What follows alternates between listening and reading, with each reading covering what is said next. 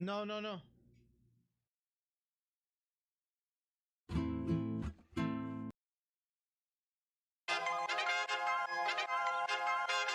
I'm the best ever. I'm Sonny Liston. I'm Jack Dempsey. There's no one like me. I'm from Nairclaw. There's no one that can match me.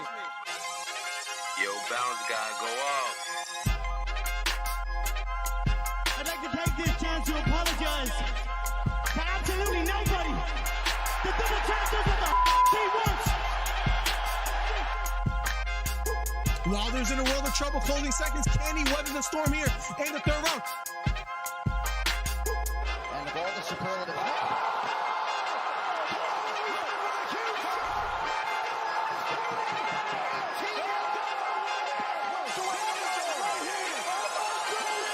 Big right hook, lands flush for Cambosos, and that knocks down Teofimo Lopez. We have ourselves a fight. Khabib Nurmagomedov gets a triangle choke from up top. Gaethje's out, and the fight is over. The triangle choke for Khabib Nurmagomedov. And Porter gets knocked down. He gets knocked down again. 10th round TKO win. Left uppercut, and then next out Leo. It appears he's out cold. The fight is over. It was a counter left uppercut, and just like that, what a left uppercut. I did not see that coming, ladies and gentlemen. I will have to admit, what a fight. Nice celebration or a 3K video. I don't know, man. To hit 3,000 subscribers in like Right hook to the body for Campbell. Left hook to the body for Garcia. And that knocked down Campbell. It was a left hook to the body. Campbell on the ground. The count is on. Can he make his way up? It appears he can't get up. Campbell on the ground. Trying to stand up. And the fight is over. Ryan Garcia with a 7th round knockdown. What a performance. Guys, if you haven't, hit the subscribe button. We're trying to get to 3,000 subscribers. Do me a favor. Hit the subscribe button. Hit the thumbs up. We're trying to do record number 7. Ryan Garcia tearing up and crying. What a performance for Ryan Garcia.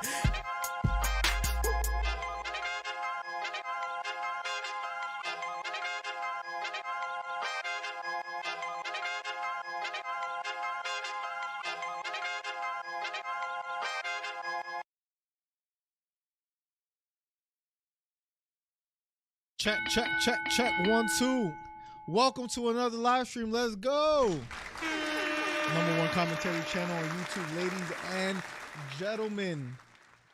Let's go, let's go, let's go. It feels great to be here. UFC 288. Let's catch up with chat. The first one was my guy Cole. Says, looking forward to your call, good sir. What's up, my guy Cole? Welcome to the stream. Welcome, everyone. #1 commentary channel on YouTube. Hit the share button, hit the subscribe button, hit the thumbs up. Helps the algorithm. Let's blow up tonight. Should be a lot of fun. Cole was the first one with the red glove. What's up, Kelly King? Welcome to the stream. Curtis Williams with a silver glove. Let's go. Curtis Williams, I didn't realize you were such a long time member, and that feels good. You're inching your way at a gold glove, so thank you, Curtis Williams, for real. That helps out my channel immensely, so I appreciate you, man, if I haven't said it before.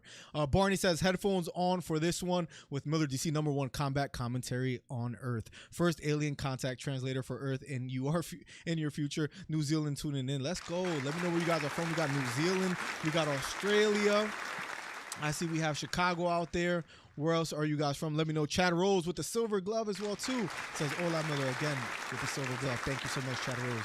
Long-time members, man. I'm going to have to do like a 2-year membership icon soon, so thank you. Let's go. Cejudo says, Chedwin, I have Sterling winning tonight, and I mean, DJ, one of the legends, got it done, so maybe another legend in Henry Cejudo gets it done. But we shall see what happens. But I have Sterling tonight. I have Gilbert Burns. I would love to hear your guys' picks. Let's quickly make a poll. Give me 1 second, guys. I'm excited for tonight. Who wins tonight at UFC 288? And let's make the poll for, and then we'll do the main event afterwards. But let's do the first one. Gilbert Burns or Bilal, Mr. I Hate New Jersey, and I hate Philadelphia. I mean, out of all the places you can hate, he picks the 2 worst ones that I take personally, man. There we go. That's the poll on the stream. It should be up now. Let's keep up catching up with chat. Beta Quest says, what's up, chat? My guy Beta Quest, man. You're a lucky man with the whole phone thing. Let's go, Beta. Let's go. You're a lucky man. Will Ryder in the building, the OG coming back once again after last night. Thank you for all the guys. I know what's it called? For 1FC, a lot of you guys don't follow 1FC, but for the people that came through yesterday, I mean, it was a successful, very fun stream. 1FC was a great card, so thank you for those that came by. And even though you may have never seen a 1FC card, where a lot of you guys were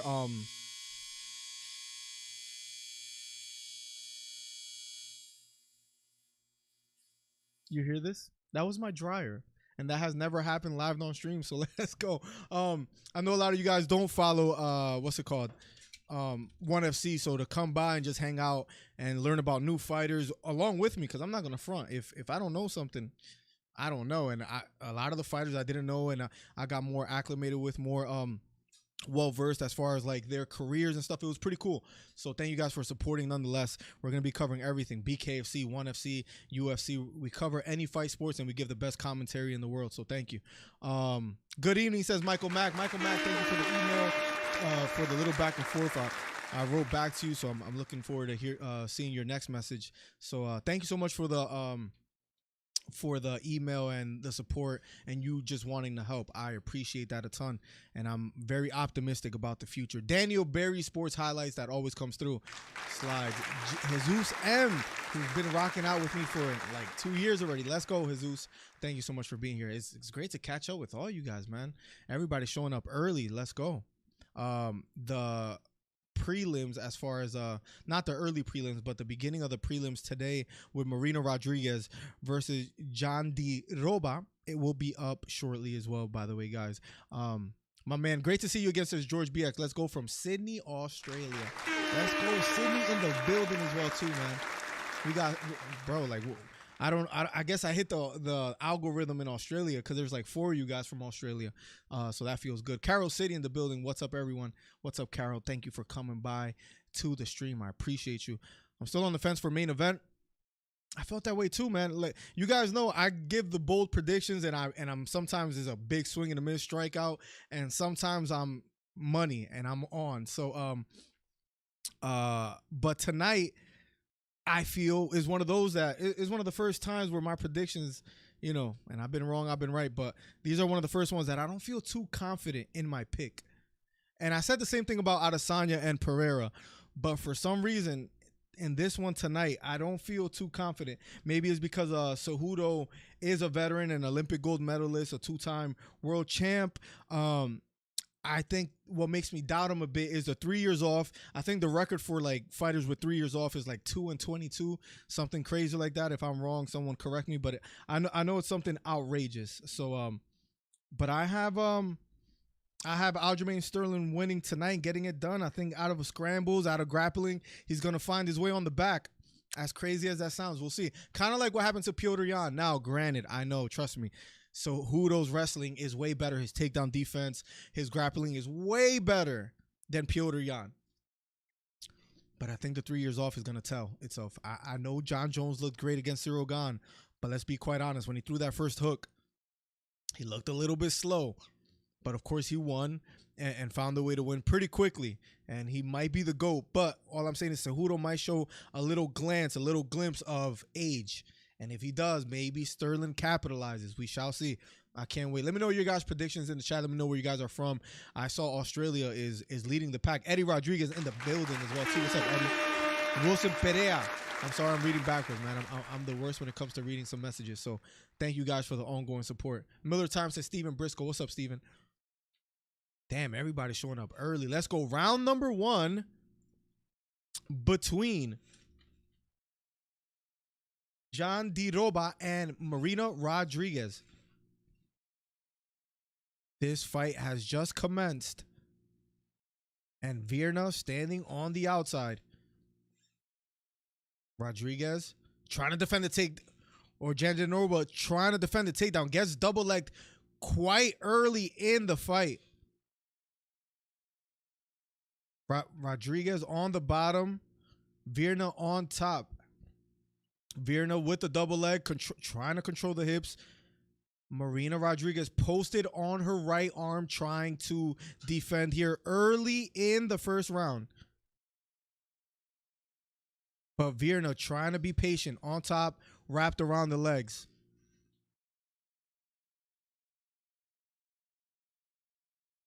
Virna on top, controlling the hips, not doing much with it. Reminds me of Mariah's having Demetrius Johnson against the cage. But here we go. Just wrapped around the legs, content to just be there at the moment. On top, 3 minutes and 45 seconds left on the clock. I know my timer's a little bit off. I'll fix it after this. Still wrapped around the legs, not doing much. Marina Rodriguez has a face as if to say she's not doing anything here. I'm going to just post here on my right hand and try to get back up to my feet. She's on her right knee, shoulder near the cage, defending. Virna trying to have that Dagestani handcuff, trying to control that wrist. Now this gets a little bit more threatening. Virna maybe going towards the back now. Has one hooking on the back. A little high on the back. Has to be careful not to slip off. But she is on the back trying to dig under the neck here. She is the number 9 ranked fighter against the number 5th ranked fighter in Marina Rodriguez. Rodriguez does a good job circling towards Virna. But Virna on top, the number 9th ranked fighter, in a sort of half guard, trying to get her knee through. If you haven't already, hit the subscribe button, hit the thumbs up. Number 1 commentary channel on YouTube. Michael Mack in the building. Will Ryder, Beta Quest. Let's go. I'll make sure I catch up with chat in a second. T in the building. What's up, T with the blue glove? I see you out there. Thank you so much for coming through and supporting. Virna on top, number 9th ranked fighter. Number 1 commentary channel on YouTube. Controlling the far side, wrist control. Virna content on being on top. Trying to pass the half guard. Marina trying to defend here. 2 minutes and 10 seconds. A lot of ground control time has elapsed for Virna Jandiroba. Still controlling that far side. Left hooks to the head. A lot of heavy top pressure here for Virna. Under 2 minutes left. Under 2 minutes left to work here for Jandiroba. 18-3 fighter. Looking to add another win to her record. And she is on top. Nice short right elbow from half guard, from up top for Virna Jandiroba. Maybe going for a Kimura lock here. Marina Rodriguez trying to defend. It's going to be hard to get. It's almost behind the back of Rodriguez. And Jandiroba trying to work from here. Make sure I catch up with chat a little bit. I see you, City Rider from España, Borracho from Chicago. He's rooting for Bilal Muhammad. We have a lot to say about him right tonight, so let's go. Damien in the building. What's up, Damien? He was here yesterday hanging out all day. We got some loyal ones always coming through. Let's go. The channel is growing. Honestly, it makes me quite content, man. Thank you so much for the ongoing support. Nice short right elbow from the top for Jandiroba. And she elects to back off just a bit, standing, trying to pass the open guard of Marina. Trying to maybe leg drag here and get past.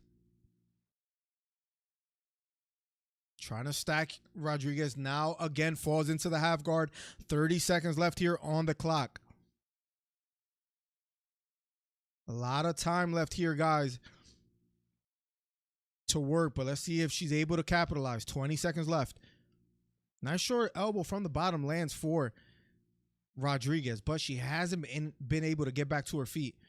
Virna doing a good job of a lot of top pressure. Maybe Herb Dean would have stood him up already, right, compared to what happened yesterday. Nice short left elbow for Virna. Closing seconds of the first round. Round number 1 is over.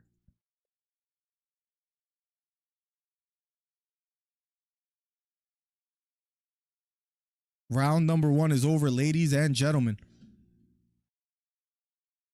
What's up, everyone? Says Carol T in the building. City Rider, let's go. Miller International, let's go. Let's get it, Will. We're all over the world. It feels great. Does anybody want actor Aljo to win? Says George. Listen, man. Aljo gets it done tonight, George. Aljo gets it done tonight. You heard it here first. Remember I said it. Remember I said it, man. Aljo gets it done tonight. You heard it here first. We'll see if my prophecy comes true. but I feel he's gonna do okay. I feel he's gonna get the job done. Maybe even decision, maybe a little submission late in the fight. We shall see. But for some reason, I feel he's gonna get it done. Here we go, round number 2 of a scheduled 3-round fight. Preliminary card we got on early.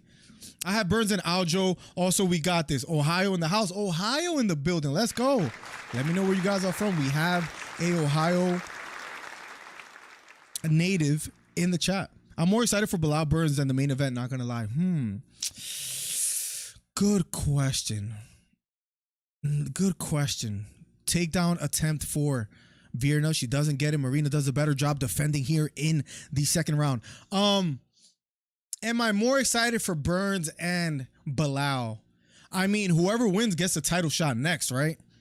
Does that trump? Does that stump Cejudo? Does that trump Cejudo, Sterling for the title? I mean, if Sterling wins, maybe the division gets a little stagnant. Maybe he moves up.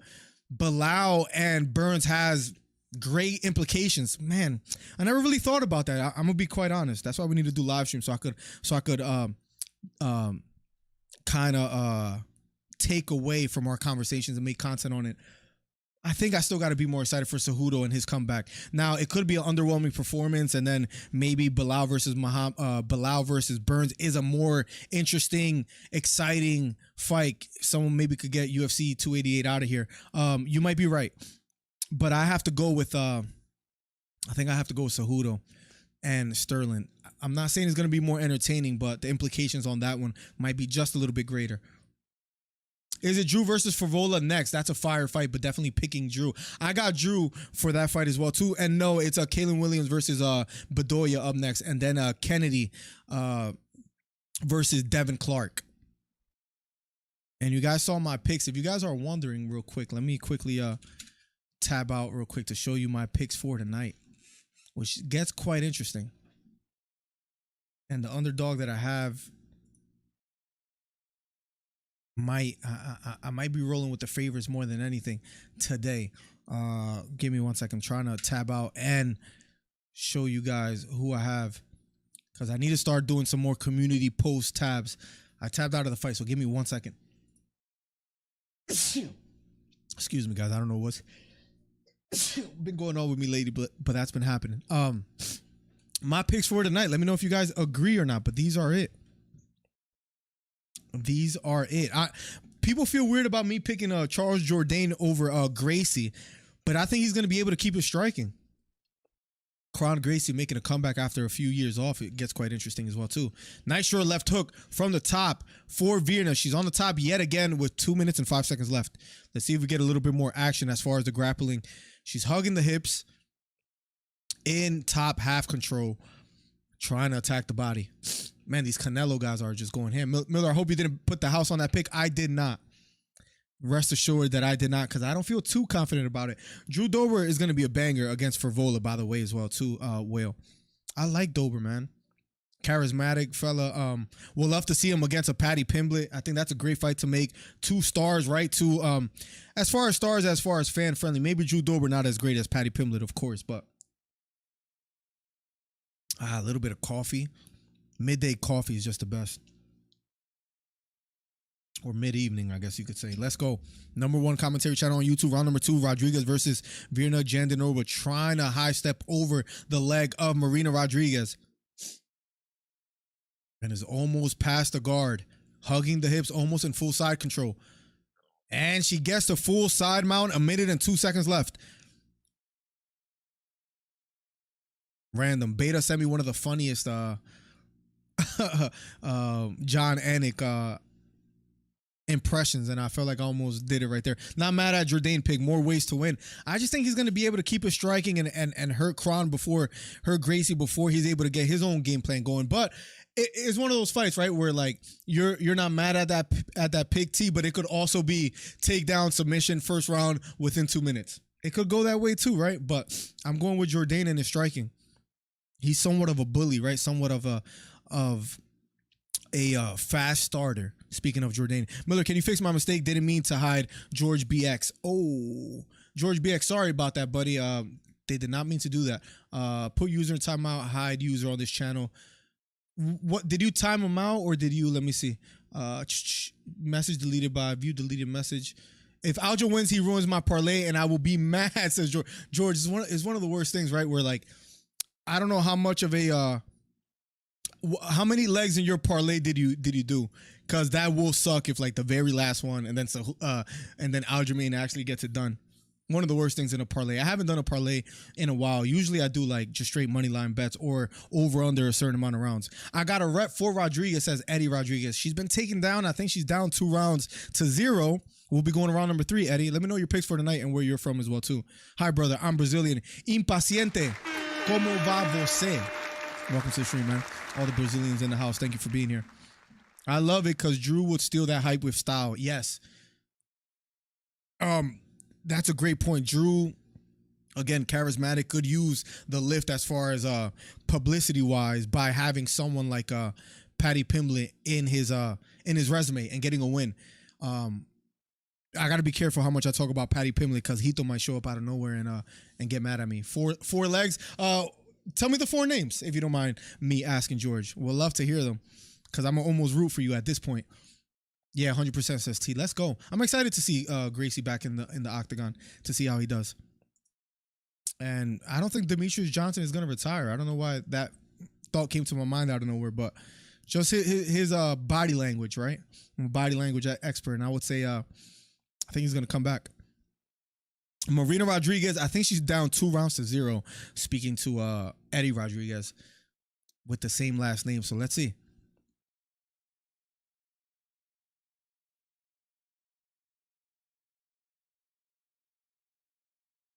Virna walking forward. 1-2 thrown by Rodriguez. This time not quite landing. 4 minutes and 25 seconds left. Nice short right hook lands over the top for Virna as Marina tried to engage. Marina hasn't been able to get much offense going here in the fight. She's in the 3rd round now, strawweight bout. She has to pick up the pace and have a big round in my opinion. Going for the takedown is Virna. Right hook lands over the top for Virna as she gives a little smirk. And I think Marina's just worried about the takedown attempts. And that's why she's a little bit hesitant in her striking.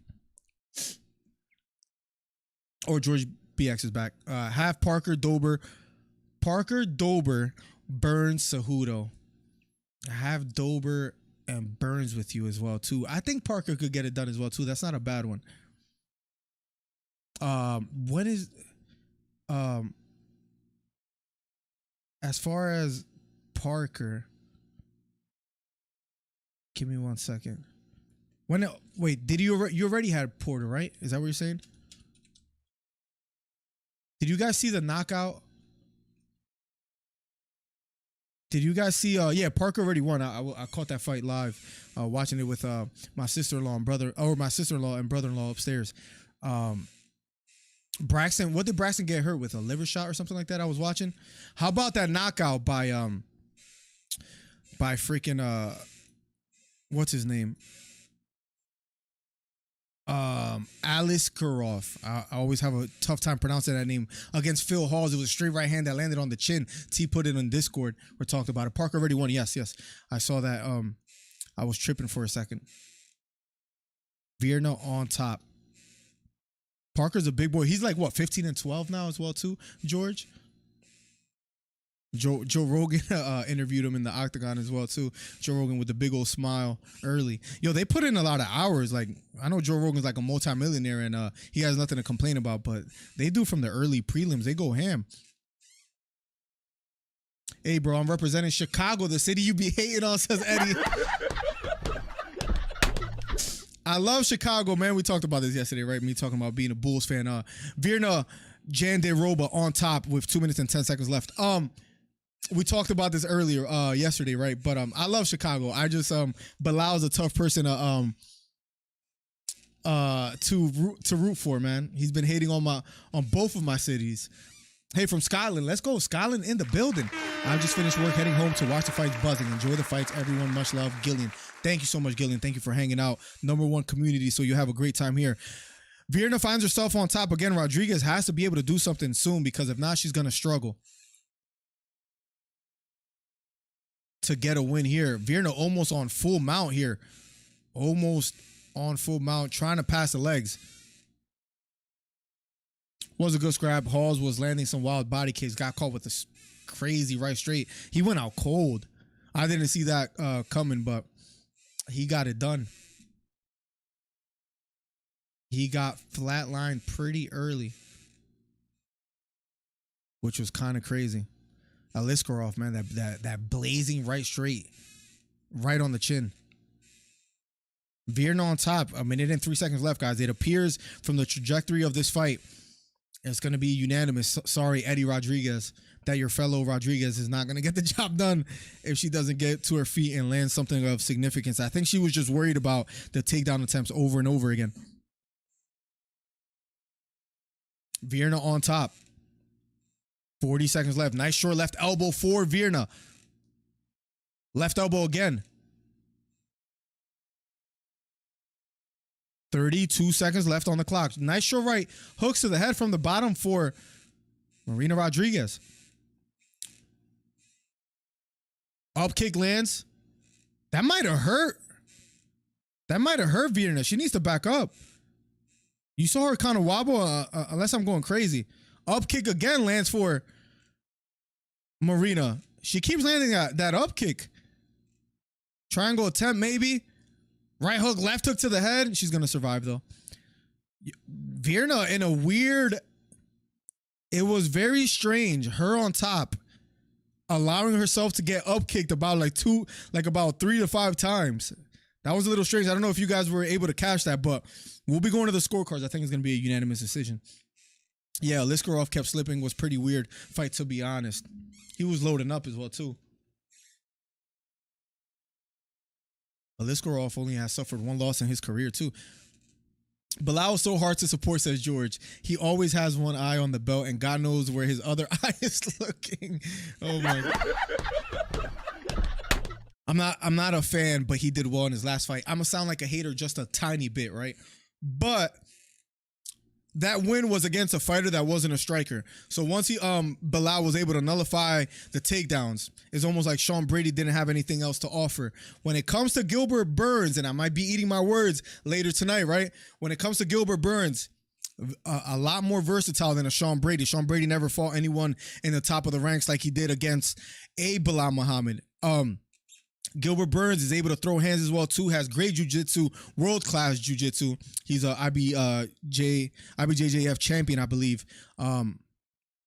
It's a different ball game, right? So if Bilal gets it, I don't mean to hate on Chicago, Eddie and Borracho out there, but if Bilal gets it done, I'm the first one to say, give that man a title shot because he deserves it. If he gets it done. Whoever wins deserves the title shot to me immediately, but because it's not going to happen, at least after the Colby Covington Leon Edwards fight.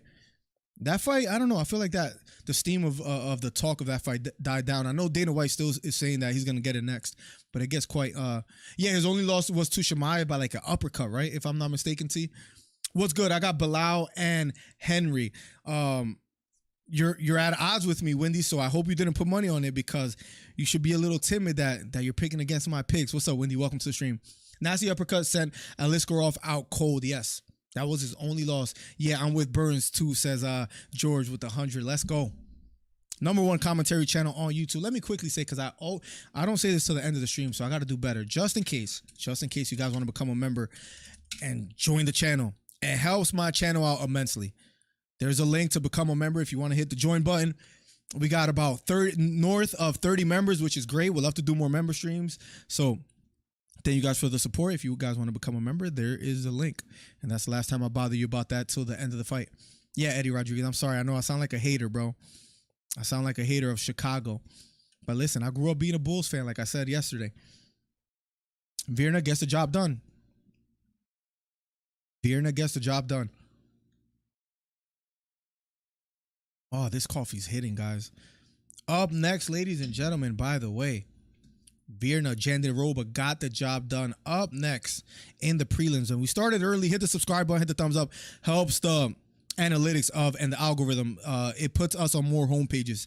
And I selfishly, and I hope you guys selfishly too, let's surpass all these other guys that get better numbers than us, which is not many people out there. So let's go.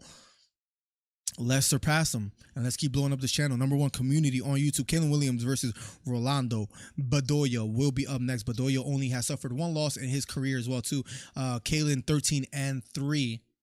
The height advantage goes to Williams pretty significantly, 6 foot to a 5'9" Bedoya, and the reach advantage not quite as drastic, a 3-inch reach advantage for Kalen Williams. That will be up next.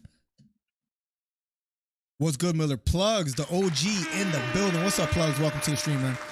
My freaking guy, Plugs, always showing up and showing love with the silver glove.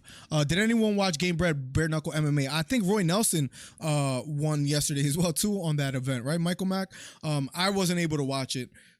Speaking of Game Bread and Jorge Masvidal, did you guys hear about his dad? I think shooting someone in the house or something like that? In a house with my team, cooked with paprika, and she started coughing. That means no food with pepper for 3 months. What happened, Rhonda? Welcome to the stream, Rhonda. Always showing love. Paprika, I always add on fish. Random fact, Rhonda. Welcome to the stream. Michael Mack in the building as well, too. Guys, main event. Let's see how you guys are voting for UFC 288 co-main event. Bilal Muhammad, Gilbert Burns. And you guys went 67% Gilbert Burns, 2/3, and then 1/3, 33% for Bilal Muhammad. Interesting. Pretty significant advantage for Gilbert Burns, you guys that have voted. Why so? I guess you guys somewhat agree with me that the striking, the versatility of a Gilbert Burns. And if you guys watch the podcast and all that, I will say I've been saying this for a few weeks already. After Gilbert Burns has put impressive wins and performances, Stephen Thompson, Khamzat Chimaev, Neil Magny. Let me quickly say, Gilbert Burns deserves everything that's coming to him if he gets that title shot next. Because when he lost to Usman, I might sound like a broken record from those that have been watching every live commentary. February 13, 2021. He lost by knockout against Usman. He was getting knocked down by jabs. It was me thinking to myself, maybe him going up in weight was a mistake. He's getting knocked down by jabs. He fought for the title. He's probably never going to fight for a title anytime soon. That was me back in 2021, February 13. You fast forward to July 10th, 2021. He beat Stephen Thompson. I'm like, okay, good win. It's Stephen Thompson. He doesn't bring much grappling. Gilbert Burns. And Stephen Thompson is a little older, a veteran in the game. Good win for Gilbert Burns. Then he loses to Khamzat Chimaev. But oddly enough, the Khamzat Chimaev loss was one of the best things that ever happened to Gilbert Burns in his career. Agree or disagree, you guys let me know. But to me, one of the best things that ever happened to Gilbert Burns was losing in the fashion in which he did against Khamzat Chimaev. Because where it looked like he didn't really have a chin, maybe you could even add he didn't have that much heart as a fighter. If you thought that way because he was getting knocked down with jabs and demolished by Usman, after that Khamzat Chimaev fight, you might have told yourself, okay, this guy has that dog in him. Even though he lost, it was close. Some people felt he won, Gilbert Burns. Chris Faith in the building. What's up, Chris? I saw the reel you sent me, man. That was dope.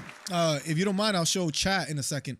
I hope you told him to subscribe to Miller DC. Let me see if I could pull you up real quick, Chris. I know it's like Omega or something like. There we go. Look at my guy Chris real quick. Oh, you got one with Sean O'Malley as well too. I hope I'm not putting you on blast. But look at this guy with Sean O'Malley. He does a video standoff with Frankie Edgar. Oh, well, that was first his brother, but I know you did one too. Got to show you some love. Look at this guy. Chris Faith in the building. But I believe you have Cejudo winning tonight. That might be your mistake. But look at this guy. I respect it. Instead of a picture, you said, let's do a standoff. Let's go. Let's go. Let's go. Let's go, Chris Faith. I hope you had a great time, man. You deserve it. John Carson in the building. Oh, but back to my rant about Gilbert Burns, right? He loses to Usman February 13th, 2021. It's like, okay, he beat Stephen Thompson after that. Okay, decent win. He loses to Chimaev. One of the best things that happened to him as far as like his popularity. As he looked great against Hamza Chimaev. Although losing, again, I think his stock rose.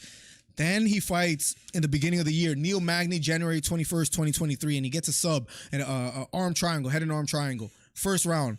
Then he beats Jorge Masvidal. And now he's fighting again a month later. A little less, just a tiny bit less, a month later against Bilal Muhammad. And if he beats Bilal, 3-fight win streak, you got to give him credit. I thought back in February 2021, I thought to myself, he's not going to fight for his title anytime soon. We might find ourselves seeing Gilbert Burns fight for the title in 2023. Send the pic, Chris. Oh, yeah, I'll show the rest of it. My guy Chris was out there. I live not too far from Newark, man. I should have met up with you for the press conference if you could have made it on Friday, man. The next Newark card, I definitely got to go out, man. And we'll link up and stuff, and maybe whoever else is near the area. I met 3 UFC fighters, yes. Justin Gaethje, Frankie Edgar, and Sean O'Malley. Let's get it. Burns worked a lot on his defense since that loss to Hamza. What's up, Carson? Loyal viewer for a while. So thank you so much, Carson. Let's get it. Go ahead, bro. Let's go. Yeah, I did it before you gave me permission, Chris. I'm sorry about that, but I'm glad he said yes. Chris took a pic with the future champ Sugar. Okay. Let's pump the brakes. The DC Fight Club member becomes a member yet again. My guy, Michael Mack. Thank you so much, brother. Thank you so much, man. You're helping my channel grow. I appreciate you. I appreciate you a ton. I got Sterling and Burns. I feel a little bit better about life, Carson, because I was telling myself I need some of the OGs to have the same picks. A lot of guys have the opposite picks as me. My guy Carson has Sterling and Burns as well.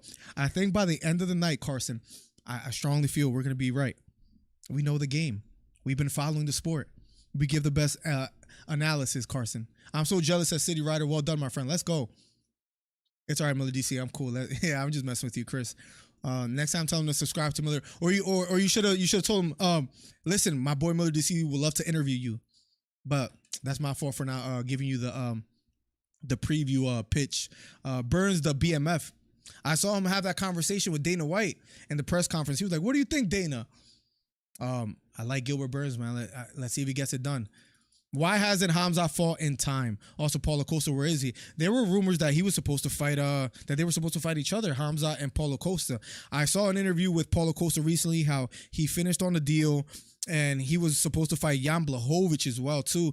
That didn't get finalized, so he doesn't know exactly what's going to go on for his next fight. He was in his favela, not even joking, in his favela, talking to Ariel Helwani, promoting his secret juice is what he was doing. So he doesn't know who he's going to fight next, so let's see.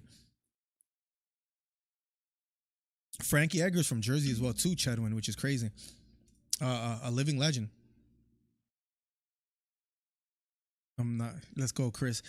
John Carson said, if you were to ask me a couple months ago before this event happened, I would have went with Cejudo probably. Well, Carson and whoever else that has Sterling.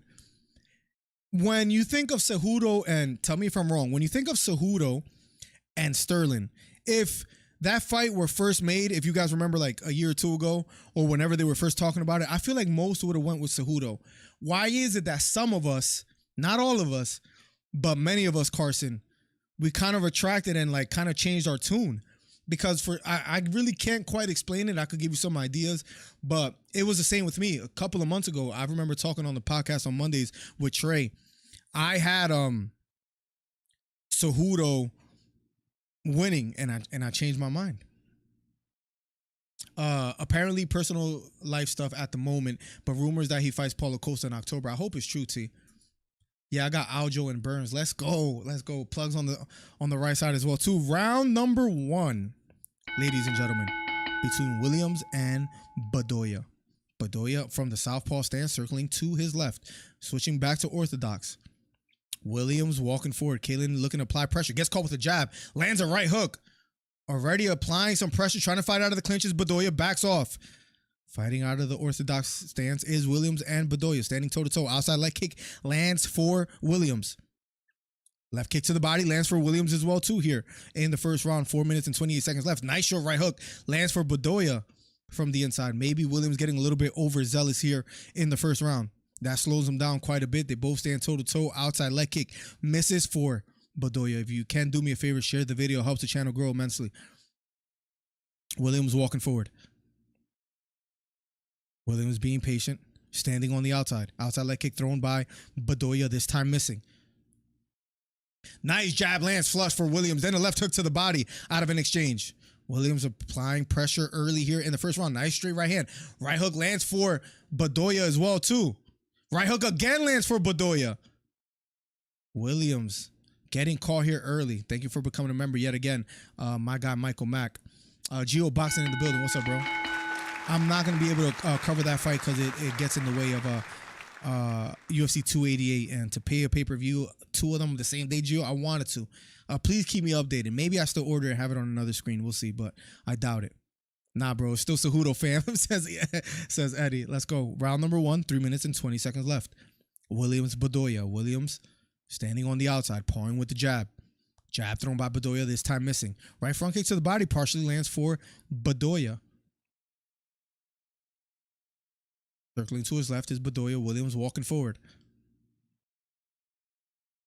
Cheers to you too, Windy City. I know you said that earlier and I just remembered.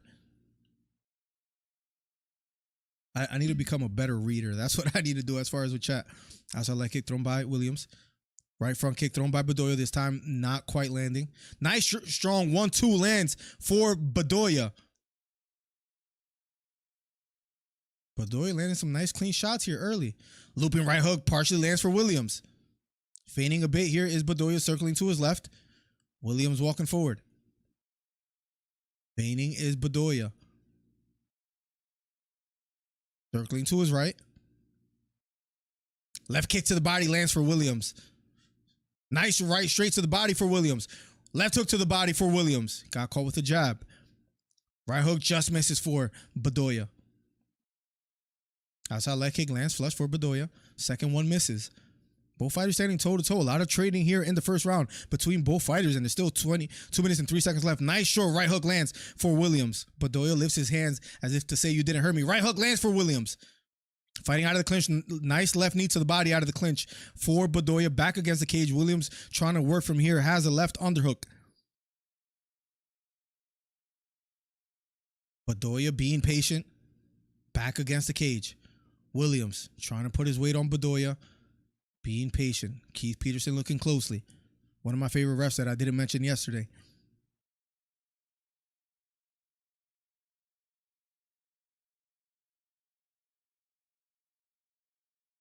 From the outside is Bedoya. Straight right hand misses for Bedoya as Williams tried to come in. Pawing with the jab is Williams walking forward. Left kick to the body misses for Bedoya. Cejudo says Chedwin. Let's go. I love the people that pick opposite from me. Let's go. Nice jab lands flush for Bedoya here. And Cejudo might get it done. I don't speak or mean to speak as if to say that Cejudo or Sterling is going to win by a landslide. This is a pick 'em almost in this fight. A very tough fight to pick. And that is shown by the odds as well too. Nice short left hook partially lands for Williams. As he taunts as Bedoya taunts Williams here in the first round. The odds are pretty damn even. Speaking of Cejudo and Sterling. I think Cejudo might be like a -120. Sterling -102. Nice short right hook lands for Bedoya. Spinning back kick to the body. Left hook lands for Bedoya. Straight right hand misses for Williams. Takedown attempt for Bedoya. Has a leg elevated. Lets it go. Bedoya has an interesting approach. It looks like he's smiling the whole time as well too. Even when bombs are thrown towards him. Nice jab lands for Williams here. Out of a 3-punch combo. He landed at the end of that combo here. Looping right hook thrown by Williams. This time missing. Bedoya back against the cage. Left underhook for Williams. Round number 1 is over, ladies and gentlemen. We'll be going to round number 2 in a matter of seconds. If you haven't already, hit the subscribe button. Hit the thumbs up. Number 1 commentary channel on YouTube. C4 says Wendy. You think he's going to go up and get it done? Cejudo ain't winning, says Chris. Let's go. Let's go. I think Hamza versus Costa might happen in October. I believe Costa's getting like $1 million a fight too, which is crazy. According to what he said about his contract. It's worth losing money not to support Sterling. Crazy, but sometimes you got to sacrifice yourself for the greater good, says George. So Hudo says Chedwin. I wouldn't be surprised, says Carson, if that fight happens in Abu Dhabi just because Hamza huge in the Middle Eastern area. And if you get someone like Costa in order to fight, so somewhere like Abu Dhabi is a perfect setting. All good. I'm gonna switch fight like crazy. Let's go, Gio. Please keep me updated. And some people feel that Ryder could have a decent chance or at least start pretty hot. Aljo about to choke out that little chicken nugget tonight, says City Rider. What part of Spain, by the way, City Rider? I've been to Barcelona and Sevilla, Spain. I hope I pronounced Sevilla right, but beautiful area.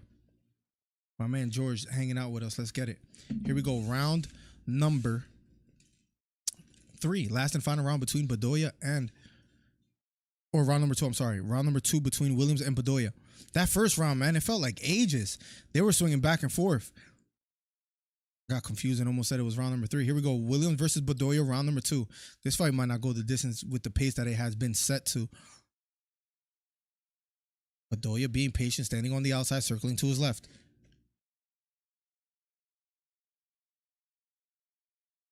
Bedoya walking forward.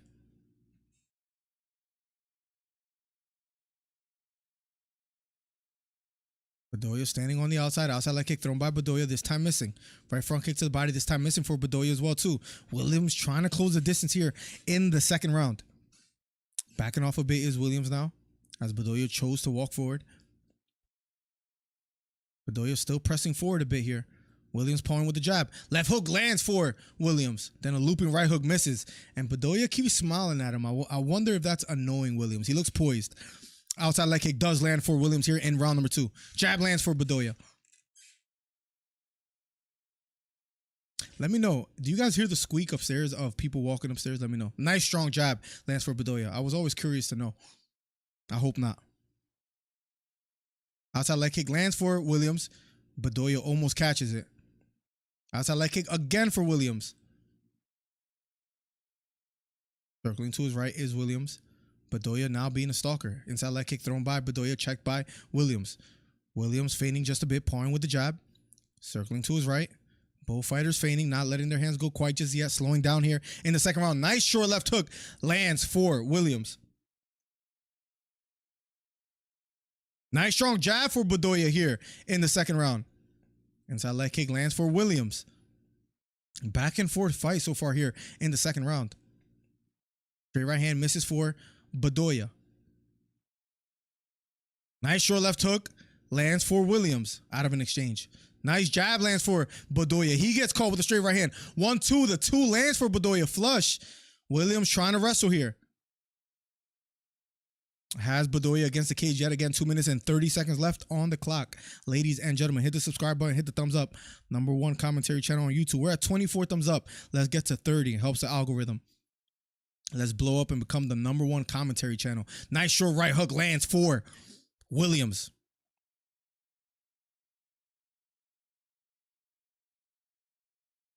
Jab lands for Bedoya. Oh, and Michael Mack, what you said about the one day maybe being a live broadcaster, I got to reply to you about that. Can't wait. One day being a ringside commentator, maybe. I don't even know how to get into that. Oh, nice short left hook lands for Williams. I don't even know how to get into that, but I would love to. I got to figure that out as well, too. A lot of homework to do. Outside leg kick misses for Bedoya. Williams backing off just a bit. Straight right hand lands for Williams. Outside leg kick lands for Williams again. He has landed that right outside leg kick. And I wonder if that's bothering Bedoya. Bedoya does the bull thing where he as if pointing away as if he missed. Speaking of Williams. Outside leg kick does land for Bedoya. Williams bouncing on his toes. Now pressing forward. Feigning is Bedoya, circling to his right. Williams loops a left hook, and that partially lands. Outside leg kick does land for Williams as well, too, but he gets caught with a jab down the middle by Bedoya. Nice right knee to the body lands for Bedoya. Outside leg kick this time missing for Bedoya. A minute left here, guys, in the second round. Bedoya walking forward. Head kick misses for Bedoya. Straight right hand misses for Williams. Outside leg kick misses for Williams as well, too. 50 seconds left on the clock. Outside leg kick again misses for Bedoya. Jamal Hill in the corner of Williams. Parring with the jab is Williams, backing off. 35 seconds left. Left kick to the body partially lands here for Williams. Left straight down the middle lands for Williams. And he keeps pressing forward. Nice strong jab. Then an outside leg kick gets a reaction from Williams. Beautiful work there from Bedoya. Gets caught with a straight right hand. Outside leg kick lands for Bedoya, but he gets caught with a straight right hand from Williams. Looping left hook, right hook lands flush for Bedoya. Right knee misses for Williams. Right hook lands for Bedoya. Remind me to tell you guys, right hook again lands for Bedoya as he catches Williams walking in. Bedoya lifts his hands up. We'll be going to round number 3, ladies and gentlemen. I'm not going to lie. Bedoya has a great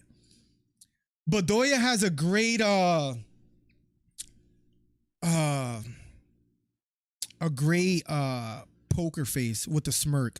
It makes you want to like press forward and like hit him. At least that's how he's making me feel. Like if I'm Williams and every time you hit him, he kind of like smiles and grins. And when you miss, he grins. Like he looks like he's annoying and you want to just land a big shot. Maybe he's doing it on purpose. It's working on me because if I was in there, I'll be pretty mad. I don't know if you guys are watching that. Let me know if you know what I'm talking about because he does have that face. I wouldn't be surprised if that. Yep. Let me catch up. Chaos gonna get flatlined so badly one day on these blitzes. Yes, he blitzes way too much, throws looping left hooks, and Bedoya made him pay for it quite a few times. I got Henry winning late TKO. Let's go. Let's get it. Let's get it. Let's get it. I appreciate the bold prediction. Madrid. Let's get it, man. I've always wanted to go to Madrid, man. I always liked Cristiano Ronaldo. I think he's better than what's it called? Lionel Messi. So for whatever that's worth. Luta Chata. What's up, Renan? Welcome to the stream. William Legg looks effed. Yeah, the way he was responding to that was a bit strange. What kind of fighter does William specialize in? Striking. $5 from King Bro. Thank you so much, King Bro. I think should fight next. What's up, King Bro? You want payday? I know that. You want payday? I know that. That's a new alert for the donations. I hope you guys dig it. I figure since Canelo's fighting today, why not? Williams pressing forward. What's up, King? Welcome to the stream. Nice short right hand lands for Williams as he got caught. But T, you couldn't have said it any better. The blitzes. Nice right hook lands for Bedoya.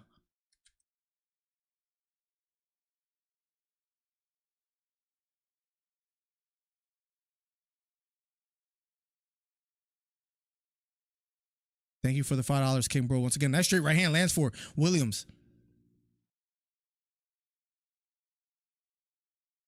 Nice straight right hand lands for Williams again as he walks and presses forward. Straight right hand lands again for Williams. I wonder how the judges are scoring this one too. I feel like the effective striking has been more Bedoya. I feel like Williams has been pushing the pace more. Straight right hand down the middle lands for Williams. Jab lands for Bedoya.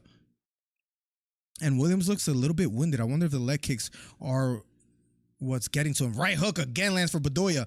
Right hook to the body lands for Williams. Williams looks a little bit winded, but he keeps pressing forward. Yeah, all he's been doing is throwing hands. Not much kicks as well either, Geo Boxing.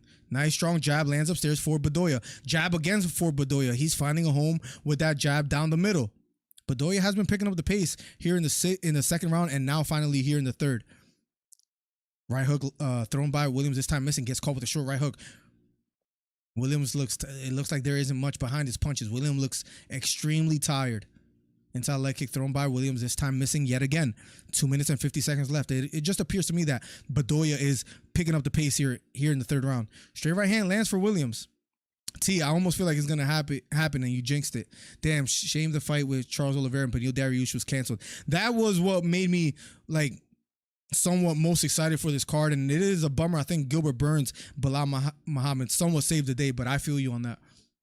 Cejudo talks too much trash to anyone that will listen, says Michael Mack. Liking the Canelo getting money. Let's go. I thought the nice strong jab for Bedoya down the middle. I'm glad you like it. Let's go. We got a new little alert. Let's get it. We're just trying to switch it up and keep it as interesting as possible. Thank you for the 5, King Bro. Bedoya. And if I'm assuming, hold on a second, the $5, I'm assuming that might be Ray and Natacha. If that's you guys, because I know those aren't real fighters, let me know. I'm pretty sure because you said something about $5, and I'm thinking it's you. Let me know if you're still in chat. It has to be.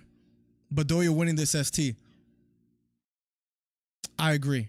Nice strong jab, double jab, then a right hook lands for Bedoya. Another combination of 1-2 lands for Bedoya. But Bedoya not really throwing with much power behind his punches, but he is landing. That's definitely Ray Natacha. That's definitely Williams looked hurt as he got caught with a short left elbow. Blood leaking out of the lip. Babe. She's not answering.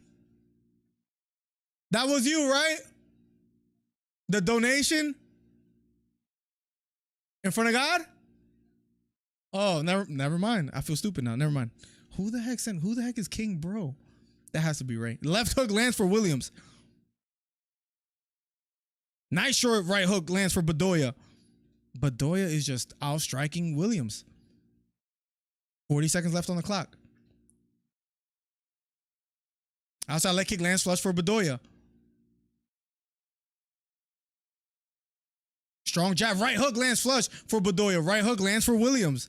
Williams is just getting outclassed here in the second round. Big right hand down the middle for Williams. And Williams keeps pressing forward. Jab lands for Bedoya. Jab lands for Williams. 18 seconds left. I think Williams has to go for broke here. If not, I think he's going to lose a 2-1 decision, perhaps. Nice short left hook lands for Williams. 10 seconds left. Straight right hand lands for Bedoya as Williams got caught.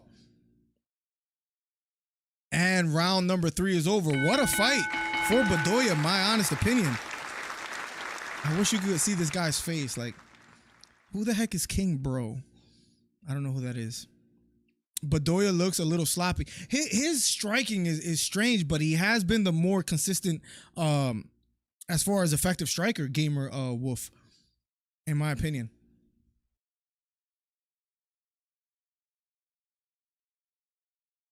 Nothing like a good cup of coffee, ladies and gentlemen. I can't drink more because then I'll stay up all night. Thank you guys for the ongoing support. For the 25 viewers in the stream, appreciate you guys. Hit the subscribe button, hit the thumbs up, share the video. It helps the channel out immensely. Well, let's get it, let's get it, let's get it. We'll be going to a decision. We'll see what they have to say. That's how I feel too. That's what I was saying. I think it's a 2-1 decision. Maybe you could give Williams that first round, but that's about it. We'll be going to a decision up shortly. I got to be careful with the audio leaking in, but let's see what they have to say here. Let's see how they score, how they call it. What if they rob him and Williams gets the win? Let's see. Let's see if we're gonna start off the night like that, T. In the preliminary card, not the early prelims, but the ones that just started. Let's go. Let's see. I hope he doesn't get robbed because I thought it was a pretty clear 2-1. You know, sometimes it is a 2-1 either way. I thought it was pretty clear. Look at my man Chris Faith meeting Frankie Edgar and Sean O'Malley and Justin Gaethje. That's dope. That's dope, I'm not going to lie. Let's go. We're going officially to a decision.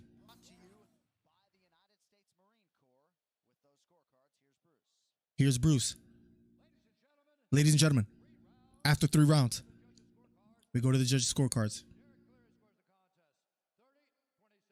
30-27. Bedoya. Uh-oh.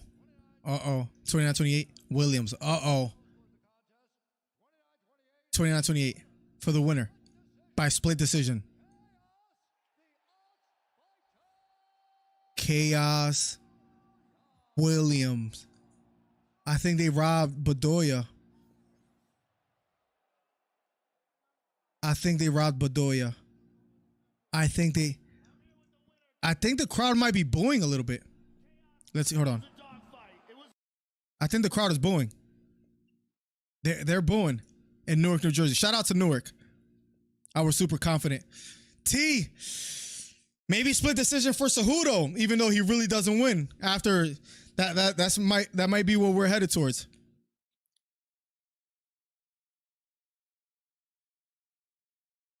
Much respect to him. says Williams.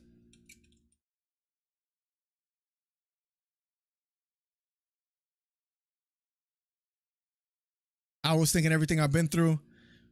He landed a big straight right hand, but I thought it was a clear 2-1. 30-27 was the right score in my opinion. Already, T.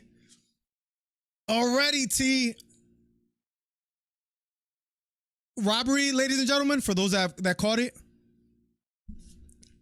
Robbery or no? I thought it was a clear 2-1, maybe 30-27. The only round I'm giving Williams is that first round, if that. Congratulations on a great fight, says Rogan. Wow.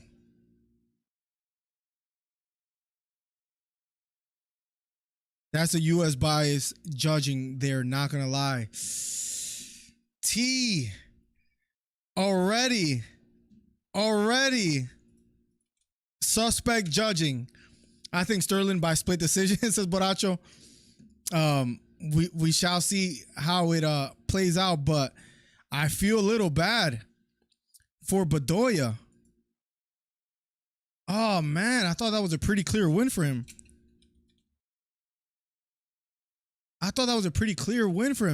Maybe it is. Maybe it is a little bit of a and the man is from what, Peru? Rolando the Machine Bedoya. He's from Lima, Peru. Ah, man. Robbery? I try to be hesitant on calling things a robbery or not. But I believe that was a robbery. I thought it was clearly 29-28, if not 30-27. Wow. T, that's horrible. Sounds good to me. Robin the actor would be MMA Justice. Go ahead, says George. The Oscar award-winning actor, I believe Cejudo calls him. Wow. A robbery early already, guys. Jeez, man, I feel bad for Bedoya. I thought it was a pretty clear win. If any of you guys caught it as well, let me know. Let me know. Man. You guys saw my picks. I had Williams winning, so I could sound biased and say, listen, I thought Williams was going to win. But to be quite honest, even though I got the pick right, I don't believe he won. Wow. Already. The UFC is up to no good. They give decisions to Paddy Pimblett and Sean O'Malley, so I guess I shouldn't be too surprised. I'm trying to drink this coffee as if there's more in there. And there's not. But George, what you said is freaking funny. Pretty safe to call that one a robbery. I think so, T. Don't know, says Boracho. Listen, I don't even know if I would encourage you to watch that fight again or to watch that fight if you're just listening. But I don't know if it'll be worth your watch. But I thought it was pretty. If you do like to see, hey, whether it was a robbery or not, that's a good one to pick. Because I thought it was a clear 29-28. Boracho, are you working right now or you're catching the fights? Yeah, I reckon Rob, says Gio. I agree. Yeah, I have chaos in a parlay, so I definitely ain't biased. Bro, that happened. T, that happened to me. Oh, what fight was it? I would have won big on a five. I think it was like a 5-leg parlay. It was, and Magomed Ankalaev, Jan Blachowicz was the last one that needed a hit. And after the fight finished, I thought to myself, I got it locked. Magomed won that fight clearly, especially the way that 5th round ended. And then they call it a draw. And I'm sure you guys know when you guys do a parlay and it ends in a draw, they just take that leg out. But with that leg, like if they would have gave Magomed the win, I think I would have won like an extra $100 or like $90-something. But because that ended up in a draw, like I won a little bit of money, but not much. It really sucked. I forget who else was on that card. Let's look it up real quick. Blachowicz versus Ankalaev. What card was that? That was UFC 282. Oh, that was another one too. I picked Paddy to beat Gordon in the parlay. They gave the decision to Paddy. But I thought Gordon won, but I was like, hey, listen, he's in my parlay. I'm not too mad. But so I know exactly how you feel where you're like, hey, he's in my parlay, but the man lost. At home. Let's go, Boracho. I'm glad you're home and not working. I feel like every time I talk to you, you're working, man, making that money. I respect it. Thank you so much, Boracho, for the ongoing support. I don't know why I keep showing love to Chris, but my guy Omega Chris Faith having a blast. Look who he met. He met Sean O'Malley. He met Frankie Edgar. That's his brother, but he met him too. He met Justin Gaethje. Look at this guy, bro. Look at this guy. Look at this guy. Who does he meet here? Oh, here Gaethje. Does he do? Oh, his brother does They stand total. So that's pretty dope. How does that, like, damn, I got to hit him up to see how that works. Like, how do you get to meet him? Like, do you have to pay a little extra or what? I've never been to a live event when it comes to UFC. I've been to CFFC live events, some grappling events, never the UFC, to be quite honest. Would love to. Miller worked 18 hours and still supporting our boy. Let's go, Wilson. Let's go. What do you do, Wilson, if you don't mind me asking? How come the Charles Oliveira fight was canceled? I believe it was an injury that Oliveira suffered. I forget. I don't remember if it was disclosed or not. Charles, let's look it up. Charles Oliveira. Charles Oliveira, Dariush injury cause. Let's see if we find it real quick. I wasn't able to train. I got injured during wrestling practice. I tried to train. I tried to do everything I could, but so we pulled out of the fight. Did they disclose what it was? Let's see. An undisclosed injury. So it's not disclosed. So we're not exactly sure what it was, but yeah. I knew it was an injury on the Oliveira side, and Dariush was quite pissed off because he was having a kid around the same time. If he knew he would have like not been fighting, maybe he could have like, I don't know, spent more time with his wife before the pregnancy and all this stuff. I don't know. I think the last time I won money on a robbery was Charles Jourdain. I think it was versus Shane Burgos. Interesting. Damn, Burgos lost in the PFL as well too, right? Which is quite crazy because I feel like UFC fighters that always go to the PFL end up losing. Thank you for the 31 thumbs up on the video. Let's try to inch away to 40. Helps the channel out immensely. Let's get on that algorithm. Tail of the tape, Kennedy versus Devin Clark. Kennedy, 30 years old. Clark, 33 years old. Height advantage goes to Kennedy, 6'5" to 6 foot tall. Reach advantage goes to Kennedy, 83 to 75. I forget how to pronounce his last name. Let me see how Bruce Buffer pronounces it, because his last name is Wild. And we covered his fight before too, and I just can't remember. But this is his last name right here. And we covered his fight before too. Devin Clark in the octagon. He kind of looks like Kevin Lee a little bit. Am I tripping? Accurate or no? Dan Kennedy is a big boy. Tall as hell, man. 6'5", has like an 8-inch reach advantage. Or did I say Kevin Clark? I meant Kevin Lee. If I said Kevin Clark, I don't know what the heck I was talking about.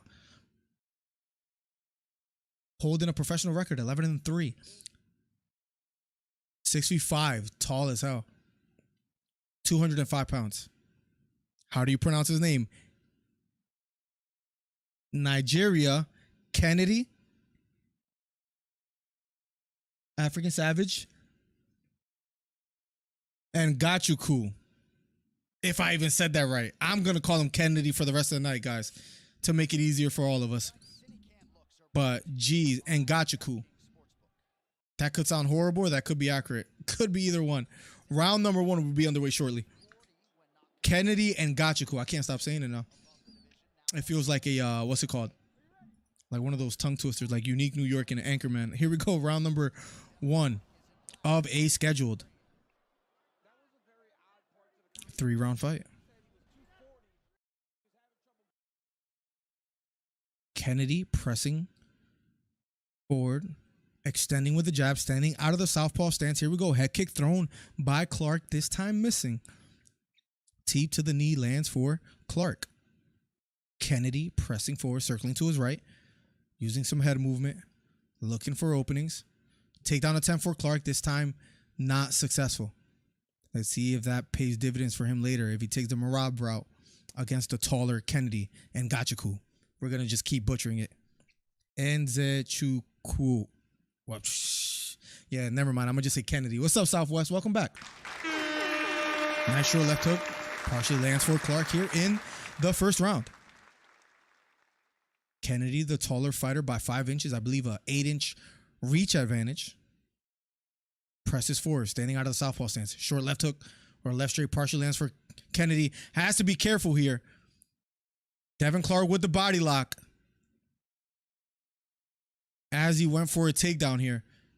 Kennedy trying to fight the hands. Kennedy, the taller fighter. Clark trying to drag him to the canvas. Has the body lock, and he is behind him now. Let's see if he's able to work from here. Short left hook to the head out of the clinch for Kennedy. Beautiful job swimming an underhook on the right side. Clark has an underhook now as well too. Both fighting for position here in the first round. Kennedy now has Clark against the cage, and he has a right underhook. Clark's back against the cage here. 3 minutes and 7 seconds left. Kennedy trying to fight out of this position. Being patient. Both fighting out of the clinch near the cage. Short left hook to the head. Partial lands for Kennedy. Left hook out of the clinch again for Kennedy. He's trying to get a body lock here. Has double unders. Has double underhooks. See if he's able to work from here. Clark, head near the cage. Back against the cage. Trying to stand tall. Trying to fight the hands. Framing against the left bicep of Kennedy. Left hooks to the head from the clinch. Lands for Kennedy.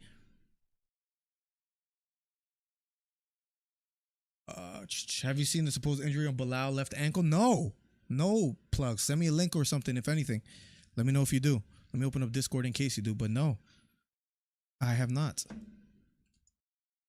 Check, check, check. 1, 2. Cool. Making sure everything's working. 2 minutes and 5 seconds left on the clock here in round number 1. Thank you for the loyal supporters that have been rocking out with me from the start. We started early before the main event, so let's go. Kennedy on the back. Clark trying to fight the hands. It was Clark who was trying to wrestle at first, but now Kennedy content to hold him against the cage. Controlling the left wrist. Left hook to the head, then left uppercut. Lands for Kennedy. Left elbow for Kennedy. That might have staggered Clark as they break away. Kennedy pressing forward. Feigning is Clark.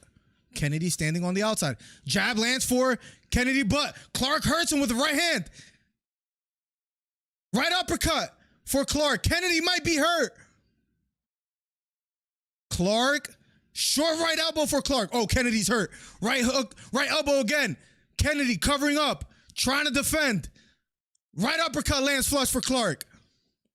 Right elbow for Clark again. Kennedy still standing tall, trying to fight out of the clinch. Right hook to the head lands for Kennedy. Left knee to the body. Short right elbow misses. Right hook to the head for Kennedy. This has become a battle of attrition. Right hook to the head lands for Kennedy. Oh, this has become a fight. Right elbow to the head. Right elbow, left elbow to the head. Another left elbow to the head. Clark might be hurt. Left elbow again. Clark defending. Another left elbow. 4 consecutive left elbows land for Kennedy. Clark appears to have taken it quite well. Fighting out of the clinch. Left hook to the head again for Kennedy. Has Clark against the cage. Deep right underhook. Left elbow again lands flush for Kennedy. Clark taking these so far. 15 seconds left on the clock. Left hook again. Left knee to the body. Right uppercut. Right hook. Left hook. Left hook again for Kennedy. What a fight. Left knee to the body for Kennedy. Left elbow for Kennedy. 2 seconds left. Oh my God, that was the best first round of the night. I know there have been some TKOs, but as far as like rounds that went the distance, what a round. We'll be going to round number 2 shortly, ladies and gentlemen. Steel company, manufacturing government, part for the helicopters and planes. Damn. And have my own landscaping company too. Let's go. Wilson is a freaking grinder. Let's go, Wilson.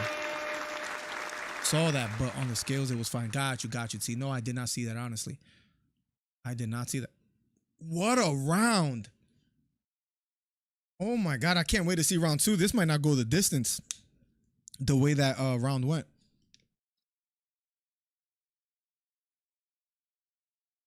Wow.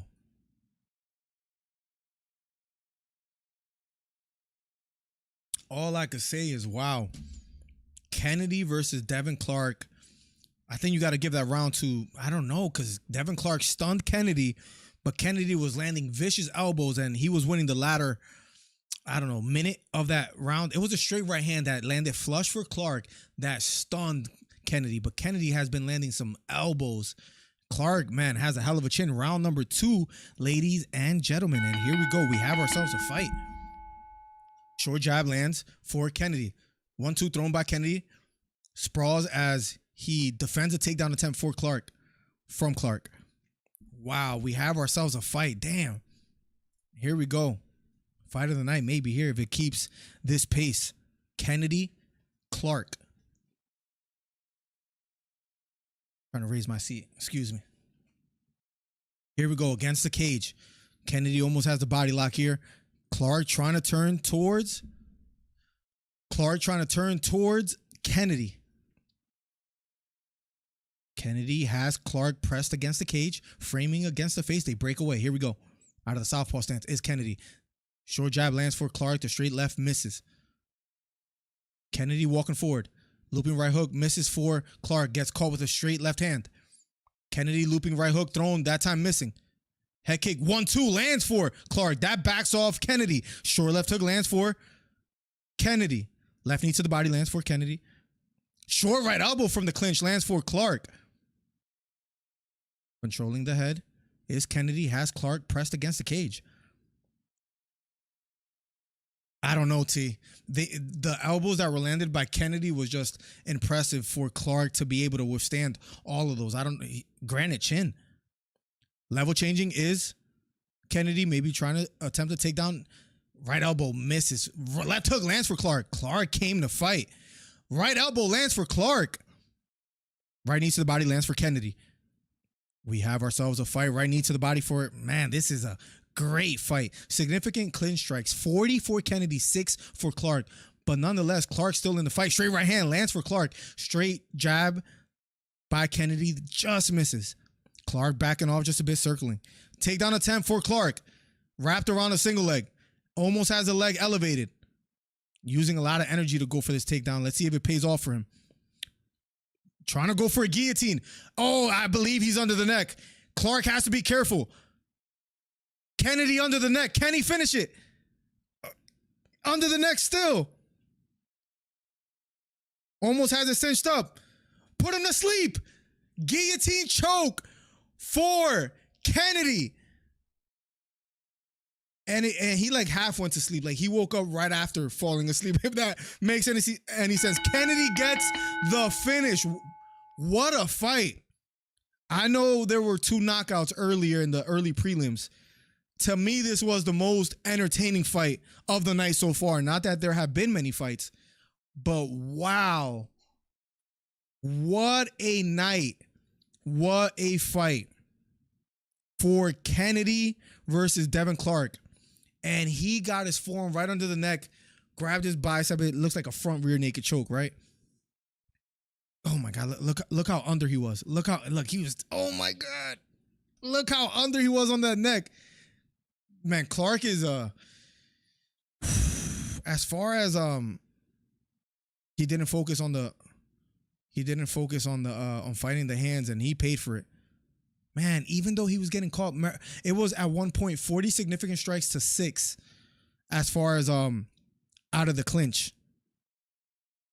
So even though Clark was losing, he did have moments. He hurt Kennedy in the first round. For Kennedy to get that submission after Clark went for a takedown. Impressive performance by Kennedy. Wow. I gotta say I am impressed. What a performance. Kennedy, I'm not going to pronounce his name because I butcher it every time. What a performance, man. The African Savage. He's now, wow. He's now on a 3-fight winning streak. He beat Kutalaba. Kutalaba's such a strange individual, right? As far as like a fighter, good days and bad days. Carl Roberson, Ian Kutalaba, and now Devin Clark. Listen, Kennedy's on a 3-fight winning streak. I'm intrigued to see what they do with his career and who they give him next. But as far as today, and he's 6'5", so not that he's like, I guess you could say he's somewhat massive for the division. 30 years old. What a performance Light heavyweight. I'm intrigued to see who they give him next. What a performance, man. Wow. That was quite impressive. Up next, ladies and gentlemen, if you're just getting here, the last fight of the preliminary card, Jourdain Dober versus Matt Frevola. And you know the UFC might give us a few commercials now because we're a little bit ahead of schedule. You know how the UFC moves. They're not like the BKFC that go fight after fight. Wow. What a fight, ladies and gentlemen. I couldn't believe my eyes. Frevola versus Dober will be up next. Wow, what a fight. Let me catch up with chat. Wilson, the hustler out here. How did this get out of the first tee? That's a great question. That's a great question. We'll be accepting some live callers that you guys could share your predictions in a little bit. Kennedy gets the job done. 3-fight win streak. Man, light heavyweight division. Maybe look out for that man, Kennedy, who looked quite impressive. And to see who they give him next will be something that I will be interested in knowing. But the light heavyweight division, imagine him against like a Roundtree, a Khalil Roundtree or Justin Jacob. Listen, he's going to try to climb up the ranks now. Maybe he gets a top 15 fight. Maybe he's asking for it now. I should have put on my headphones earlier. Miller, Canelo versus Ryder, your thoughts? I think Canelo's going to get the job done. Ryder's going to try to start off hot. I'm going to say Canelo 9th round TKO victory. That was a game plan. Pressure. Kind of made a mistake with my hands to keep my hands up. Sometimes I try to get into my flow state, but I paid for that. He landed some beautiful, look at that elbow. Landed some beautiful elbows. What a fight. I hope he goes back to Eddie Hearn. I know they split up, and I don't know exactly what went on there, but I hope so. I feel like just to change topics a little bit, I feel like DAZN, their format is my favorite for the fight fans. Like, we should be supporting them because they are doing pay-per-view now. I guess they have to stay afloat, but I like their format. And maybe they give us more like non-pay-per-view fights. Kennedy says, I appreciate you guys. Without you guys, we wouldn't get paid. God bless you all. And Zanjaku.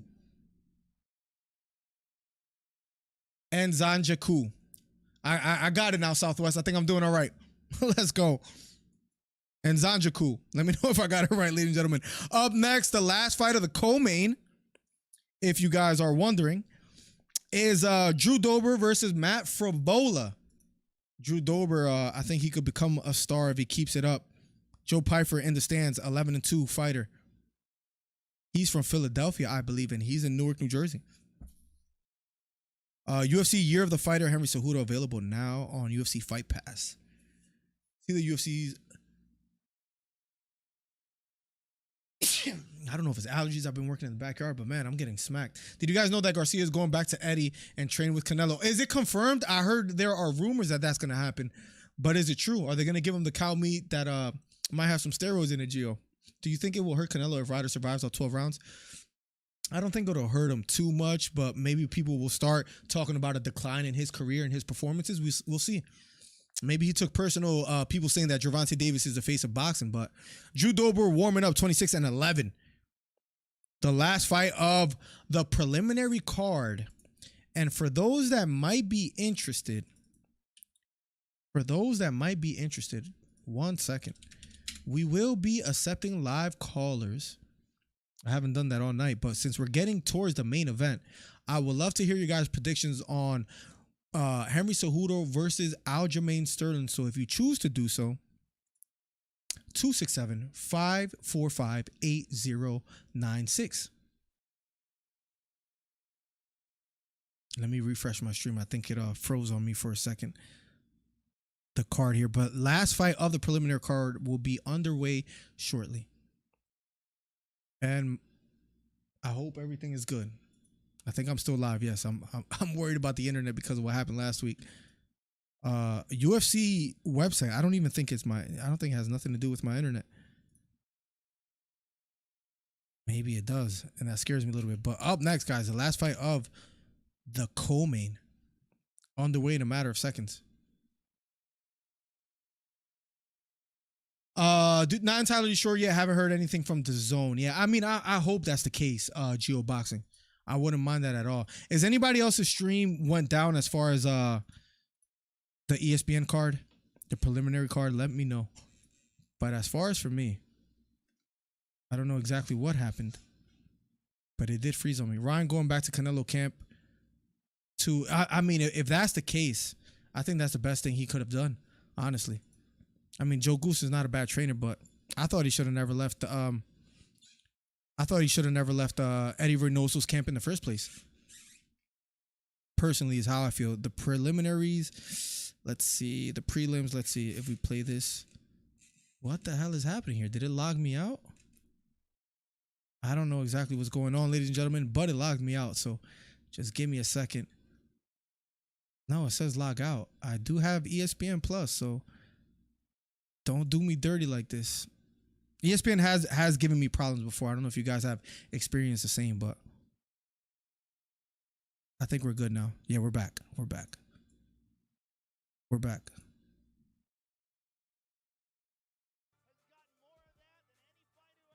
Travis Weidman in the building. What's up, Travis? Welcome to the stream. All the people that always show support, that 20 plus viewers early on the preliminary card. Let's go. We'll hit 100 today. Let's get it. Thank you for the ongoing support. It helps if you guys hit the subscribe button. If you guys hit the thumbs up, lets YouTube know we're doing a good job, and they'll keep putting us on other people's homepages, and we'll keep growing this community. So if you haven't already, hit the thumbs up, share the video. Thank you for being here. They're showing highlights of John Jones as we speak. John Jones doesn't look interested in the Stipe Miocic fight much, and if it's not Stipe, or if he gets past Stipe, if it's not Francis Ngannou after that, he has expressed he's not that quite interested. Sergey Pavlovich, he said, is a high risk, low reward. Nobody really knows him, so he doesn't really have that much interest in that fight. Whether you guys agree with him or not, I don't know if you guys do so, but I don't know. The heavyweight division is looking iffy, and let's see what Francis Ngannou does next, which is also interesting as well too. Hopefully he signs a deal soon, man. I don't know if I have a popular take on Francis Ngannou, ladies and gentlemen, but Francis Ngannou, he is taking long in his negotiations and making a decision.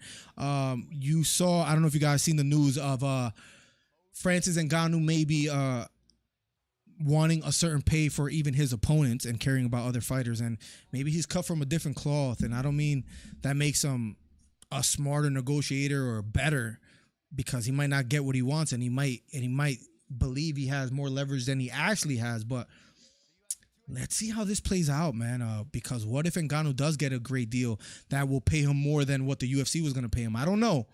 It looks like PFL is in the front lines of signing him, but what I do worry for him, though, speaking of Francis Ngannou, is what opponents out there is going to make it interesting where people buy pay-per-views.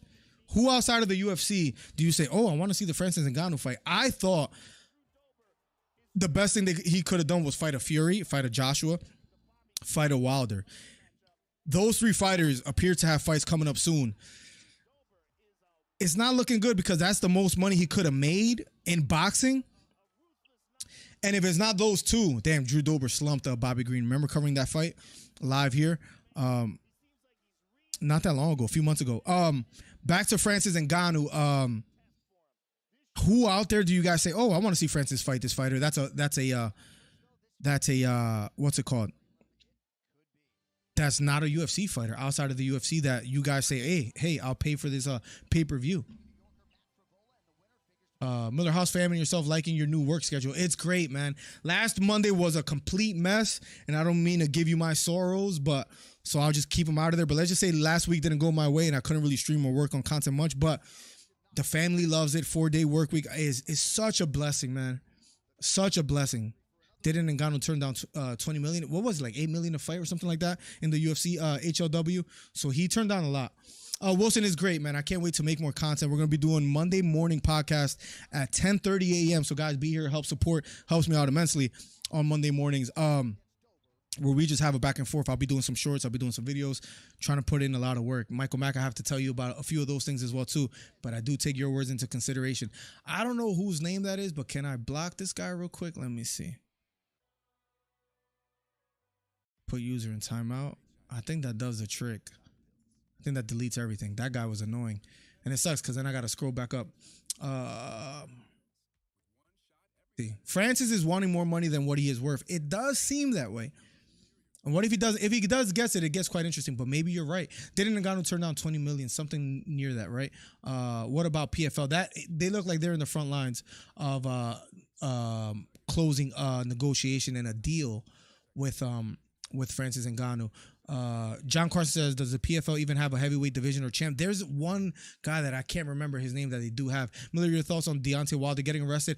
He already made bail. I don't think it's nothing too serious. I think he's fine. I think it was just like a possession charge of having a gun in his possession, but I don't think it'll lead to anything serious because of the state he was in. I feel Ngannou is devaluing himself with all these demands he's doing. It is he might be.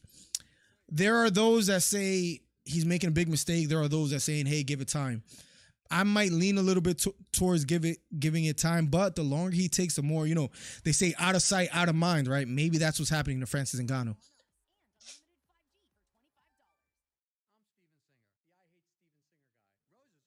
If it is true that he turned down 20 million to fight at one championship, maybe that's a mistake because, listen, maybe it's a little bit of recency bias. I really enjoyed that ONE FC card with Jourdain fighting Tabarez. Great, beautiful. The way he caught the leg, blocked the spinning back fist, and then landed the left elbow for the knockout that we covered yesterday. Beautiful. Stan Fairtex is a star, and the way she landed I think it was a left knee to the body followed by a right kick to the body in the same exact spot. Her Muay Thai is quite impressive. I loved what I saw in her fight. Mikey Musumeci getting a rear naked choke. And then Demetrius Johnson versus Moraes was a little bit underwhelming.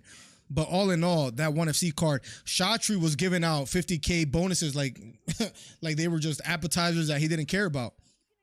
Almost after every fight, 50K bonus for you. Kadistam, 50K bonus. It was Kadistam that got a 50K bonus.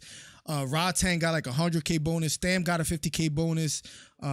Everybody was getting bonuses, man. So, listen, ONE FC has become a player. And they're on Amazon Prime. I think that's a great way to grow and to obtain interest.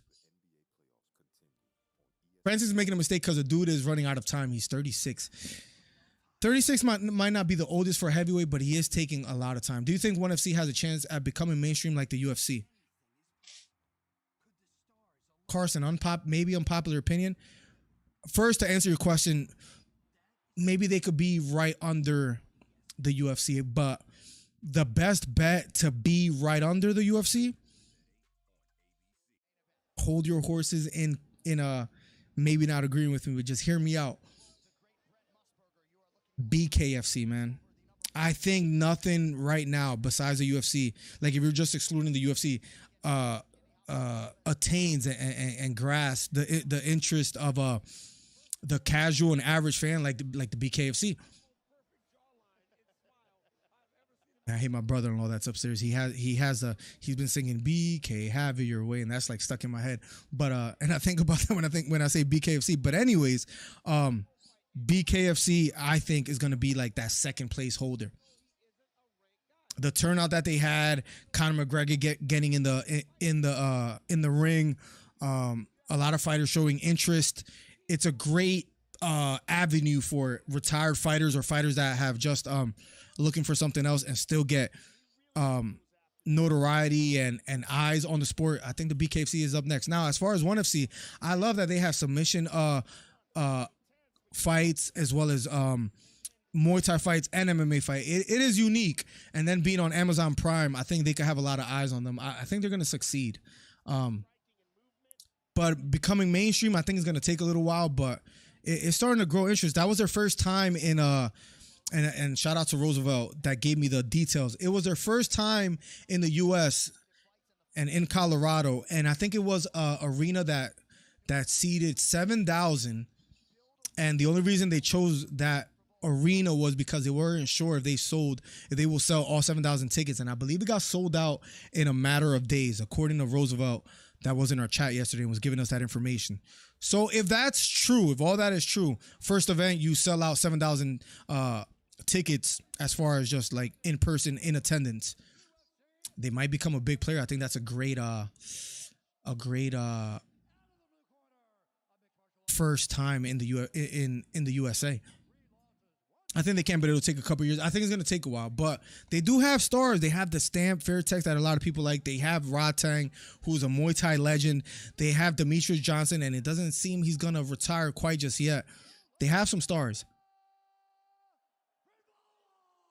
Jackie Boonton had an interesting and an impressive performance yesterday with her striking. She's a 2018, I think, IFMA Muay Thai champion. So they have some names. He gave Jourdain a free 100K. He was just giving out money like it was nothing. Roy Nelson. What's up, Don Shop? Welcome to stream, man. Always coming through. Guys, hit the thumbs up. Helps my channel out immensely. Let's get to 40 thumbs up. Let's blow up this channel. Be the #1 commentary channel on YouTube. 5 away from 40. Francis also turned down a contract that would make him the highest paid heavyweight in the UFC. And in hindsight, that might be a mistake. We shall see, man. I'm rooting for him to get a good deal. I think it'll be good for competition. Who won last night? Demetrius Johnson won by unanimous decision. It was, to be quite honest, Borracho, underwhelming fight. So I will say, Borracho, that you didn't miss anything, and it was good that you went to bed early because it was a little bit underwhelming. Drew Dober, ladies and gentlemen. Matt Frevola up in a matter of seconds. Here we go. They touch gloves. Round number 1 of a Schedule 3, the last fight of the preliminary card before the main event. Jab thrown by Frevola from the outside. Standing out of the southpaw stance is Dober. Nice right kick to the body. Lands for Frevola. A little bit late at blocking it is Drew Dober. Jab thrown by Dober, this time missing. Jab to the body partially lands for Dober. Right hook upstairs lands flush for Frevola. Then a right kick to the body. Frevola applying a lot of pressure, giving them different looks. Double jab thrown by Frevola, this time missing. Head kick, this time missing by Matt. Straight right hand to the head. Dober, slow start so far. Frevola having his way. Early, but Frevola leading the dance here early in the first round. Jab lands for Frevola yet again. Dober gets caught with the right hook as he tried to throw a right hook of his own. Looping left hook thrown by Frevola, this time missing. Dober being the aggressor now as far as pressing forward. Straight left hand misses for Dober. Left hook as they break away lands for Drew Dober. Excuse me. Right kick to the body again for Frevola. Beautiful work to the body so far. Looping right hook thrown by Frevola, this time missing. Frevola looking sharp so far early here in the first round. Another right kick to the body that partially lands. Nice short left elbow lands for Dober. Dober stalking. Flying right hand lands for Frevola. Straight left to the body landed flush for Dober. And he's starting to apply some big pressure. Feigning, not letting his hands go quite just yet. Frevola misses a right hook. Dober walking forward. Dober being patient, circling to his right as he stalks. Frevola, short left hook lands for Frevola. Head kick thrown by Dober, this time missing. Blood leaking out of the nose of Dober. Jab thrown by Frevola, this time just missing. Left hook to the body lands for Dober, gets caught partially with a right hook upstairs by Frevola. Straight right hand misses for Frevola. Here we go, round number 1. About 2 minutes and 55 seconds left here. Inside leg kick lands flush for Frevola. Left straight down the middle lands for Dober. And he's applying pressure. Then he's starting to get the timing of Frevola a little bit better. Left straight to the body for Dober, lands flush. Looping right hook thrown by Frevola, this time missing. Left straight lands for Dober. He got caught with a short left hook. Head kick misses for Dober. He retreats, circles to his left. Right kick to the body lands flush for Frevola. Right hook thrown by Frevola, this time missing. Blood leaking out of the nose still. And a little bit on the forehead of Dober. Left straight down the middle lands for Dober. Right hook lands for Dober. Dober applying pressure, although he's been getting caught more here in the first round. He's starting to find the range better here in the latter half of this round. Short right hook partially lands for Dober. Dober walking forward, not letting Frevola have any free space. Crowding him just a bit here. Feigning to the body is Dober. And I think he has Frevola guessing a lot more. Straight right hand misses for Frevola.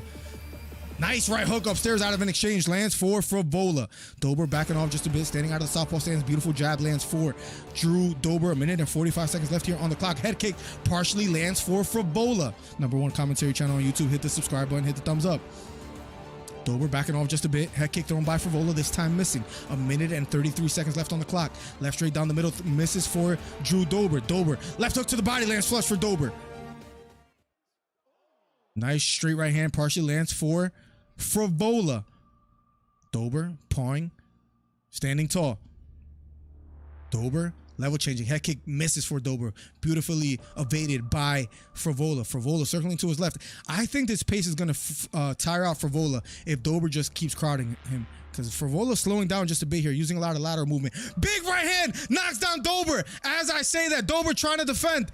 Dober might be in trouble here. Left hooks to the head. Dober defending. Herb Dean stops it. Dober annoyed by Dean stopping it. First round finish for Frevola. Dober gets back to his feet. Quickly upset at the knockdown, but is that a bad stoppage? I can't say it is.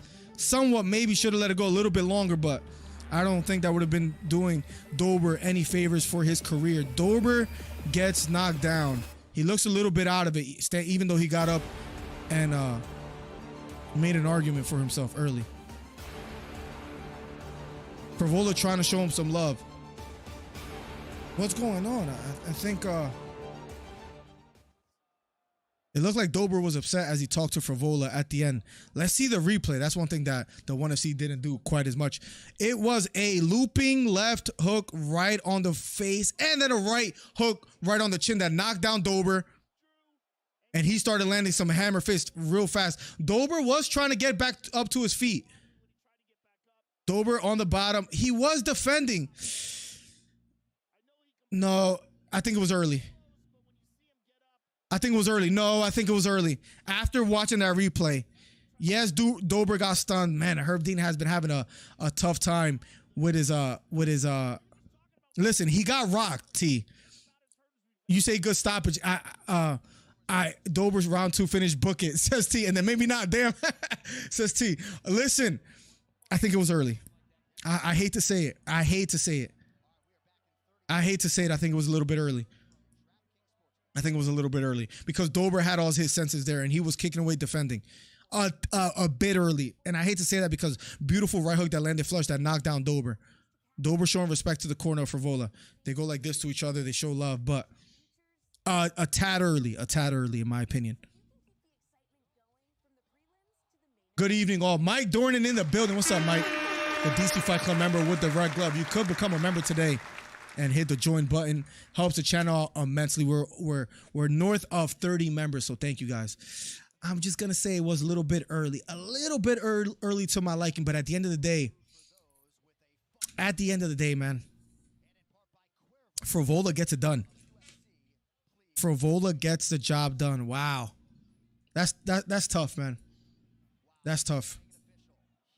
To make it official is Bruce Buffer, but man, it's tough. It's tough because Dober got rocked and he got knocked down, but he was defending the whole time. Man, tough. Frevola gets the first round TKO victory. Herb Dean was the ref for whatever that's worth for those just tuning in. We have a total of 34 members. Let's go. Thank you guys for this ongoing support. No, Drew, it was tough to watch.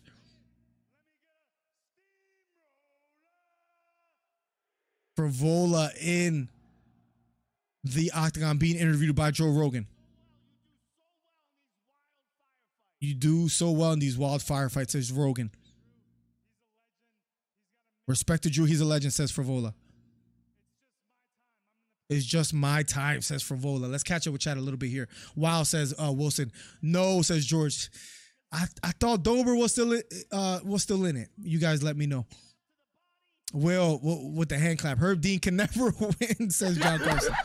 Carson, if you're watching it, do you believe it was early? Does anybody believe it was early or good stoppage? I know T says good stoppage. How do I become a member? You click the link that I put in the chat. I think you could click that and it sends you and you hit the join button. It is a paid membership, so for whatever that's worth. So if you can't, don't even worry about it. But you could become a member today. It helps the channel out immensely. You hit the join button. You might not see it on mobile. Might have to go to desktop. I don't know. You guys let me know. I don't know if you guys could do it on mobile. Some people can. Thank you so much for asking, though. It helps the channel out immensely. Listen up. Paddy Pimblett, you absolutely suck. He's looking dead at the camera. He says, stop being a bitch. You're on a 4-fight win streak. I'm on a 3-fight win streak. You're in the UFC. You can't choose your fights. Who the fans want to see you fight? Who want to see Paddy Pimblett versus the Steamroller? And he got the crowd cheering.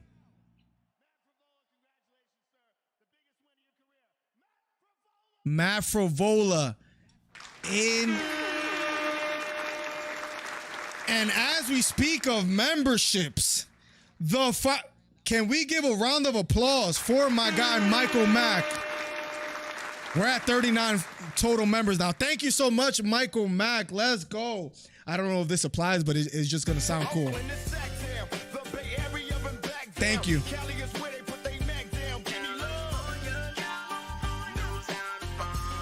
I need like a Texas theme, but I had nothing else to work with right now, Michael Mack. I'll see what I can do. Thank you. You're on mobile. Yeah, George. I don't know. There should be a way to do it on, if anybody could, I don't know. Can you click the link that I put in chat and it takes you there? I don't know, George, but thank you for trying, and it helps out if you can. I understand, but I think there's a way to do it on mobile. I'm not quite sure. Maybe somebody could tell him. Let's go, Matt, calling out Paddy. Listen, you got to make a name for yourself if possible, right? If you're in the octagon and you got thousands of fans in attendance and you get a big win like against someone like Dober, call someone out. I think Frevola did the right thing. He calls out Paddy Pimblett. Let's see if Paddy has anything to say. Let me quickly go on Twitter to see if he had a quick response, because I'm sure Paddy's watching. Maddie versus Paddy. I like that. That's a great way to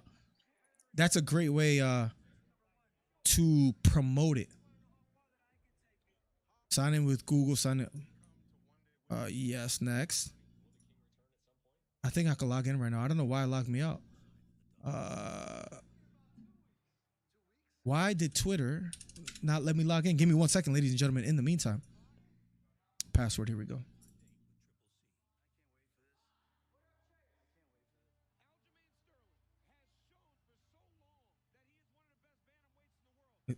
I don't got caps lock on, right? Did I not change my make sure I'm writing this correctly. Okay, there we go. Update password. I put it like 3 times, but geez, damn, and they don't got my theme and everything. Let's quickly go over to Paddy Pimblett on Twitter, see if he said anything, because I'm sure he's watching. I'm sure he's watching. Paddy the Baddy Pimblett. I don't even follow him on Twitter. Maybe I should. Please donate, people. He hasn't released anything, but Frevola, I respect it, man. Call out someone like Paddy. You have a 3-fight winning streak. Paddy has a 4-fight winning streak. One of them was gifted. Paddy the bum. Paddy is a bum, says Plugs. Once again, Michael Mack. Thank you, man. Thank you. Michael Mack, man. The 5 gifted from Michael Mack. You're helping this channel grow, man. Thank you so much, Michael. Thank you, man. I don't know what else to say, man. I'm just appreciative, so thank you. I think it was a good call from Herb. Okay, maybe I'm wrong. Doesn't happen often, right? Carson and T and everybody else that's saying that it was a good stoppage. Dogs in Space says early stoppage. I feel it was a little bit early too. But listen, agree to disagree. Matter of fact, where has Paddy been? He's been eating. Have you seen his latest videos? Can I quickly go on Instagram and show you guys? Let me see real quick. Let me see real quick if I could find it. Let me see real quick if I could find it. Paddy Pimblett. I think he put a video. And I'm just saying, man. Look at this guy's face. I sound like a hater. But you shouldn't be fighting at 155 and you look like this. Like, Jesus, bro. That can't be healthy. He fights at he doesn't fight at 205. He looks like a English Paulo Costa right now, as far as much as he's blowing up. He looks like he's 205. Jeez, man. Like, maybe you guys let me know if I'm tripping, but that man, oh my God. You shouldn't be blowing up that much. Guys, we are heading and nearing towards the main event. Once again, thank you for the 5 gifted. Michael Mack supporting the channel. You're helping me so much. You're helping me more than you even know, so thank you. We have 39 thumbs up on the video, so please, guys, help me get to 40 thumbs up. We're almost at 40 members on the channel, so I guess the magic number today is 40. Thank you so much, Michael Mack, for the 5 gifted. Hit the thumbs up. Let's get to 40. Lucky, LL gets Patty, says Whale. Oh, Whale, are you a Patty fan? Let me know. Let's talk about it. Good call out. I loved it. I loved it. He he literally said in front of the camera, "Stop being a itch," right? And he said it with passion. I respect it. I'm a proud Patty hater, says T. And all the things I'm saying about Patty. Listen, I don't mean no disrespect on Henry, but I don't mean no disrespect. I'm just saying, like, man looks like he's 205 and he got a gifted decision against Jared Gordon. Unfortunate for Jared Gordon and what happened with him and Bobby Green. That was tough to see. You guys could call in 267-545-8096. Would love to hear some predictions if you guys want to call in. Also, an idea I have for the channel. I was talking to Beta Quest about this. Look who's making his way to the arena. But quickly, guys, and I stole this idea from a guy called like Bros Media or something like that. He covers let's go. Thank you so much, Wilson, for becoming a member. Appreciate you, man. Let's go. We officially hit 40 members, the most members we've ever had on stream. Thank you so much. Maybe this is like maybe I need another tune for when someone becomes a member, but for now we're rocking out with California. Thank you so much, Wilson. We officially have 40 members on the channel, so thank you. Now, to what I was gonna say earlier, I stole this from a guy called Bros Media, and he covers like Sixers, Phillies, basketball, Sixers basketball, Phillies baseball. He covers those sports, and what he does is like a live video that's like 30 minutes long. He has like a voicemail. He has a voicemail that people leave voicemails for like whatever topic it might be. So let's say I say, hey guys, if you guys want to leave a voicemail for Monday's show, call 267-545-8096. Leave a voicemail saying your opinions on Cejudo versus Sterling and how you felt about the fight. And then he talks about it like live. Like he listens to it live for the first time, then talks about it. I want to do something like that, so I'll let you guys know soon on how that works out, because I think you guys can leave me voicemails on the 267-545-8096 number. All that to say, keep out on the lookout for that. I do have 4 voice. Let me listen. I don't know who left me a voicemail. Let me mute it just in case. Let's see what people have left. I've never checked my voicemails. Somebody said something crazy. Can I delete this? I don't know how to delete this. Oh, here we go. Delete, because someone just said something crazy. Does this play? Let me see. This guy says, can I listen to it? Let's see. I don't know how that works. Transcription. I don't even know how to listen to voicemails on here, but I'm going to figure it out. I think you guys could leave voicemails. Guys, main event will be up next shortly, guys. Hit the subscribe button, hit the thumbs up. #1 commentary channel on YouTube. How do you even play voicemails? Did I not hit voicemails? Yeah, I don't hear nothing. I'll figure that out. Audio settings. I don't know. It's kind of pissing me off that I can't figure it out right now. One second. There's not like a play button on here or something like that. Oh, right here. Okay, let me delete that. But yes, you guys could leave voicemails on that number as well too. So maybe you guys leave me some afterwards and I play them on stream on Monday. We have a Monday morning podcast, so keep that in mind. Keep that in mind. Let me just delete a few here. Guys, up next will be the main event. Let's get it. Hit the subscribe button, hit the thumbs up. #1 commentary channel on YouTube. Let's get it, guys. Man, Dober gets knocked out by Matt Frevola. Frevola calls out Paddy Pimblett. Let me know, guys, if that's a fight that you guys will want to see. Wilson, once again, thank you for becoming a member. We have officially hit 40 total members on the channel. First fight of the main card will be Andrade. I mean, will be Gracie versus Jourdain. Let me quickly take a bathroom break, and then we'll come back to the chat and have a chat. 8-Bit Paul says these streams are hard to keep the energy up for many hours. Good job, Miller DC. Thank you so much, 8-Bit Paul. Something I enjoy doing. One day we'll be doing it full time. So thank you. Appreciate your support, Miller. I'm still going with Burns, but do you see a way Bilal can win? Absolutely. For some reason, I feel Bilal could do quite well with in the clinch. Do you remember seeing Sean Brady versus Bilal Muhammad? I'm not saying Bilal is the best striker. He actually annoys me. It looks like he fights like this. Like, if you guys remember the Sean Brady fight, it looks like he has like the weirdest stance and he looks so stiff. Speaking of Bilal, but I can see him implementing a jab, and the jab is what Gilbert Burns has struggled with. Remember, Usman knocked him down with a jab before as well too, and he has been knocked down by others with a jab, strangely enough. If Bilal could implement that jab early, fight out of the clinch, maybe use a little bit of chain wrestling, tire out Burns. It is a 5-round fight. It gets quite interesting. That is a good idea. Thank you, Michael Mack. I would love to just hear a voicemail live about a certain topic. People leave messages and then we just talk live. So that's something I have in mind, Michael Mack. Appreciate that. I dislike him. I just think he isn't that good, says Borracho. He'll either retire or stay around long enough to make his bread as a gatekeeper, says Borracho. That's a good idea. Thank you. My guy Borracho in the building. Definitely see which one is the real deal. That's a great way to find out, right? Frevola deserves the eyes that Patty brings. No way Patty takes a fight that difficult, though. Listen, very well said, 8-Bit Paul.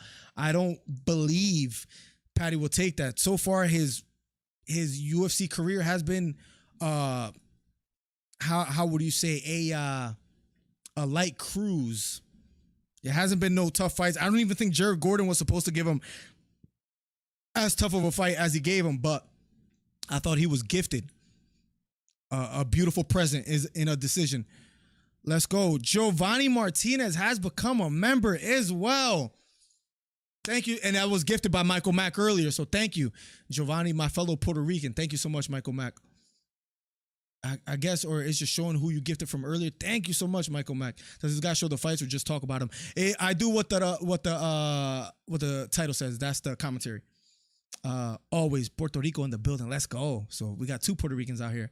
Did you say 5-round fight, Bilal versus Burns? It is a 5-round fight if you aren't aware, chat. And who does that favor? Maybe that favors Bilal.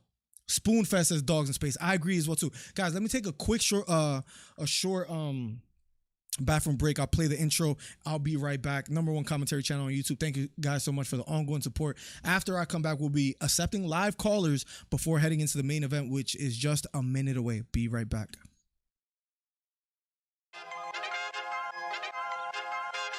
I'm the best ever. I'm Sonny Liston. I'm Jack Dempsey. There's no one like me. I'm from Nairclaw. There's no one that can match me. Yo, bounce guy, go off. I'd like to take this chance to apologize to absolutely nobody. The double champ does what the he wants. Wilder's in a world of trouble. Closing seconds. Can he weather the storm here in the 3rd round? And of all the superlative.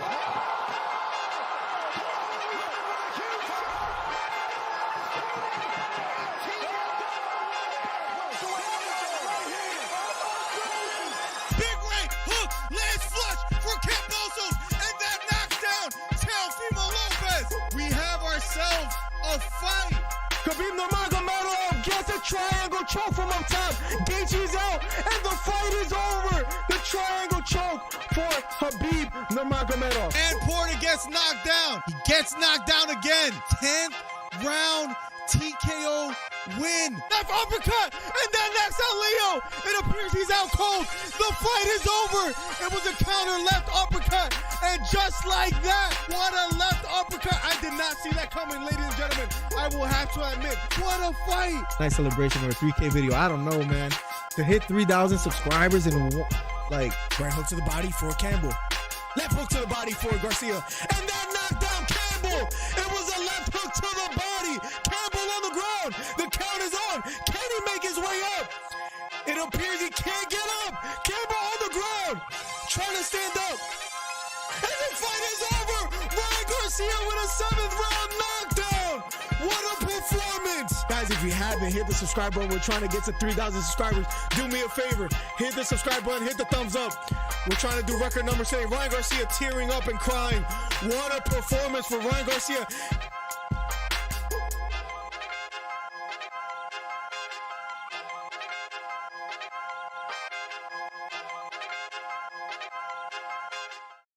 Guys, it's main event time, ladies and gentlemen. You know what I was thinking? Since we've been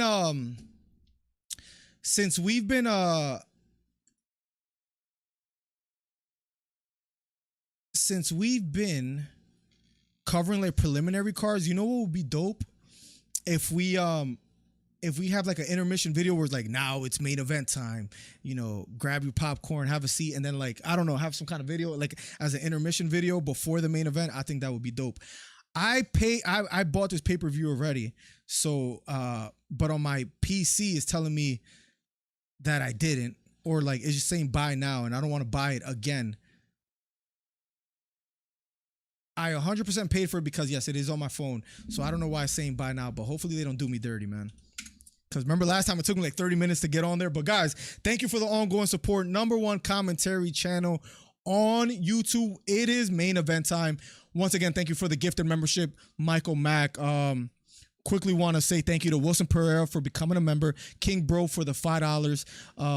The 5 gifted subs by Michael. The $5 by Beta. And I think that's, yep. So thank you for all the new members of the channel. That helps my channel immensely.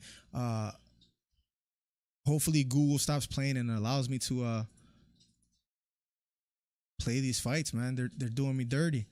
But it's main event time, guys, and it's Crone Gracie versus Charles Jourdain, which I'm excited for.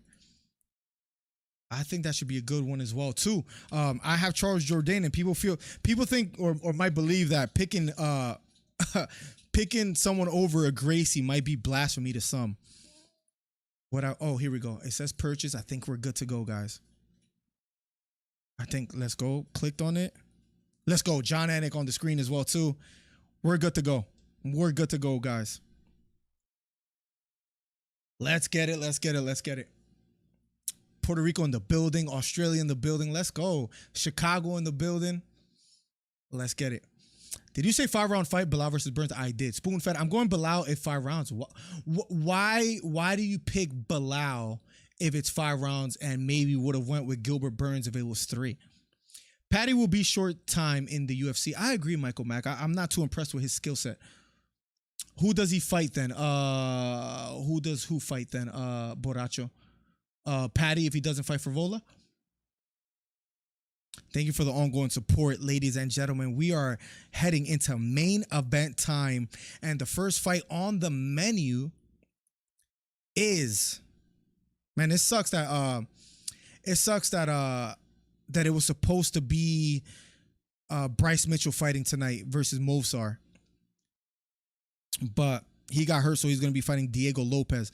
But the very first fight, Charles Jourdain has had some interesting clips in the UFC as well too. It's main event time, ladies and gentlemen. Finally, we've been waiting all day. We covered the whole preliminary card. We had a great time. Frevola calls out Patty. We'd love to hear you guys' thoughts on that, but nonetheless, we are going to the main event. Charles Jourdain versus Gracie. Co-main is Gilbert Burns and Bilal Muhammad. Some of you weren't aware that it is a 5-round fight. Why do you give it to Bilal if it is a 5-round fight? It'll be so weird if we see Bilal as a champion. I can't even imagine it, says Carson. Shout the season, man. I can't see it either. I can't see that happening either. It'll be quite weird. I can see him attempting, and I appreciate his attempt to be the bad guy, because he's not the biggest star, doesn't have the most fans, isn't the greatest draw, right? But for him to call out New Jersey, for him to kind of try to play the heel, sort of, is what it seems like to me. I respect it. I don't mind it at all. They won't let Patty fight Matt. I agree, Kelly King, the DC Fight Club member. I agree. I think that's too dangerous. And they want to make Patty a star. You know, Dana White and Patty are on good terms. They're like best of friends, right? If you saw them both talking about Ariel Helwani. So I think Patty's going to be protected how would you say, protected like one of those prized possessions where you can't let him fight a star. I forgot to bring a water bottle. Crap. But that's okay. Let me text the wifey real quick.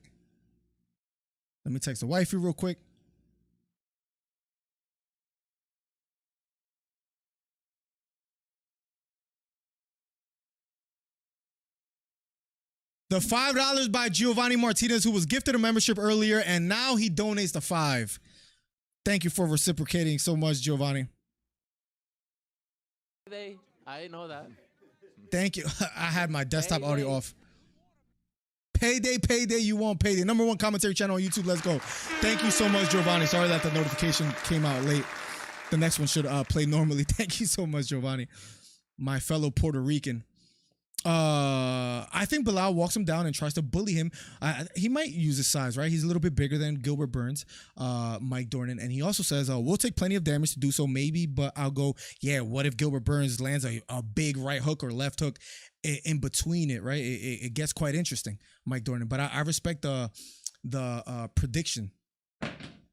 Celebrate the first super chat from my guy Giovanni. Thank you so much, Giovanni. Helps out the chat immensely. Appreciate you. What he did to Brady was impressive. Although Brady isn't that much of a striker, his unorthodox striking in wrestling is underrated. He does have very unorthodox striking. He looks a little bit stiff, but hey, that jab was landing, and that right hand over the top was landing as well too. Burns beats Covington for the belt in November.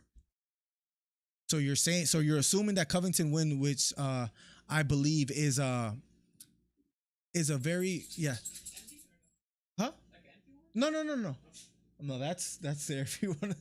Thank you, baby. Appreciate you. Wifey always supporting and showing love. Yeah, I should. All right, that's funny. Burns beats Covington for the belt in November. Listen, I don't know if Burns beats Covington. As much as people hate Covington, I think stylistically that might be a tough one.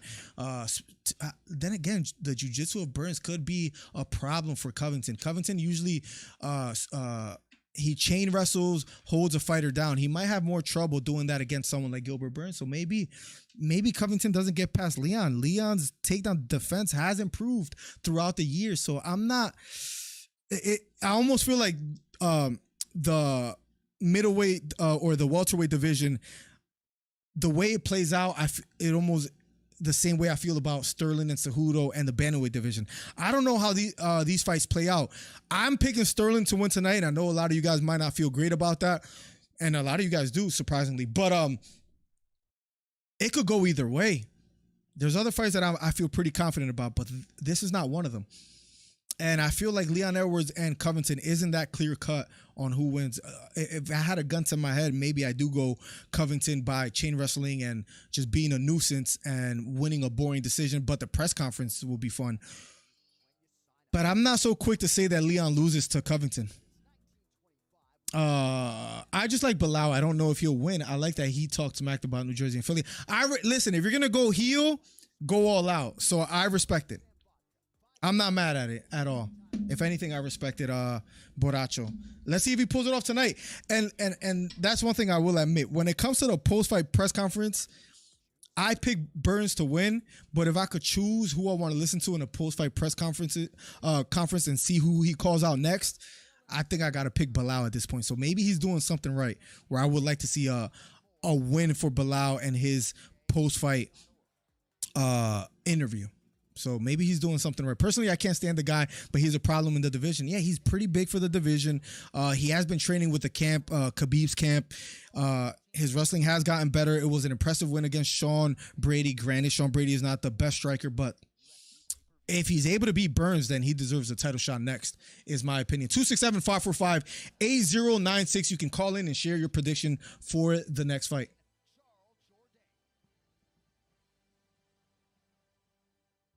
Covington has to win it now if he's going to be champion. I hope he does. He's already failed twice, right? Maybe 3 strikes, you're out. He has lost to Usman twice. It was a close fight in the second one, even in the first one before the stoppage by Mark Goddard, which I thought the stoppage was a little bit early, but it is what it is. Yeah, if he doesn't beat Leon, that's it. It's going to be a while because Burns is in line, Bilal is in line.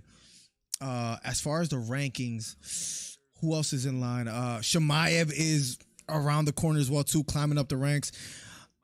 Unpopular, maybe a little bit, but Kamaru Usman still is a number one contender, and he's been talking about a Chimaev fight. So that gets quite interesting. Guys, hit the thumbs up, hit the subscribe button. Thank you for letting me get to 40 active members on the channel, guys. We're 5 thumbs up away from 50, so let's make it happen. Let's grow this channel and be the number one commentary channel on YouTube. Nobody does it better, and we have the best community.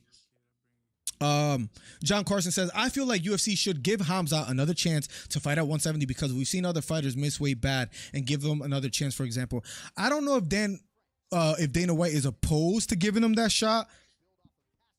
What was it? He was off by 6 to 8 pounds, right? I forget what number it was, but it was a pretty bad missing of weight. But I would like to see him fight, but I don't know if his body allows him to get down there, and if it does again, I don't know how much longer. So maybe he's just forced to naturally to move up.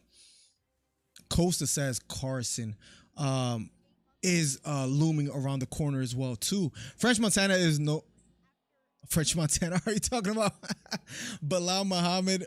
He does look like him a bit. Hold on, let me pull up. I'm assuming you're talking about Bilal. That is I don't think I've ever heard that before.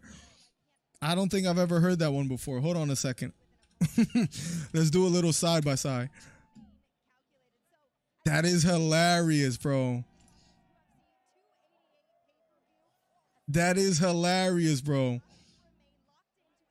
Nah, you did not do Bilal Muhammad dirty like that. Same guy? Is he a poor man's French Montana? I gotta stop, man. We got some Chicago natives that love Bilal. Listen, again. I don't mean no disrespect on Henry, but I don't mean no disrespect. Babe, Beba's calling me. I don't know if that matters. You okay? The appointment's at 3:30. Can you call Jerica? She's upstairs though. Or, oh, Natasha's upstairs too. I'll tell her to call you. Oh, okay, all right, bye. That was a sister. I guess she can't get a hold of my wife that's right upstairs. Maybe she just doesn't like her sister, right? Kidding, by the way. Soul Lipstick Skeptic, I think is the name. Maybe I pronounced that wrong. But Bilal will shock the world. He would have gotten a title shot by now if Leon didn't delay his career. It wasn't even Leon's fault, though. Remember, he was overseas during the pandemic, and he wasn't able to get to the U.S. He was supposed to fight Chimaev 2 or 3 times and supposed to fight for the title. So I guess you could blame Leon as far as he was up next in line, and that may have held him up. And the no contest, but Leon was winning that fight when they did fight each other. So, but Bilal has he has a massive opportunity to get it done tonight. We'll love to hear some predictions. 267-545-8096. We'll be closing the line shortly. So in a matter of seconds, if nobody calls, we're going to close that and then open it back up after the Charles Jourdain versus Gracie fight. Thank you guys for the ongoing support. Chimaev won't fight at 170, I don't think. I have a funny feeling as well, too, that we won't see him much at 170, if at all, T. I heard Hamza is going up in weight. I think they should do Shavkat versus Usman. They were talking about that fight before. That's a dangerous fight for Usman, even though Shavkat got hit quite a bit in his last fight. They're the only guys who aren't booked. That's not a bad matchup, and they have mentioned it before. Yeah, kind of, says Borracho. Atypical back in the building. What's up, Atypical? Says, hey, DC, just checking in, brother. Triple C getting that strap back. I disagree, Atypical. We shall see what happens.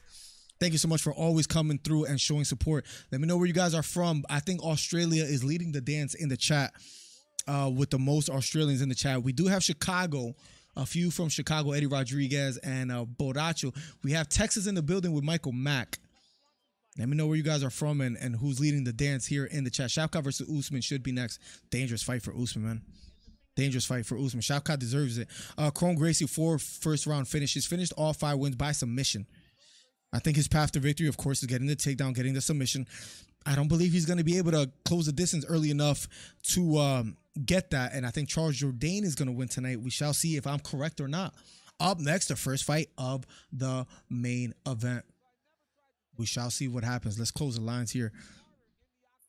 We will be accepting live callers after this for the predictions. Thank you guys for the ongoing support. Ron Gracie making his way to the octagon. Doesn't he believe the earth is flat, by the way? Am I correct in that assumption? Aussie, Aussie, Aussie, oi, oi, oi. Let's go. I read that in Volkanovski's voice.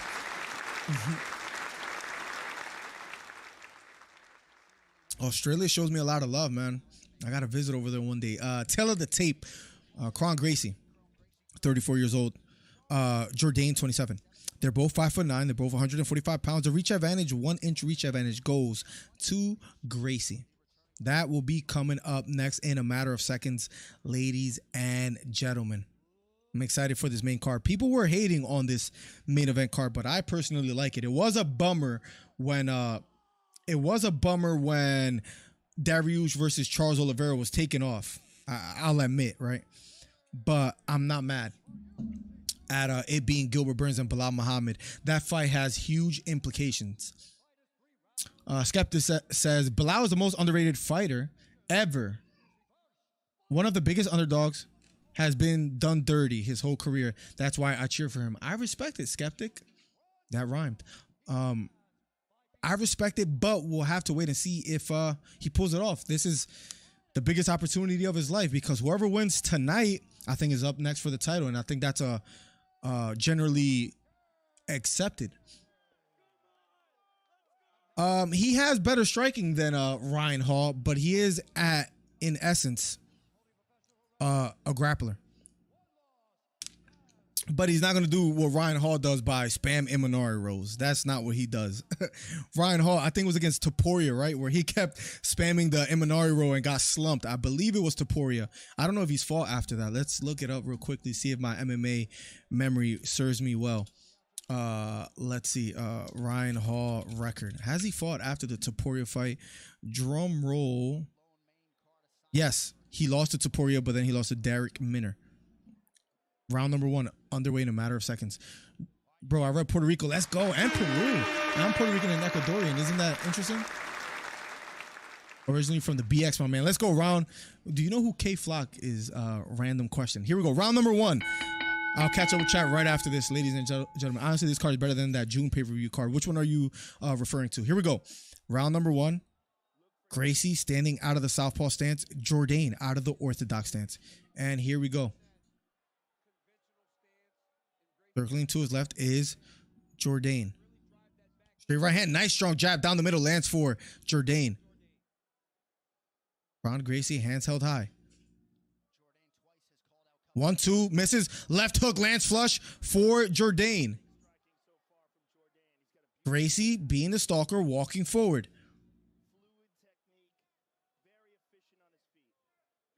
Ron Gracie being the aggressor as far as pressing forward, and here he goes for the clinch work. Controlling the hands. Has Jourdain against the cage. Can Gracie work from here?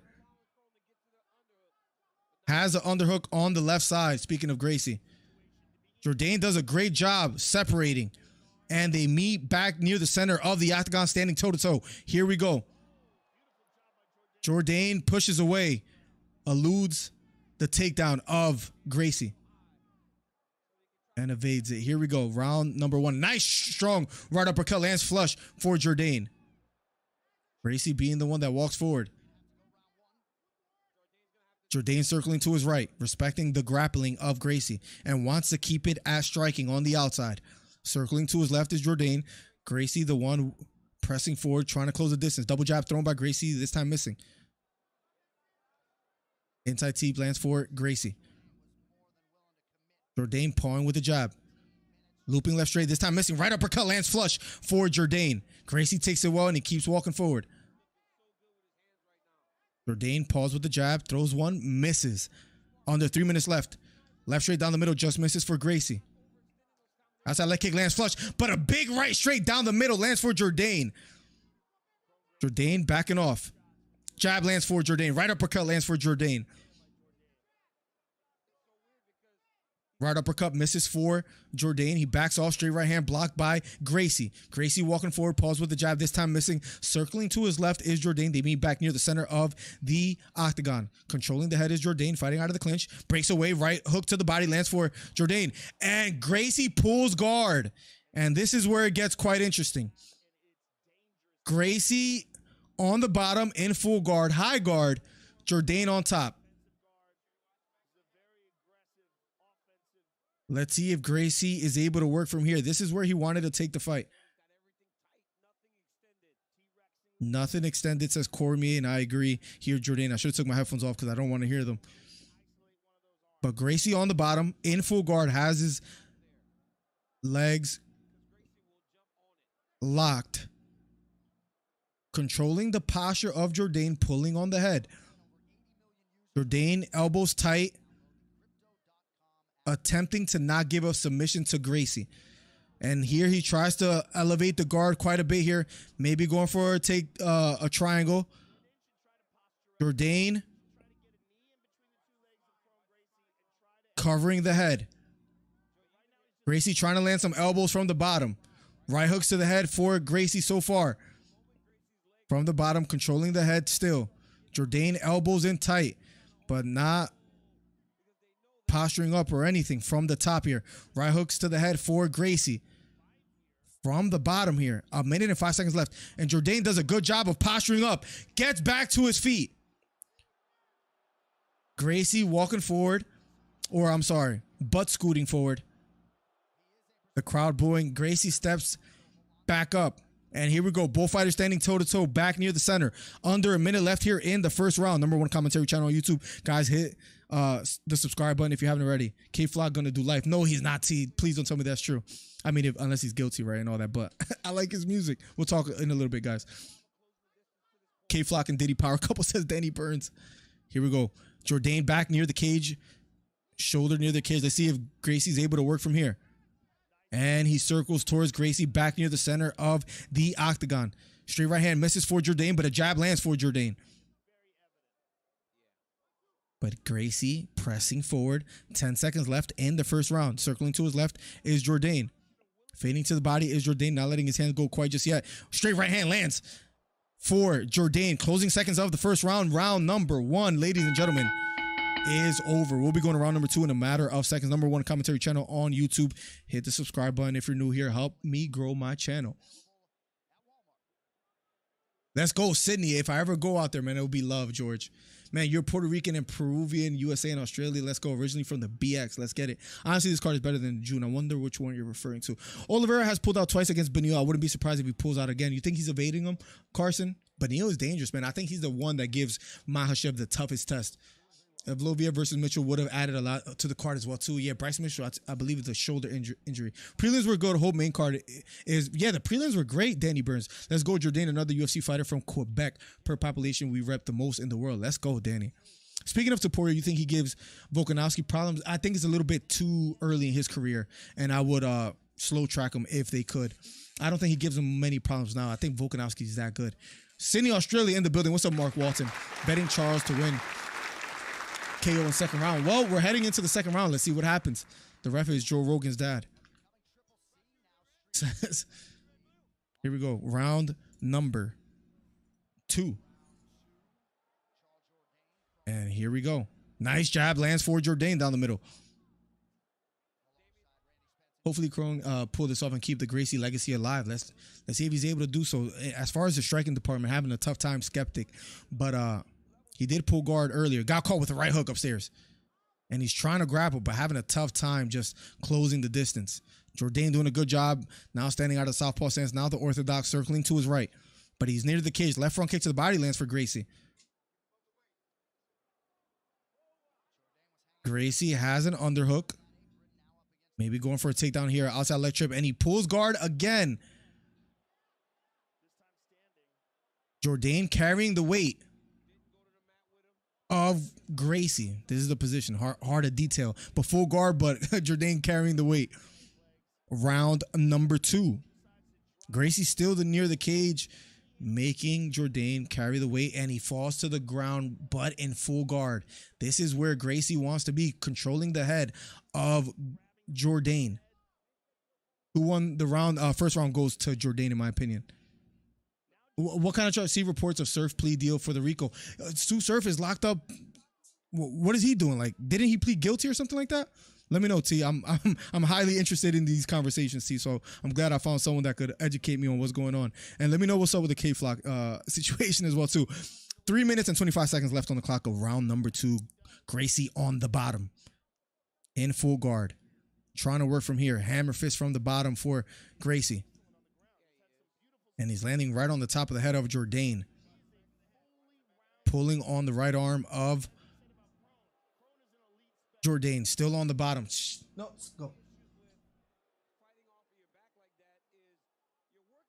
Jourdain still on top in the full guard of Gracie. Gracie trying to get a high guard, trying to use his legs maybe to set up a omoplata, triangle, but having a tough time doing so. Controlling the tricep, the left tricep of Jourdain. Lets it go. Now still controlling the posture of Jourdain. And a lot of time left this time as well. 2 minutes and 40 seconds left. Let's see if Jourdain is able to posture up like he did in the first round, but so far still in the close guard of Crone Gracie.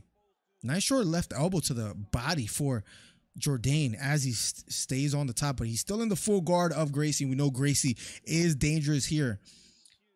About 2 minutes and 2 minutes and 30 seconds or 40 seconds have elapsed so far here in the second round. About halfway through, a little over. Right short hooks, slaps to the head for Crone Gracie, controlling the posture yet again. Jourdain having a tough time getting back to his feet. We know that's what he wants to do, but Gracie still controlling the posture in the full guard, trying to change the angle, maybe push off the hips here. But Jourdain heavy on top. And Jourdain back up to his feet. Gracie stands up, doing a good job of exploding out and getting back up to his feet is Gracie. Now he's walking forward, feigning, level changing. Slips a straight right hand of Jourdain. Jourdain circling to his left. Right now, as far as live odds, straight right hand, then a right uppercut lands for Jourdain.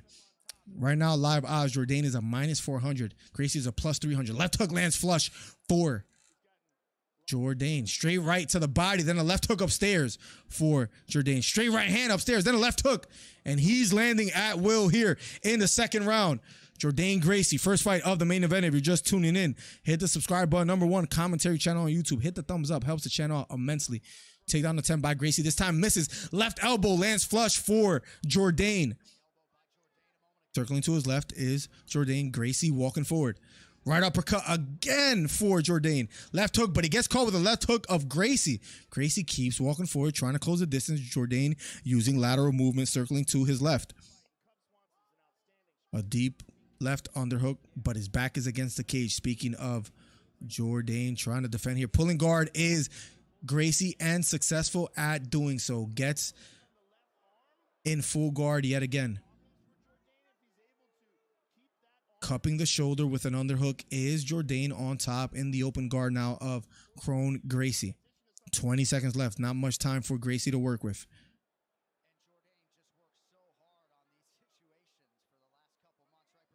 Gracie trying to land some hammer fists on the top of the head.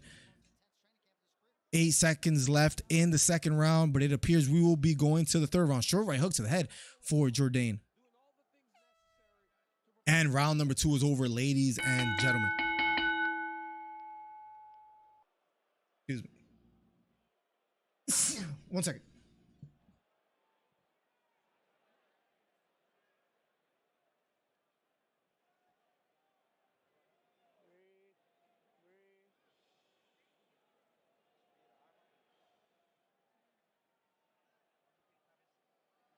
We'll be going to round number 3 in a matter of seconds, ladies and gentlemen. Let's catch up with chat, and then we'll open the lines for anybody who wants to call and share their predictions for tonight. Speaking of support, you think? Oh, yep. Answer that. K-Flock gonna do live. Chronicler's just not well rounded enough to get anywhere near the top of the division. I agree, Mike Dornan. I agree. He's having a tough time with Jourdain. As we speak, Jourdain, our first Gracie killer, I hope, says Danny Burns. Serve looking at 30 years, even with a plea part of Jesus, man. Oh my God! And Surf is a battle rap legend, which is crazy too, right? Here we go, guys. Round number 3. Here we go. Prone Gracie versus Charles Jourdain. Circling to his left is Jourdain. Throws 2 left hooks, just touching the gloves of Gracie. Jourdain backing off just a bit. Gracie walking forward. Counter right hook lands for Gracie here. Counter jab lands for Gracie. Straight right hand to the body lands for Jourdain. Gracie pressing forward. Counter jab lands for Gracie. Gets caught with a straight right hand down the middle for Jourdain. Jourdain circling to his left. Nice. Oh, gets caught with a left straight down the middle that rocks back Jourdain. Gracie walking forward. Gracie slipping the punches of Jourdain. Beautiful head movement here for Gracie. Looping right hook missed for Jourdain, and Gracie trying to pull guard. And Jourdain escapes near back the center of the octagon. Pawing with the jab is Jourdain, circling to his right. Gracie walking forward. Trying to fight out of the clinch is Gracie. Left knee to the body. Jourdain complaining to the ref about something here. Left hook counter lands for Jourdain. Right hook thrown by Gracie, this time missing. Jourdain circling back. Right hook to the body lands flush for Jourdain. Jourdain having some success here in the striking department. Straight right hand for Jourdain. For all the punches that Gracie has taken to the face, his face hasn't really swelled up much. Right uppercut lands for Jourdain. Left knee to the body for Jourdain. Gracie keeps walking forward. Trying to close the distance. You know what he wants to do is pull guard and not necessarily fight at a striking distance, but having a tough time closing the distance. Right elbow lands for Jourdain. And Gracie finally pulls guard here with 3 minutes and 10 seconds left. Jourdain on top. Gracie trying to get a high guard here in the 3rd round. Short left hook to the head lands for Jourdain. Controlling the posture is Gracie. He hasn't been successful at throwing up any submission attempts. Will he be able to do so here in the 3rd round as he's on the bottom in full guard, controlling the posture of Jourdain? Kron needs the finish, and I can't see it happening. Same. Imagine he pulls it off, Dornan. Kron going to get finished, if anything, from what I'm seeing.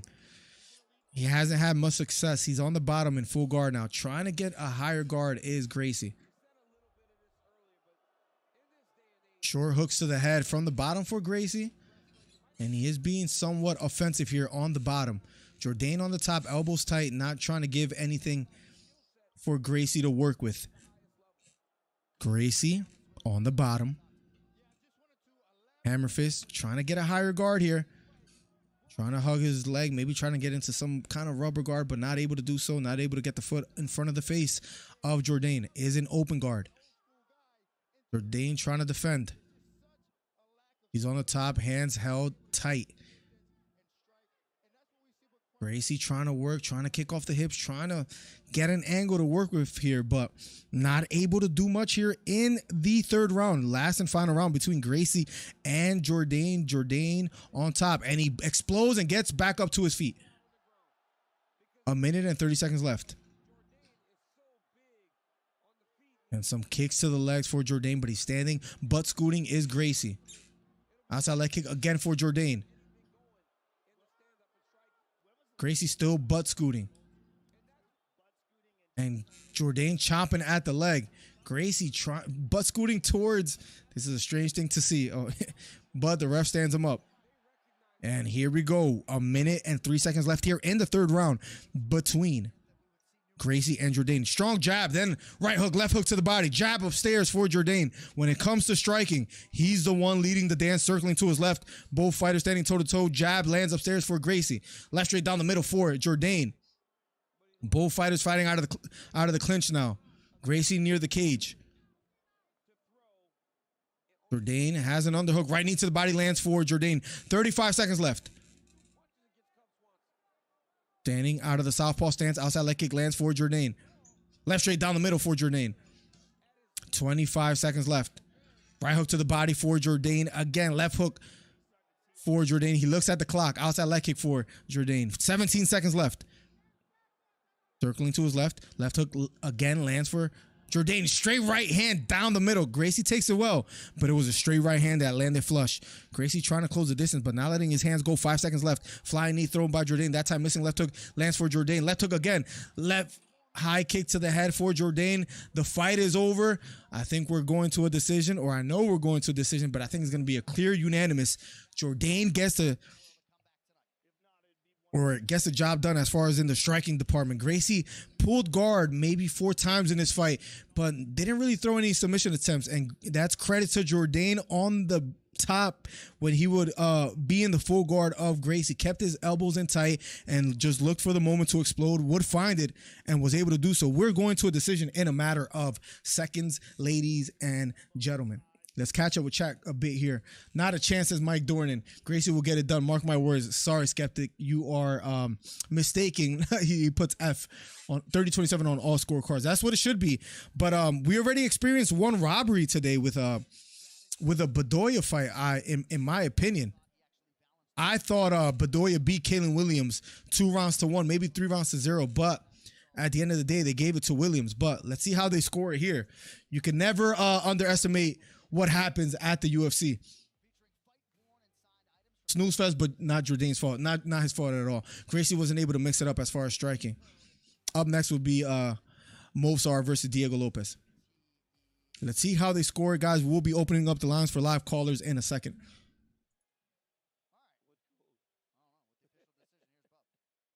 Here we go. Ladies and gentlemen, after 3 rounds, we go to the judges' scorecards for a decision. All 3 judges, I think they're going to get it right. 30-27 for your winner by unanimous decision. Charles Jourdain gets the job done. Credit to him. His hands look sharp. It's just Kron Gracie didn't really give him much to work with. A disciplined and measured performance, says Joe Rogan. Winner by unanimous decision, Charles Jourdain. If you're just getting here, hit the subscribe button, hit the thumbs up. #1 commentary channel on YouTube. We have 54 thumbs up. Let's get to 60. It helps get more eyes on the channel. I'm stepping up my games. I'm showing what I'm capable of. I want to give a shout out to stakes.com. Sorry, guys, it was not the most exciting fight. I did my best. I was in the guard of a Gracie. It was very dangerous. I want to keep my job and keep putting on exciting fights. You guys are a very good crowd, New Jersey, despite what Bilal says, right? On the feet, he was just marching towards you. Yeah, he was just pressing forward the whole time, speaking of Kron Gracie.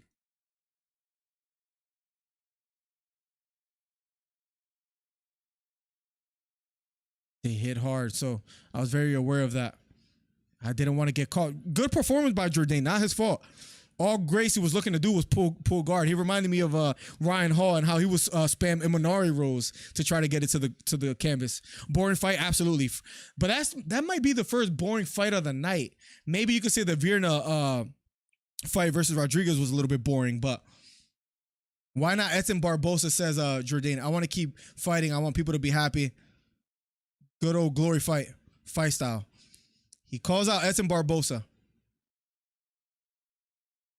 Charles Jourdain gets the job done. I love his attitude. Love the way he finished the fight. He gets a win tonight, ladies and gentlemen. He gets a win tonight. Charles Jourdain getting his 5th UFC win. Up next, ladies and gentlemen, if you're just tuning in, Movsar versus Diego Lopez will be underway in a matter of seconds.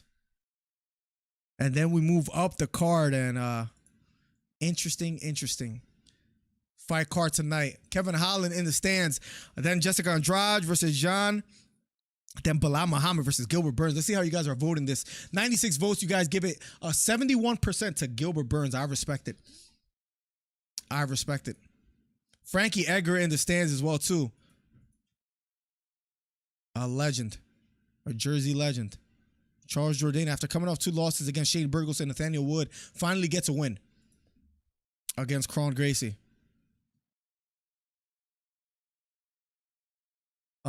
Somebody spammed something crazy there.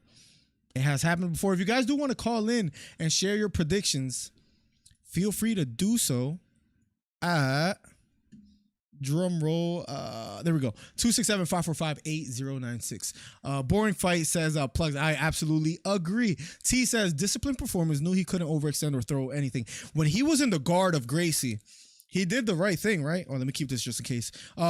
He did the right thing. Elbows in tight, protecting the head, looking for a chance to explode. And when he was able to find it, he would get right back up. Landed some beautiful left straights down the middle when he was out of the southpaw stance. Gracie didn't give him much to work with, but nonetheless, he got a win tonight. Up next, we move up the card. Movsar versus Diego Lopez will be up next. Then Andrade versus Jan. So we're moving up the card. Great preliminary fights, in my opinion. Movsar being 16-0 will be up next as he tries to continue his winning streak, which will be interesting to see if he gets it done tonight against a Diego Lopez. Remember, he was supposed to fight Bryce Mitchell. Bryce Mitchell, remember, coming off a loss to Topuria, apparently has somewhat of a shoulder injury and wasn't able to be present tonight. So instead, Diego Lopez gets a shot. We'll see how that plays out for him tonight. Up next will be Movsar versus Diego Lopez. 267-545-8096 if you want to share your predictions tonight. Sterling versus Cejudo. If you guys are wondering, or anybody that's new here, I'm picking Aljamain Sterling. I hit some of my predictions. I missed some of them. I hit 90% of them, I would say. I think Sterling might be a little bit too big. I know Henry Cejudo says he has expressed that he feels better than he has ever felt ever in his career. I believe the 3 years off is going to show itself somewhat. And I believe Aljamain Sterling, with his long limbs, with his ability to, chain wrestle as well too, and to scramble, might find himself on the back of Cejudo. Maybe even finishes it before the full 5 rounds. We shall see. Movsar, the decision magician, says he'll be up next. Listen, Movsar is a quite impressive fighter as far as being 16-0. Maybe he wants to get an impressive performance and against Diego Lopez. We shall see how he does tonight.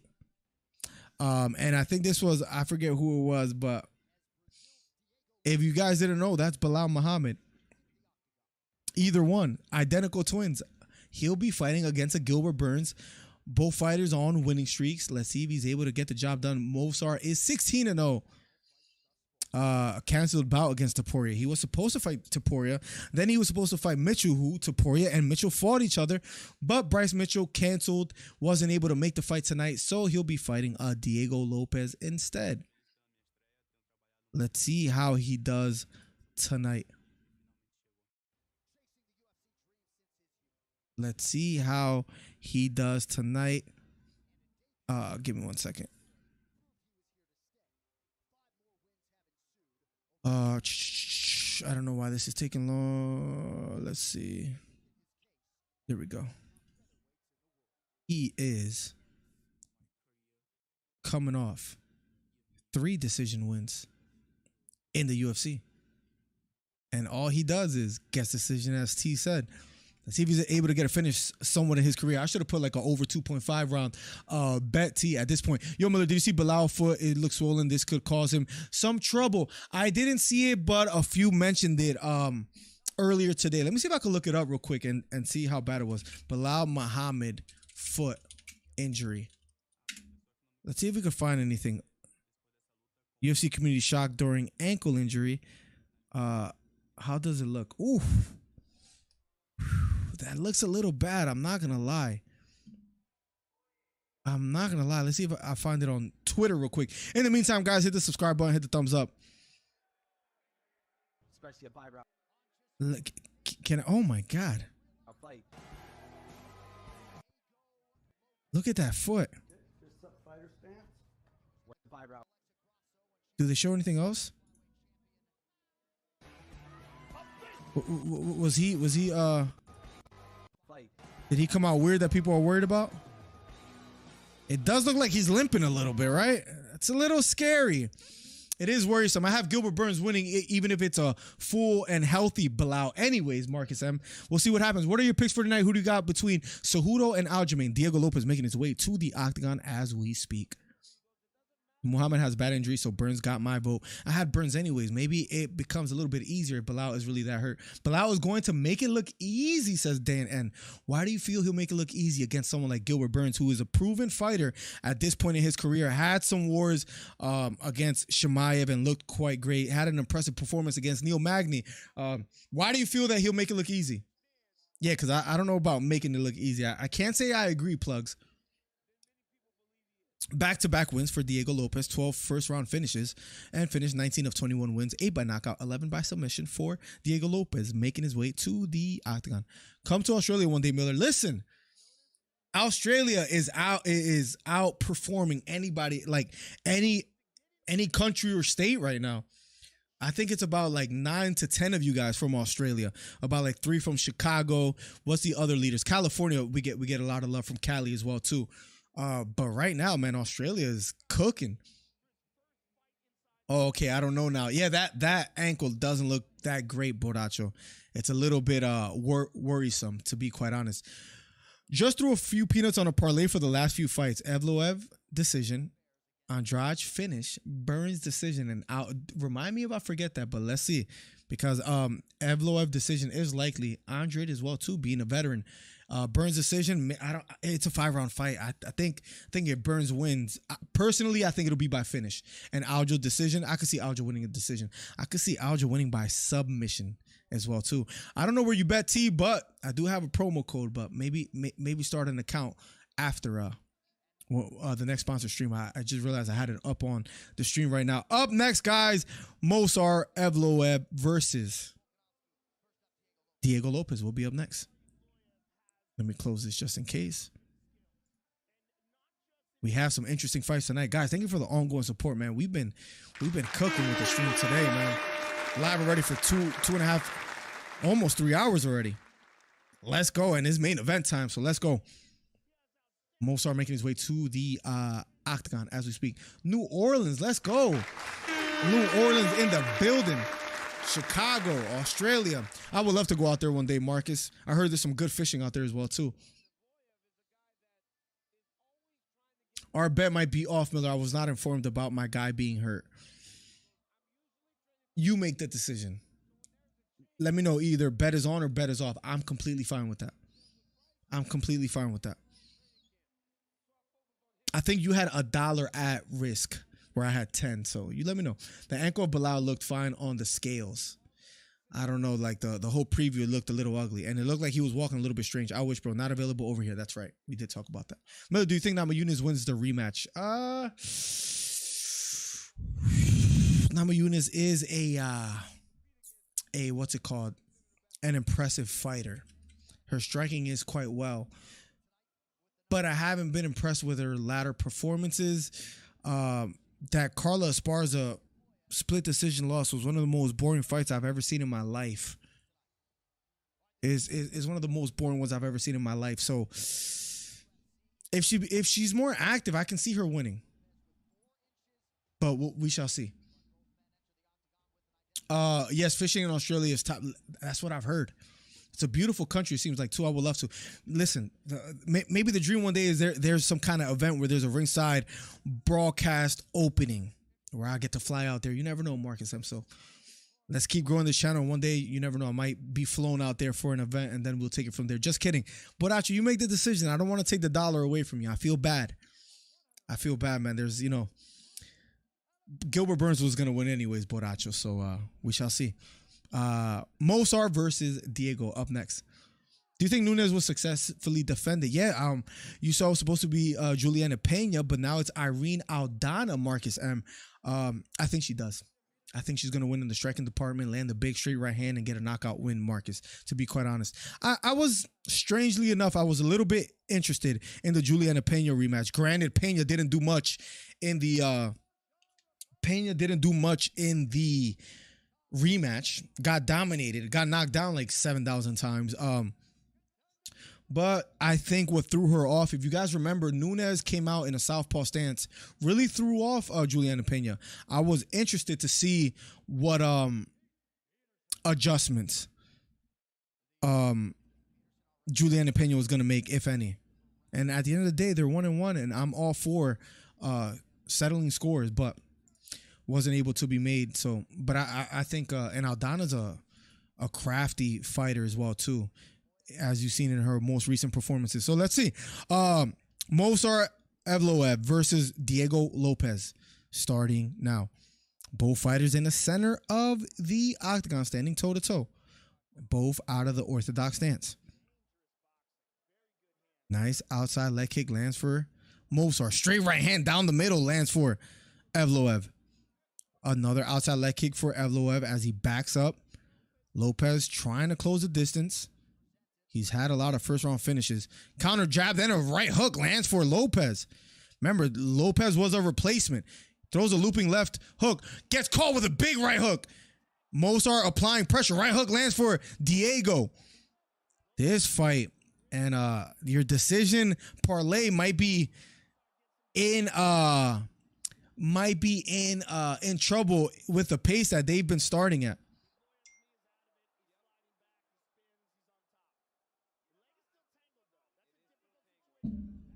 Nice right elbow from the bottom for Evloev. He's on the bottom, maybe going for a heel hook attempt.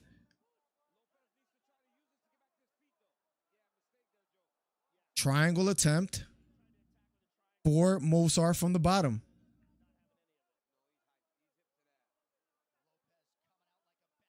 Movsar being patient on the bottom in closed guard. Lopez on top, trying to land some strikes from the full guard. Right hook to the head lands for Evloev. Evloev still on top in the closed guard of Lopez. Opening the guard is Lopez, the decision master, as said by T. Here we go. Round number 1 of a schedule 3. Movsar on the top, trying to control the head. Maybe break the guard here and pass the guard, but has to do some work. Left hooks to the body. As he's still on the top, applying a lot of top pressure. Nice short elbow from the bottom for Diego. Trying to get the guard up higher. Maybe going for a triangle here. Is Diego from the bottom here. Trying to create an angle. The lock is not tight enough. Posturing up is Movsar. Nice hammer fist for Diego from the top. Another hammer fist. Left hammer fist to the head. 2 of them landing. Diego lets it go. Didn't have the correct angle. Nice left hook to the head from the top from Movsar. Kicking against the cage is Diego. Has a triangle again. Maybe going for an armbar here. Extending it. Extending the arm. Movsar in trouble. Diego being the substitute, the fill-in. Can he get it done? Extending the arm. Lets it go. Lets it go. Beautiful submission attempt for Diego. But he lets it go.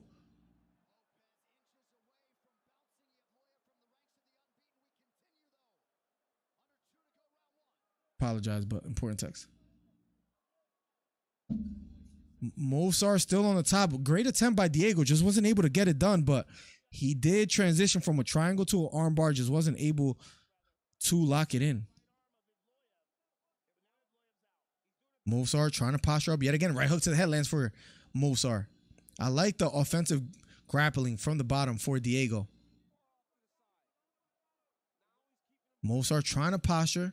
Trying to break the guard of Lopez. Lopez doing a good job controlling the posture, pulling on the head with his left arm. Kicking off the cage is what he did earlier to create the angle for the triangle. Right hook to the head lands flush for Movsar. Big right hook to the head from Movsar. From the top here. Diego Lopez still on the bottom. Round 1. 45 seconds left on the clock, ladies and gentlemen. Kicking off the cage yet again. Trying to get that triangle attempt. Trying to extend for the arm again is Diego. Maybe another armbar attempt, trying to control. Big left hook to the head for Movsar. Another left hook to the head, but he's trying to defend the arm. 20 seconds left. Can Diego work from here? Credit to Lopez for trying to go for some submission attempts, but some hooks landed flush for Movsar as well, too. Tough round. I mean, how do you score this round? 3 seconds left on the clock. Left, man, he has a tight triangle, but just not enough seconds left. He went for about 3 to 4 submissions. I might have to go Diego. Although being on the bottom for that round, tough round to call, in my opinion, because he was being somewhat more offensive. There was some left hooks landed to the head. I will admit, but still. Diego Lopez, very offensive. Remember, he filled in for Bryce Mitchell. Movsar was the favorite. Can he shock the masses and get the job done tonight? It's been like a year since Rose fought. Yeah, and one of the most boring fights in history, too. Go to UFC card next week. I gotta look at it. I forget who's on it. I saw that they showed a preview. I'm just a Bilal fan. I respect it, Dan, and root for your guy. I respect it. If Bilal pulls this off, I know everyone will switch up. That's how MMA fans are. Says GJ12. I mean, it happens all the time, right? A lot of people had Pereira winning and then they switched up, right? Gracie versus Ryan Hall should be next at this point, right? Just make it a grappling match. They should go with a 1FC. Pereira's asking for a trilogy. How do you think that goes, Miller? I thought that's what should have happened initially, but the steam kind of came off when Izzy didn't want to give him that. So, and we'll talk about that right after this. Control versus offense. But again, 4 submission attempts, 1 looking pretty tight. It's tough. There wasn't that. I mean, the control didn't impress me as much as the submission attempts because that it was a pretty deep armbar. It seemed like big right hook lands over the top for Movsar. Here we are in round number 2 of a schedule 3. Left hook lands for Evloev and a left hook lands for Lopez simultaneously. Straight right hand lands for Movsar as he presses forward. Looping right hook, uppercut thrown by Movsar, this time missing. Or by Diego, I'm sorry, this time missing. Big right hook over the top lands for Movsar. Counter left hook thrown by Diego, this time missing. Gets caught with a jab by Evloev. Evloev walking forward. Evloev circling to his left. Nice short right hook lands for Evloev. #1 commentary channel on YouTube. If you haven't already, hit the subscribe button, hit the thumbs up. Big right hook lands for Diego. Movsar rocks back. 1-1-2 thrown by Movsar, not quite landing, blocked by Diego. Jab thrown by Movsar, this time missing. Evloev trying to be active, number 10th ranked fighter in the featherweight division. Movsar walking forward, being a stalker. Lopez backing off just a bit. Head kick thrown by Evloev, this time missing. Spinning back kick thrown by Evloev, this time missing again. Diego came to fight tonight, ladies and gentlemen. Jab thrown by Evloev, this time missing. Double jab thrown by Movsar, trying to be more active. Looping right uppercut thrown by Diego. That misses. Movsar now pressing forward. Beautiful jab lands down the middle for Evloev. A jab, then a straight right hand lands flush for Movsar. Diego taking these punches quite well, but got caught there. 3 minutes and 15 seconds left. Looping left hook thrown by Movsar, this time missing as well. I need a more comfortable chair, ladies and gentlemen. Right hook lands for Movsar. Counter right hook misses for Diego. Straight right hand lands for Evloev again. Left hook lands for Movsar, but a right hook lands for Diego. Diego standing tall, standing out of the southpaw stance now, backing off just a bit. Outside leg kick thrown by Movsar, this time missing. But credit to Diego standing in the pocket, getting hit with some bombs. Takedown attempt for Movsar, this time doesn't get it. They break away back near the center of the octagon. 2 minutes and 35 seconds left. 1-1-2. The 2 lands for Evloev. Straight right hand to the body lands for Evloev. He's applying beautiful pressure here. Calculated in his striking. Left hook upstairs lands for Diego. Then a jab lands upstairs for both fighters simultaneously. Jab lands for Movsar. Now he's going for a takedown. And he gets the takedown here in the second round. About a little halfway through. And now Diego on the bottom in full guard. Let's see if Diego could be offensive again. He was able to be quite offensive in the first round. Trying to kick off the hips. Beautiful straight right hand and a left hook to the head for Movsar off the top. You might be getting the decision that you were anticipating, T. Because so far now Movsar on top, gaining some ground control time. overhook on the left side for Lopez on the bottom. And he has Movsar Evloev in the full guard. Have an interesting fight. Controlling the posture is Diego Lopez on the bottom. Still controlling the posture. Nice right hooks to the body for Evloev here. Then a right hook to the head. He's hook to the body, hook to the head for Evloev on top. Being way more active here in the second round as far as the top control. Straight right hand lands flush on the chin of Diego Lopez. Right hook to the head again for Evloev. Being much more successful here on the top. Throwing up a triangle attempt, but this time doesn't get it. Right hook to the head. Straight right hand to the head for Evloev. Straight right hook to the body, then a right hook to the head for Evloev. In the last minute, it has all been Movsar Evloev here. Closing seconds of the second round. 35 seconds left. Evloev on top.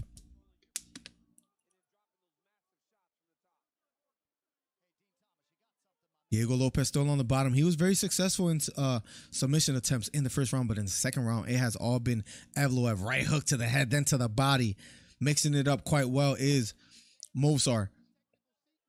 13 seconds left in the second round. Will Diego Lopez survive here? Closing seconds. Second round. He's on the bottom in half guard now.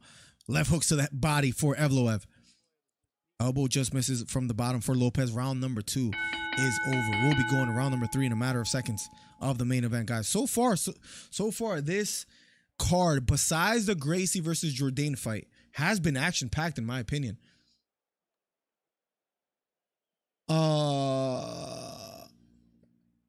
Yeah, and PFL plugs, says Mike Pereira. I personally wanted that fight because there's no clear contender for Adesanya in the middleweight division. So why not just run it back? Now, how that plays out is tough, man. They're 1-1 in MMA. It was a pretty brutal knockout in the last fight for Adesanya.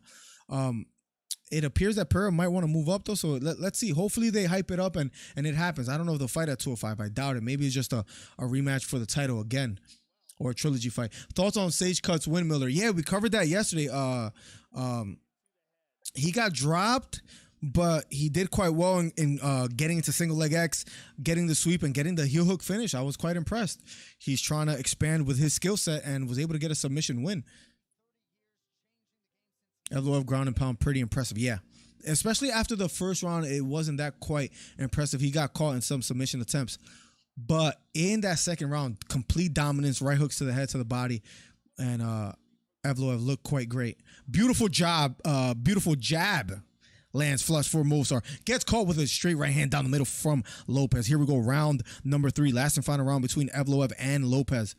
Movsar walking forward, looking for an opening. Left hook to the body lands for Lopez, but he gets caught with a jab down the middle by Evloev. Evloev walking forward. Right hook lands flush for Evloev. Then another left hook lands for Evloev. Movsar being patient, picking his shots, doing a beautiful job.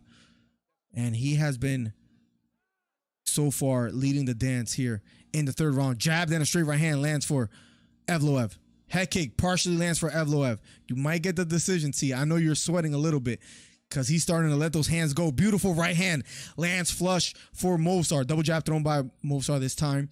Missing. Body strikes 43 for Evloev, 2 for Lopez. Beautiful right hook counter lands for Lopez. Lopez appears to have some power behind his shots, but having a tough time finding the mark. Movsar walking forward, straight right hand, this time just missing. Beautiful jab down the middle, lands flush for Movsar. Double jab, the second one lands for Evloev. Straight right hand after jab, again lands for Evloev, and he has been picking Diego Lopez apart so far here in the third round. 3 minutes and 20 seconds left on the clock. Short right elbow out of the clinch for Evloev. Diego's back against the cage. Level changing, going for the takedown. Gets the takedown again. Then a right hook to the head. Another right hook to the head for Evloev. T is sweating bullets right now. Right hook to the head for Movsar, now he has the body lock. Maybe gonna take the back of Diego Lopez. Drags him to the canvas. Lopez doing a good job springing back up to his feet. Trying to fight the hands off. Movsar on the back of Lopez. Has the body lock. Movsar trying to attack the back here. Lopez head against the cage, fighting the hands of Evloev. #1 commentary channel on YouTube. Hit the subscribe button, hit the thumbs up if you haven't already. Nice elbow by Lopez. Elbow again for Lopez. Left kick to the head for Evloev. He still has the body lock. Diego Lopez doing a good job of circling towards Movsar. Now maybe going for a Kimura lock here. Trying to fight that Kimura lock. Selling out for that Kimura, trying to get it to the behind the head. Movsar doing a good job extending that arm. Has to be careful here. And Lopez lands on the back, using that Kimura lock to get towards the back. Still trying to cinch that up here. He has 1 minute and 25 seconds to work with. He lets it go. Beautiful job by Evloev getting out of there. He was in danger for a second. Lopez back near the cage. Deep left underhook for Evloev. Left knee to the head, lands flush for Evloev. And he's level changing again, going for a takedown. And again, Diego Lopez trying to fight the hands, maybe trying to use that Kimura lock yet again. Lopez maybe trying to get that Kimura lock yet again, trying to turn it again. This time not able to do so. Selling out for that Kimura lock is Diego. 38 seconds left. Trying to sweep him now. Has to be careful for this knee bar. Movsar has to be careful. Now, changing it to a knee bar is past the knee line. Diego with 22 seconds to work with. Does he have enough time? It's going to be tough. Left hook to the head, lands flush for Movsar. 10 seconds left. Extending that leg still. Going for that knee bar. Evloev was in some sort of pain. Extending it is Evloev. Or is Lopez. Evloev shaking his head.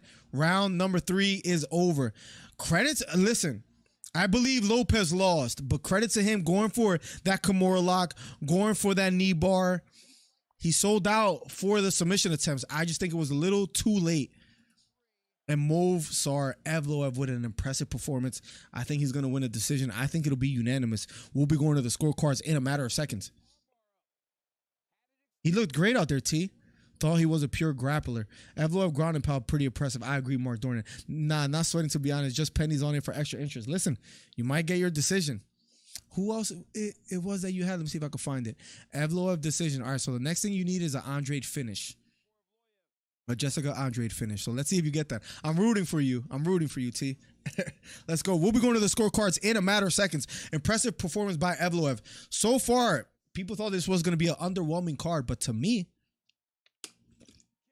the preliminaries are great. The main event, that fight was a great fight to watch. The only fight that was underwhelming was that Gracie versus Jourdain fight, and I think we could blame Gracie for that, right?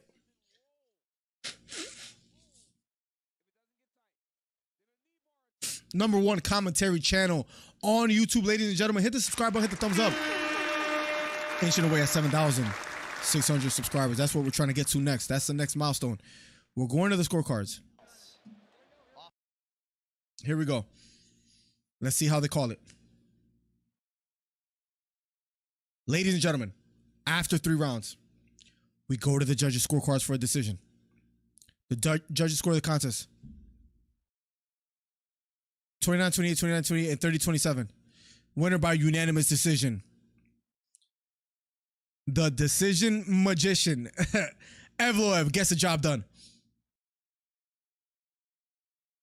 I think Bryce lucky he didn't have to fight Evloev. In fact, Lopez would have given him problems too. Well said. both fighters quite dangerous in their approach and in their fighting skills. They could have gave Mitchell problems, especially Evloev. That was when Bryce Mitchell was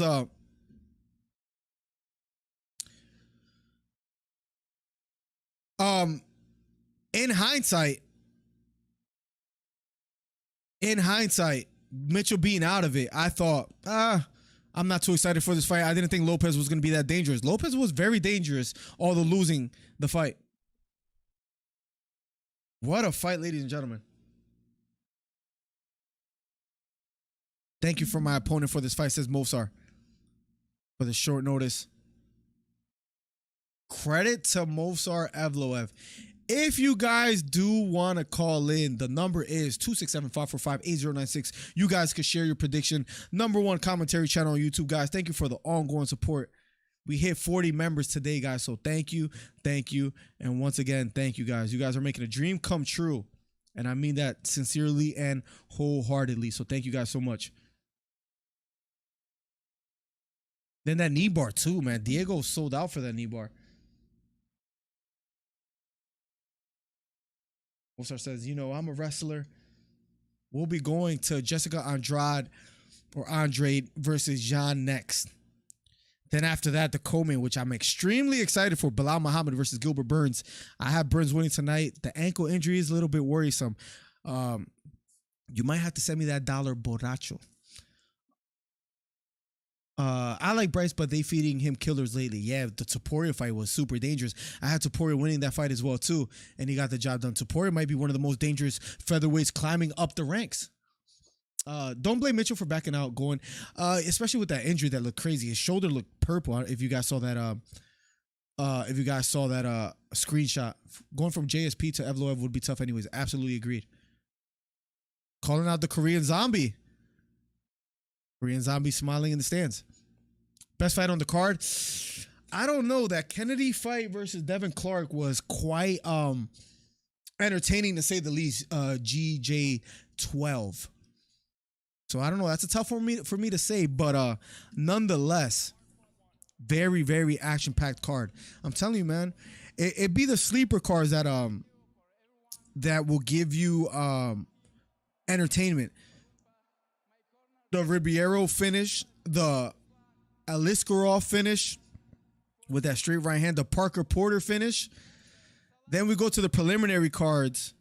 Virna versus Marino wasn't the most entertaining fight, but the Williams versus Bedoya was a great fight. I thought Bedoya should have won 2-1 a decision, but I thought he got somewhat robbed. The Kennedy versus Devin Clark fight. That submission, that guillotine in the second round. And Kennedy landing some big blows and Kennedy being hurt in the first round. Great fight. Then what about the Matt Frevola versus Drew Dober fight, ladies and gentlemen? So far, as far as the fights that we've been able to watch, great. The only one that was very boring was Gracie versus Charles Jourdain. But up next will be Jessica Andrade versus Jourdain will be up next. Irina Aldana in the stands. If you guys are aware, she's getting the shot next versus Amanda Nunes. So I can't wait. But up next, Andrade versus Jourdain will be up next.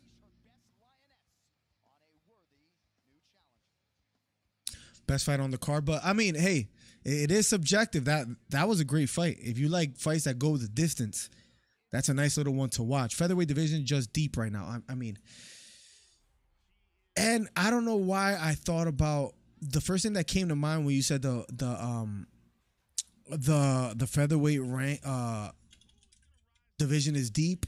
What do you do with Max Holloway? Yeah, he had a great, impressive performance in his last fight against Arnold Allen, but what do you do with Holloway? Or what do you do if you're Holloway? Do you move up at this point? Holloway looked great, but with as impressive performance that Holloway had, I just don't see him beating Volkanovski. With all that said, what do? Do you go up? Do you go up and wait to lightweight? Do you think Holloway does well there, or do you think go for the title shot again? Do we want to see a Holloway versus Volkanovski 4? questions that need to be answered, ladies and gentlemen. 267-545-8096 if you want to call in and share your predictions on Bilal Muhammad versus Gilbert Burns. And the main event between Aljamain Sterling and Henry Cejudo. If you guys want to share your predictions, please do so and call in at 267-545-8096. You are welcome to do so. Bilal's injury, that ankle injury, looks a little bit worrisome. That UFC 289 card in June 10th is Nunes versus Aldana, and also Dariush versus Oliveira. So I can't be mad at it. Yeah, it's been the best division for me the last few years. Talent-wise, I think Volkanovski is just ahead of the pack, but as far as best division talent-wise, I know you have Topuria, Emme, Arnold Allen. There's some good names. But I think I have to go with the bantamweight division, the most interesting, the most packed division to me. Listen, you got Sean O'Malley, you got Cejudo, you got Sterling, you got Merab Dvalishvili. Whatever you think about him, at the end of the day, he is a dangerous fighter at the 135 division. You got Piotr Jan, you got Corey Sandhagen that against Chito Vera looked exceptional. To me, my favorite division, maybe in boxing and the UFC, is 135 division. Yair rematch when he loses to Volk, says T. Yair might get that shot against Volk, yeah. And I would like to make a claim that Yair has a chance against Volkanovski. I would love to be the guy to be like, listen, I think he has a real chance. I think Volkanovski wins. The unorthodox approach of Yair Rodriguez, I don't think it's going to be enough to, although it is impressive, I don't think it's going to be enough to beat Volkanovski. I think he's just ahead of the pack. Women's MMA still lagging behind. Dana was right. I enjoy it just as much as a WNBA, says George. Shout the season, man. Bantamweight division, just boring, especially if Aljo wins because of Merab. Do you like Aljo versus Sean O'Malley, or you don't like that fight? Or do you like Cejudo O'Malley if Cejudo wins, T? I don't know if Umar Nurmagomedov is underrated as much as people are going to be ducking him. I think he could potentially be a future champ. That man is dangerous and special. The combination he landed in his last win was just, the timing on it was just exceptional. I think he's going to be the future. We covered his last fight. Umar is, could climb up the ranks quite impressively and get the win. Jessica Andrade versus Jean up next. 16-3, Jan versus Andrade, 24-10. Andrade being the number 4th ranked fighter in the division, Jan being the number 6th ranked fighter. Calvin Kattar, Emmett, Volk, Holloway, Yair, Arnold, just to name a few. There are some great names in the featherweight division, so you might be right.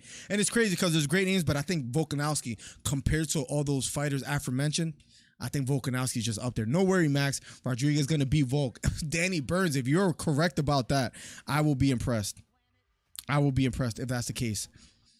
I don't think that's exactly how it's going to play out, but I would be quite impressed if Yair gets it done. And that'll make the division refreshing, right? I mean, if Volkanovski beats Yair, then who do you give Volkanovski to? Like, or who do you feed to Volkanovski? Do you do Topuria? I don't think Topuria is ready. As much as I love Topuria, I picked him to beat Mitchell.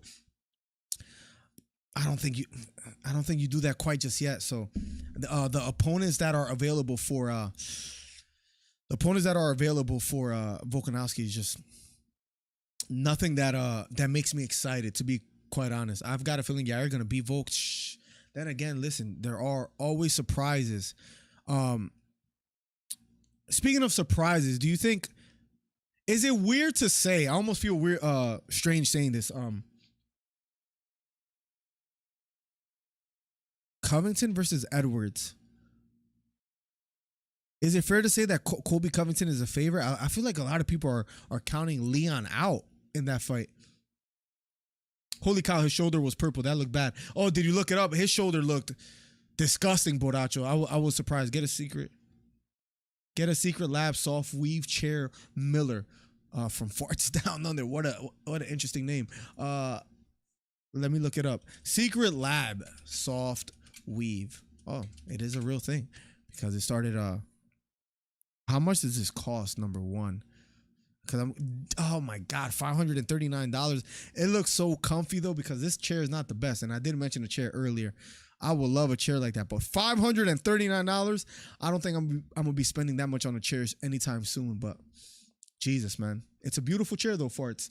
I've got a feeling that Volk is going to walk through Pantera, and I love both fighters. Listen, I think Volk is just levels ahead, man, against anyone in that division. Kobe wins for sure, says George. Listen, that might be the case. Give me 1 second. I'll be right back. In the meantime, if you're new here, subscribe. #1 commentary channel on YouTube. Gonna get a water bottle. The next fight will be Jessica Andrade versus Jan. And then after that, the co-main between Bilal and Gilbert Burns. We will be accepting live callers. We'll be right back.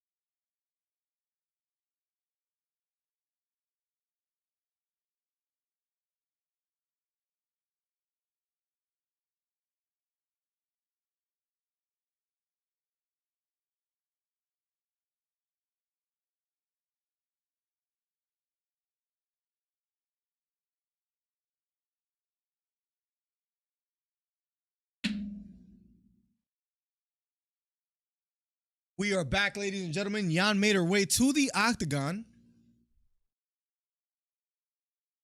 That chair looks looks super comfortable, by the way. But $500 something, that's gonna be a little tough. Kobe wins for sure, says George. I feel like I can't count out Leon as much as I'm tempted to do so with the chain wrestling of Kobe. Yeah, that shoulder was bad. Borracho. Volk is a great champ. Hard to not like the guy. And hard to believe that anybody could beat him in the featherweight division. I just can't see it happening. Yo, what's going on? Just got back from bowling. My guy, Hito, in the building with the gold glove. The man, the myth, the legend. Thank you so much for supporting Hito. Bilal loses tonight. Cejudo loses tonight. You're going to owe me 10, Hito. I think Leon has a good chance. I agree. Take donation on channel, says Farts Down Under. Come on, man. You can't leave when the women are going to fight. George exits the room. Listen, maybe I feel like it's like the WNBA as well, too, like you said. No, I'm just kidding. I actually like the women's division. And Nunes versus Irene Aldana, speaking of the women's division, is something I'm interested in. Would anyone else be interested in donating for Miller's new chair? I appreciate it, Farts Down Under. The profit.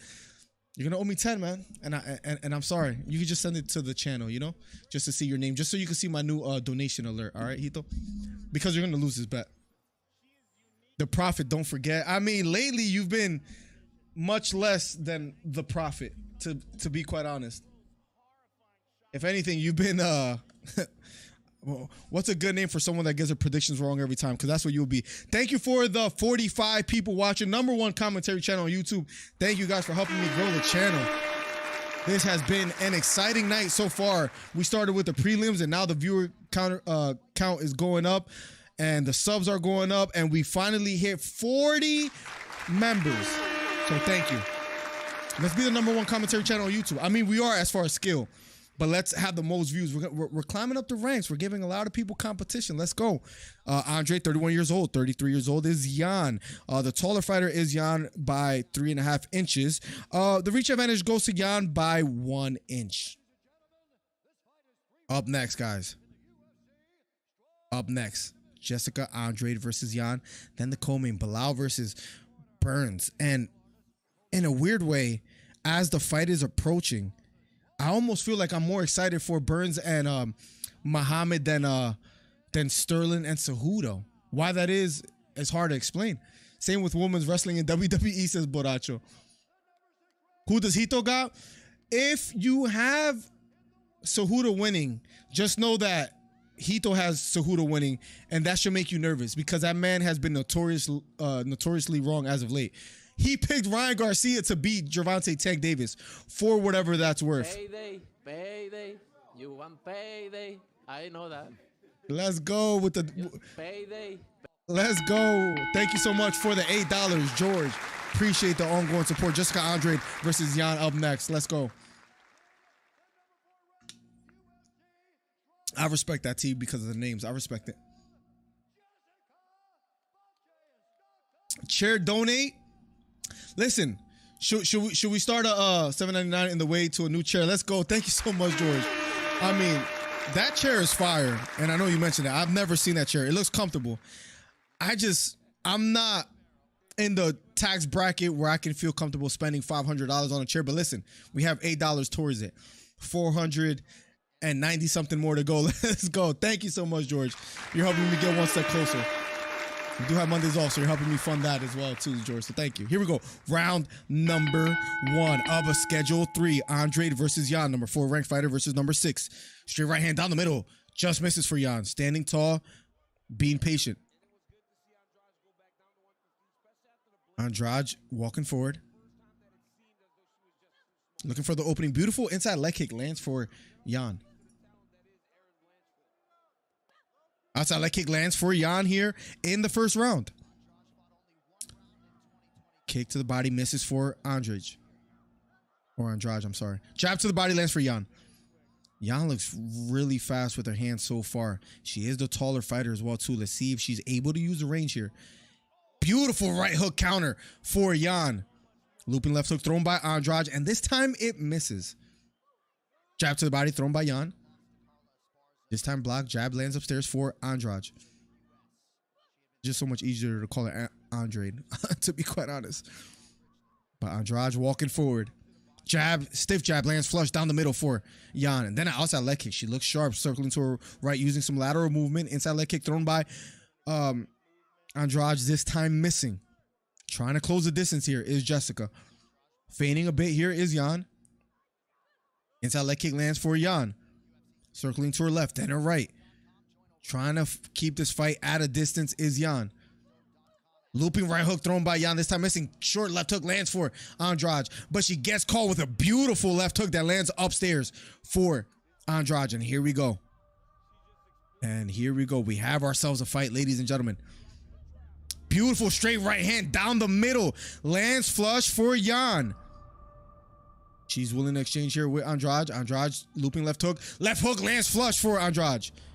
She threw 3 in a row and the third one landed. Credit to her as she tries to close the distance here.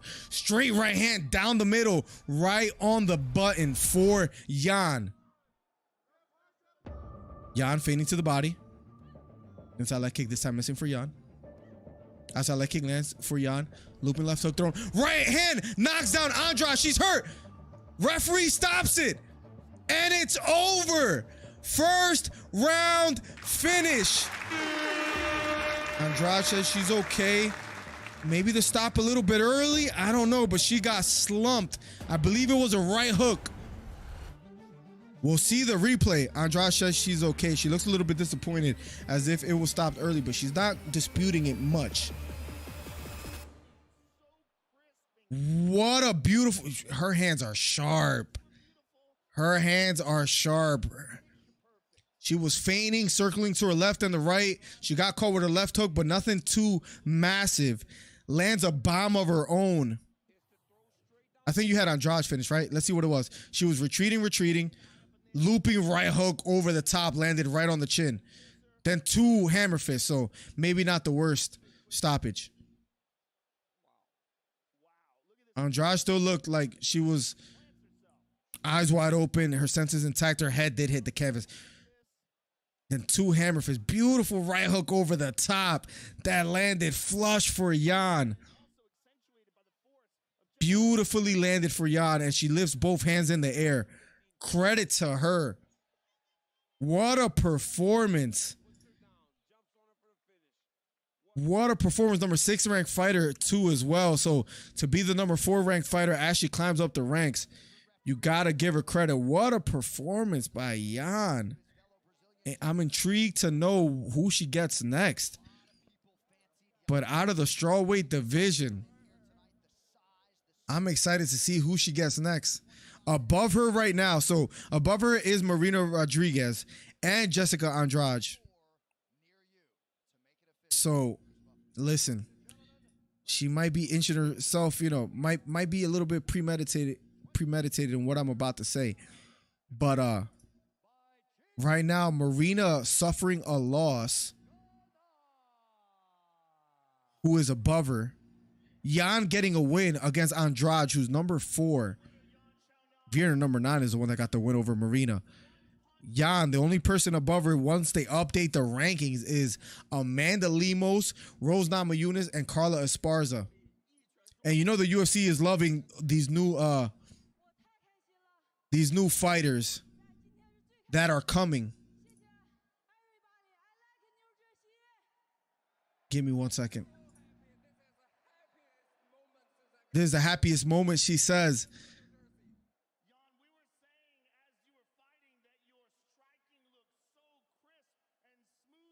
We know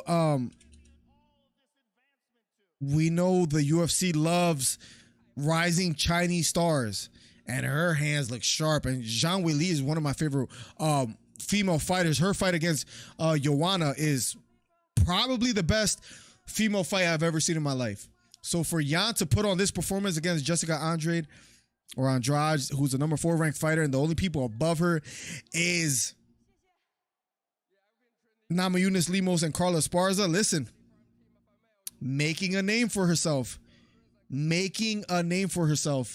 $20 by Ray Melendez, and it isn't. Payday. I know that. We want payday. We want payday. Thank you so much for the 20. You didn't have to do that, but you did. Thank you so much, man. Appreciate you. I thought you were trolling me earlier. I really thought it was you. Thank you so much for the 20. That's my brother-in-law right there, man. I taught him everything he knows about basketball, for the record. He probably regrets sending the 20 after I said that. But I appreciate you, man. Thank you so much, man. Sorry that I had to come downstairs while you guys were upstairs. It was great hanging out with you guys. Come back soon. Thank you so much for the $20 and for the support, man. Thank you. She beats Mackenzie Dern and Jessica Andrade as she climbs up the ranks. She has lost to Carla Esparza and Marina Rodriguez, but it's the same way. She reminds me of Zhang Weili. Zhang Weili took a few losses, once in Namajunas as well, and she improved, and the way she beat her in the rematch. Jan, her hands look sharp. Let's see who she gets next. Rhonda says Jan is scary. Her striking, man. If she could keep it striking. Let me actually back up because I am reading upside down. And that $20 will go towards the chair fund. So thank you, Ray. We have $28 towards it. Let's go. No, got Aljo. I just think Aljo is too big. Gotcha. It's probably because they're more on the line with the Burns versus Bilal fight rather than Cejudo versus Sterling. You think so? There's more on the line? I mean, you have Sterling's legacy on the line. If he doesn't beat Cejudo, it's like, who did he really beat? That's impressive. On the real, got to watch a movie with the wife. So if Aljo, for some odd reason, wins, I'll get you your money. I never dug, but I gotta be out. Have a good stream. All good, Hito. Sorry that I read that so late. Enjoy moving out with the wifey, man. Appreciate your support. All jokes aside, so thank you. This ain't lasting long. You were right, Mike Dornan. Am I the only one who realizes that refs call women's fight earlier? Don't let them go out on their shields. It seems that way as well, too. Absolutely, because he could have let it go a bit longer. He could have. Where is this girl from? She's an actor. I think from what's that show? Euphoria, right? But she's in the stands. Don Fry, a UFC Hall of Famer, in the stands as well, too. The governor from New Jersey, the 56th governor, in the stands, and he's getting booed as the people laugh. Jamal Hill's laughing. But he gets cheers. Gotta respect it. Let's go. Thank you again for the 20, Ray. Very true. Always call it off fast rounder. Now we get that Chinese war. Imagine a Zhang Wei Li. That will sell quite well, in my opinion. The strawweight champions. We have a phone call, ladies and gentlemen. Let me pick up real quick. 609. Oh, boy. Oh, boy. Oh, boy. Now on the line, guys, before the co-main. Hito, you are live on the channel. What's up, bro? Just a quick question for you. How do you think Aljo wins the night? I'm glad you asked, Hito. Send it back. It was a mistake. Sorry. Finders keepers are Ray Melendez. Hito, let me tell you exactly what's going to happen, okay? So I can make a short of this. So I'll look dead at the camera. Sterling is going to be the first one to go for a takedown, Hito. Remember that. And he's going to be stuffed early, and it's going to be the Marab. He's going to be the one spamming takedown early. If Cejudo's going to go for a takedown, if there's going to be a scramble,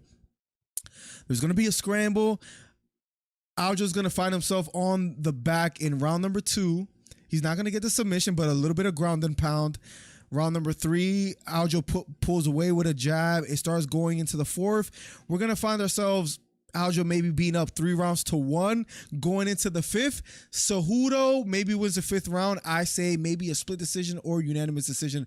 3-2 for Aljamain Sterling. You heard it here first. Hito, you can share your thoughts on how you think it's going to play out, even though I already told you exactly what's going to happen. So Aljo is not taking that man down. Henry has a 93% takedown defense, so we're just going to shut that down. He's never faced anyone as big as Sterling. His striking is the same weight, all right? So he's just taller, but you know what it means. He's skinnier. And you've seen that before too. Like when you guys are matching up in weight, like these guys that are taller, they struggle with the shorter guys every time. You look at Ryan Garcia, for example. I know it's a completely different sport, but that doesn't always make the difference. He would have to get a lucky submission, hopefully, to beat Cejudo. Cejudo wins unanimous decision, 4-1, easy. You bring a very good point. The shorter versus taller fighter. The first one that comes to mind for some odd reason is Jan versus Sandhagen, where Jan had more power. Cejudo does have power in those hands too, and he could make him pay where he just lands the bigger shots. In just about every category is better than Aljo. Striking defense, takedowns, takedown defense. Maybe significant strikes per minute. Slightly, but barely. But everything else is in Cejudo's favor. You know what I mean? You guys are sleeping on the boy. I know he's taking some time off, but that experience matters. And Aljo ain't go against another. Wrestling wins this sport, okay? So going against these other guys are like fighters and boxers and all that. So that's cute. But wrestling dominates this sport. And who better than Cejudo? Let me quickly educate you on 2 points real quick, Hito. Number 1. Cejudo is 3 years removed, so you might say that Cejudo does have that advantage as far as like all around better fighter, but he is 3 years removed. I believe that will play somewhat of a factor. And number 2, Sterling has been way more active, and I think that's gonna show in this fight. And wrestling. Those are 2 points you brought up to me that aren't stats. He's 3 years removed. That's a fact. Like he hasn't fought in 3 years, Cejudo-wise. Mm-hmm. Yeah, that's true. I mean, but that doesn't necessarily mean anything. It's not like he hasn't been active. It's not like he hasn't been training these guys, like let's say John Jones or whoever. Like he's been active. It's not like the guy hasn't been doing shit this whole 3 years. So true. he just hasn't been in the actual ring. one more point I have to tell you. I completely forgot, and I feel like people are not mentioning this, Hito. Sterling trains with Merab, right? For some reason, people haven't brought that up, but I think that's going to help him immensely with the chain wrestling and defending. I think we're going to see Sterling stuff takedowns, maybe even scramble and find himself on top as well too. I think Merab being in his corner and being his teammate is going to be a huge help, and that's going to show where you're going to see that chain wrestling, and Sterling maybe doing better than Cejudo in wrestling. I know that sounds crazy. I almost feel silly saying it. To that, what do you say, Hito? I don't appreciate you supporting this cornball. We need to get these cornballs out the UFC and getting people to sell pay-per-views and elevating the sport, other than just like watching these cornball wins and have these cornball speeches. But that's what you like. You like cornballs. I get it. Oh fine. Man. I appreciate your opinion, but I think you're wrong on this one. And later on tonight, we'll see. And last thing I gotta say is stop ducking my Instagram DMs, man. You're ducking me. Watch my reel. I haven't checked it. Oh no, I put him on mute. This guy Hito will send you. I don't even know how to explain it. Hito, thank you so much for the call. I don't want to take time away from you and your wife. I know you guys are gonna hang out. Thank you, bro, for the ongoing support. Honestly, you're wrong, and you're gonna send me $10, and that's okay. But if not, I'll send you the Cash App. Much love, man. Bye. My guy Hito, the man, the myth, the legend, Steve Williams, a chat legend. Says, what's good, Miller Steve? I hope you're doing good in Gilroy, California. Oakland is Sacktown, the Bay Area and back down. Cali is where they put they Mac down. Give me love. That might have been a little loud in your guys' ears. Gilbert Burns making his way to the octagon. Steve, much love. Great to see you here in the chat, man. I appreciate you, man. Send it back. It was a mistake. I mean, $1.99. Got you, man. Just wait on it, man. You'll see it in your Cash App. Just keep looking at it every hour, Ray. It'll be there. Believe me. Don Fry is a legend. Says Borracho. You saw him in the stands. Let's go. Turn on volume on caller. Thank you so much for telling me that, because I did. Is the co-main next? Yes, sir. The co-main is up next, ladies and gentlemen. Gilbert Burns making his way to the octagon. It was a cool call by Hito. Maybe we'll make a short out of that. Thank you so much, Hito, for calling. I'm going to close the lines as far as the call-ins. We'll have call-ins after the Gilbert Burns versus Bilal Muhammad fight. Real free links, anyone, please. Sorry, Adam Spencer. We're doing what the title says. That's a live stream commentary. Both of Cejudo's previous bantamweight wins have. I don't understand the question, T. What was the question again? What was the actual question? As far as his most recent wins, it was Moraes who hurt Cejudo. Dominic Cruz by TKO, but that was back in May 9th, 2020. 3 days away from being a 3 years absence. And I know Cejudo has been expressing multiple times, I feel better than I've ever felt before. How many people have said that? You saw TJ Dillashaw saying something along the same lines, and that guy had a bump shoulder. His job is to sell the fight. He could be telling the truth, but at the end of the day, 3 years removed, I do think that's gonna play a factor, and I could eat my words. That is very fair. I could be eating my words surely enough. We'll find out. 121 votes. You guys have 71% for Gilbert Burns, 29% for Bilal Muhammad. We'll find out shortly if the majority of you guys were right or if you guys were wrong.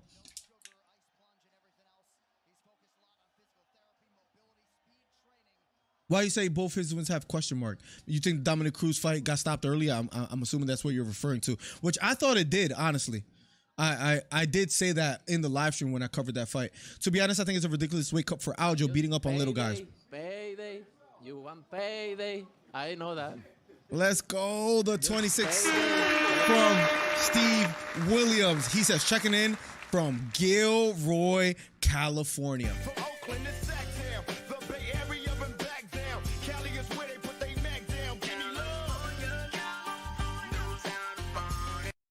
Thank you so much, Steve. That's a chat legend right there, my guy Steve. It's always great to have you, man. Hope you're doing well. I hope you're selling a bunch of cars, and I hope you get home safely when you finish work, because every time we talk, I feel like you're just leaving the office and you're putting in that work. So thank you so much for the ongoing support. Shout out to you and the family and everybody. Hope you're doing well, man. Appreciate you. Both of Cejudo's previous bantamweight wins. Oh, gosh. To be honest, I think it's a ridiculous weight. I mean, he is big for the division, and if he wins tonight, I think he moves up. If he loses, I don't know exactly what he does. Maybe he moves up either way, George. Because he has complained about the weight cut before and wanting and needing a break, right? So you might be onto something there. He makes the weight though every time. Great point. If you make the weight, you make the weight, right? It is a little bit ridiculous how much people drain themselves, but if you make the weight, you make the weight. See, no, I'm sorry with the with how I just didn't understand it at first. But yeah, it's fair to say they've been somewhat of questionable, to say the least. That Dominic Cruz fight, I think it was a left straight that he landed down the middle that hurt Cruz, but I thought it was a little bit early. That's when Dominic Cruz basically said that the ref smelled like cigarettes. Dominic Cruz is a legend. Bilal, second longest active unbeaten streak in UFC welterweight division with 9. Second highest takedown defense in UFC welterweight history. Bilal making his way to the octagon.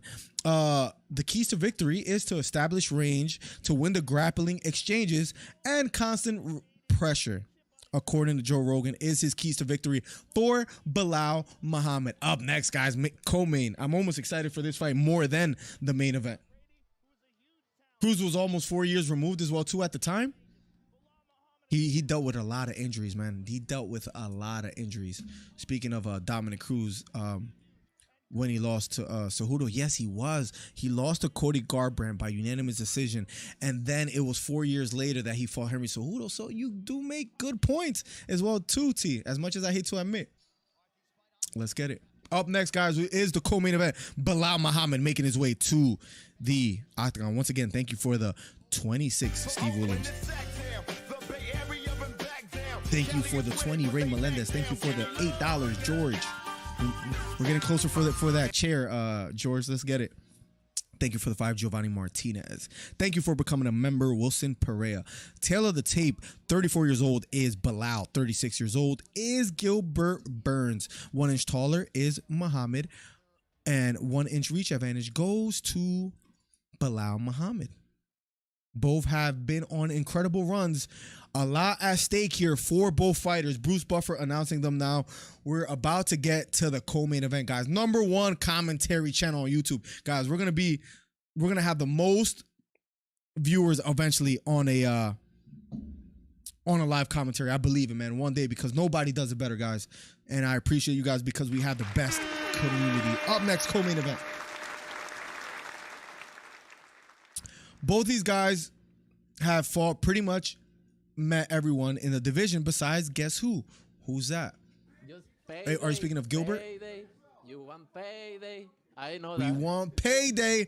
Burns by foot stomp. Gilbert Usman? Is that what you're calling him right now, George?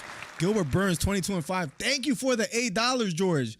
Another donation coming through from my guy, George, with the $8. Thank you, man. You guys are helping me make a dream come true with all the donations. I appreciate you guys. Let's go, Burns, says John. John is always lurking around and hanging out. What's up, John? Welcome to the stream. Thank you for rocking out with us and always being around. Cejudo TKO 4th round, says Ray. Ray saw a couple clips of Cejudo and he was convinced with the wrestling of Cejudo that he's going to get it done. Ray, I'm here to tell you that you are wrong. And we'll find out shortly. And if I'm wrong, I'm just going to end the stream without any explanation. Bilal Masterclass incoming, says Dan N. Listen, it could very well be true. The ankle injury is a little bit worrisome as well, too, that people have brought up to our attention. Then, since then, Moraes is, 1-8? He's one of the fastest starters as far as, like, in the octagon. So then, like, if you get past the first round, then you'll be all right against him. The Cole be interesting. Because Bilal has a foot injury. Easy money, says George. Let's get it. Round #1 underway shortly. The co-main event. Thank you guys for all the support. Appreciate you guys. Here we go. They stand toe-to-toe. Round #1. Bilal. Gilbert Burns standing toe-to-toe. This is a 5-round fight. #4th ranked fighter Bilal. #5 ranked fighter in Gilbert Burns. Standing toe-to-toe, center of the octagon, both in the orthodox stance. Muhammad wearing green. Burns wearing yellow. I'm so excited for this fight, ladies and gentlemen. Let's go. Standing toe-to-toe, straight right hand thrown by Burns, not quite landing. Both fighters being very patient. Lateral movement used by Burns, circling to his left. Feigning is Gilbert Burns. Bilal feigning a leg kick, not quite letting his legs go quite just yet. First round, almost a minute passed in the first round. Not much action so far. Fading to the body is Gilbert Burns. Left straight to the body, thrown by Burns, by Bilal, not quite landing. Bilal circling to his right. Bilal switching to orthodox stance. Throws a jab, doesn't quite land. I think the jab is key for him. That's one of my keys. If he can establish that jab early against Burns, I think that is what will work for him best. Head kick thrown by Bilal, this time blocked by Gilbert Burns. #1 commentary channel on YouTube. Hit the subscribe button and share the video. Helps the channel out immensely. Beautiful jab down the middle. Lands for Bilal Muhammad. Jab thrown upstairs by Gilbert Burns, this time not quite landing. Left straight down the middle.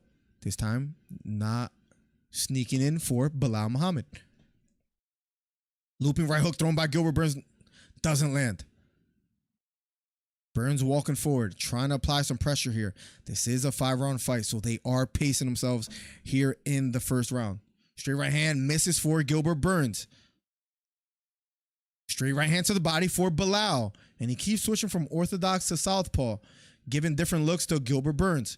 Fading to the body is Gilbert Burns, not quite letting his hands go just yet. Measuring the distance here early here in the first round. 2 minutes and 50 seconds left on the clock. Right kick to the body lands for Gilbert Burns. He gets caught with a straight right hand upstairs from Bilal. 2 minutes and 40 seconds left on the clock. Round number 1. Inside leg kick lands for Gilbert Burns. Bilal walking forward, looking for openings here. Left straight down the middle, just misses for Bilal Muhammad. Fading to the body is Gilbert Burns, not quite letting his hands go just yet. Jab partially lands here for Burns in the first round, about halfway through the first round. Welterweight bout, 5-round fight. Circling to his right is Gilbert Burns. Bilal pressing forward. Head kick thrown by Burns, this time missing. Not much offense from either fighter. Straight right hand down the middle, misses for Burns. Left kick to the body lands for Bilal. Bilal very patient, looking very composed here, giving Burns different looks. Takedown attempt for Gilbert Burns, and he almost gets it. Bilal, beautiful job, springing back up to his feet. Left kick to the body, blocked by Burns. Head kick thrown by Burns. Bilal looking strong in there. Blocked, but at the end of the day, Bilal applying some pressure. And after Gilbert Burns went for a takedown, Bilal did a great job springing back up to his feet. 1 minute and 40 seconds left here in the first round. It was Gilbert Burns who went for a takedown first and was unsuccessful. Left hook thrown by Burns, this time missed. Jabs to the body thrown upstairs by Gilbert Burns, this time not quite landing. Straight left down the middle thrown by Burns, blocked. Right front kick thrown by Bilal, not landing as well either. Feigning to the body, then inside leg kick lands for Bilal. Gilbert Burns, I think, a little bit frustrated, in my honest opinion, as far as the timing of Bilal. Bilal looking quite strong, maybe winning this round so far. Right hook partially lands for Burns, but he beautifully executed. It was a feint, then a right hook that landed upstairs for Gilbert Burns. Left kick to the body, then a jab upstairs, rocks back Burns. Bilal pressing forward, head kick thrown by Bilal. 50 seconds left, right straight down the middle. Straight right hand lands flush for Burns. But it appears that Bilal rocked back Burns. I'm telling you, if you throw straight punches against Burns, you can make him respect your power. And so far, Bilal able to do so. I think he's leading the dance here in the first round. 30 seconds left on the clock. Right kick to the body. Counter straight right hand misses for Burns. 27 seconds left. 1-2 thrown by Bilal, but doesn't quite land as Burns evades. Bilal catches the leg, but doesn't use or go for a takedown here in the first round. 17 seconds left. Left kick to the body, just misses for Bilal. 8 seconds left here on the clock. Kick again lands for Bilal to the body. And round number 1 is over. We had a good, interesting, exciting first round. And let me be just quite honest. Bilal, even though I picked Burns to win, Bilal looks a little dangerous. I give that first round to him. I think he was leading the dance. Because Bilal has a foot injury, easy money. Thank you again for the $8, George. Thank you for the 26, Steve. Kobe ain't beat anyone in top 15, I don't think. Crazy how he's getting a title shot. Yeah, he's beat a top 10, but they're not active. At the time they were when he fought him, but nobody's as active as top 10. Cruz was unique in style, yeah. He truly was. But I agree with your point, Mike says T. Dos Anjos, I still like watching compete. He's a legend. I thought I saw something saying he was. Maybe he isn't. Interesting, says Boracho. With the triple dot, I might owe you 10 in a little bit. You might have to send me your Cash App. Round number 2 will be underway in a matter of seconds. Bilal looked dangerous, man. He rocked Burns in that first round. I have it 1-0 for Bilal. We're going into the second round, but I did pick Burns to win. Let's see how this plays out. Here we go. Round number 2 of a scheduled 5. If you guys haven't already, hit the subscribe button, hit the thumbs up. #1 commentary channel on YouTube. Burns pressing forward. And I believe my camera died, which is unfortunate. I don't know why, because I had it charged and it shouldn't have died that early. But I'll double check it, guys. I hope you guys are okay with the audio for now. I truly apologize. That's not supposed to happen, which is quite frustrating. Inside leg kick lands for Burns.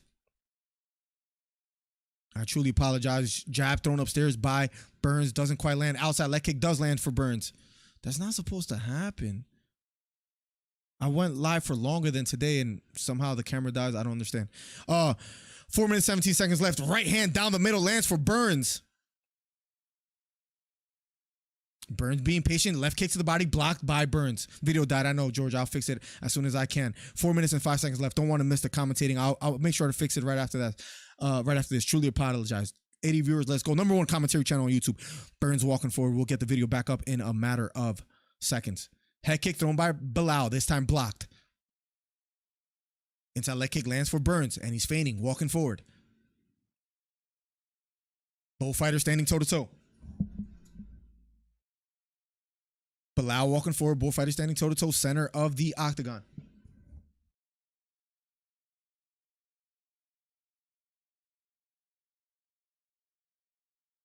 Still both fighters feigning towards each other. Not quite letting their hands go just yet. Right hand partially lands here for Bilal.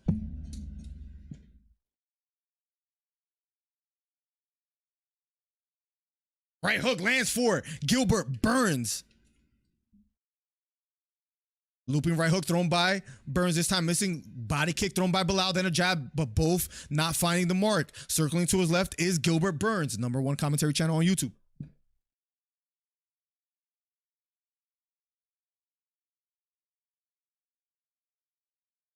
Bilal standing toe-to-toe. Out of the southpaw stance, giving a lot of different looks to Burns, and I think that's frustrating him here early in the fight. Fading just a bit. In 2 minutes and 40 seconds, we'll have the camera back on. I truly do apologize. Bilal pressing forward, pawing with the jab. Straight right hand down the middle lands for Burns. Left straight to the body lands for Bilal. Looping right hook lands for Burns. Counter left hook lands for Bilal. But Burns appearing to be a bit more comfortable here and applying the pressure. Head kick thrown by Bilal, this time missing. 2 minutes and 13 seconds left, ladies and gentlemen. Burns being patient. Trying to press forward. Bilal giving him different looks. Interesting round so far. Almost 3 minutes have elapsed here. Nice, beautiful body kick. Lands flush for Bilal. Looping left hook thrown. Blood trickling out of the nose of Burns. Inside leg kick does land for Burns. Bilal looking quite sharp here. Right uppercut thrown by Bilal, this time missing. Circling to his left is Burns as Bilal becomes the stalker here in the second round. Looping left hook thrown by Burns, this time missing. #1 commentary channel on YouTube. If you haven't already, hit the subscribe button. I know, Steve, I'm sorry. I'll fix it right after this. I truly do apologize. 1 minute and 23 seconds left. 1-1-2 thrown by Bilal. The straight right hand just misses. Left kick to the body lands again. Bilal has found a home for that kick to the body as he looks quite sharp here in the second round. Burns not giving him much back here. I think a little bit flustered by the timing of Bilal. Jab thrown by Bilal, this time missing. Remember what I said. I think that jab is what is most important for Bilal, and he's trying to use it. Pawing with the jab, now circling back. Head kick thrown by Bilal, this time missing. Fading to the body is Burns. Being patient, walking forward. Fighting out of the clinch. Right hook lands for Burns out of an exchange. Fading to the body is Burns, not quite letting his hands go just yet. Under a minute left here in the second round. Yeah, Danny Burns, it's quite frustrating, honestly. I apologize. Intense music. Let's go, Steve. It'll be on shortly after this, guys. I truly apologize. Burns backing off. Outside leg kick does land for Gilbert Burns. Circling to his right. Looping left hook thrown by Bilal. This time missing. Fading to the body. Straight right hand lands for Bilal. Burns fading just a bit. Fading a leg kick is Bilal. And round number 1 is over. Give me a second.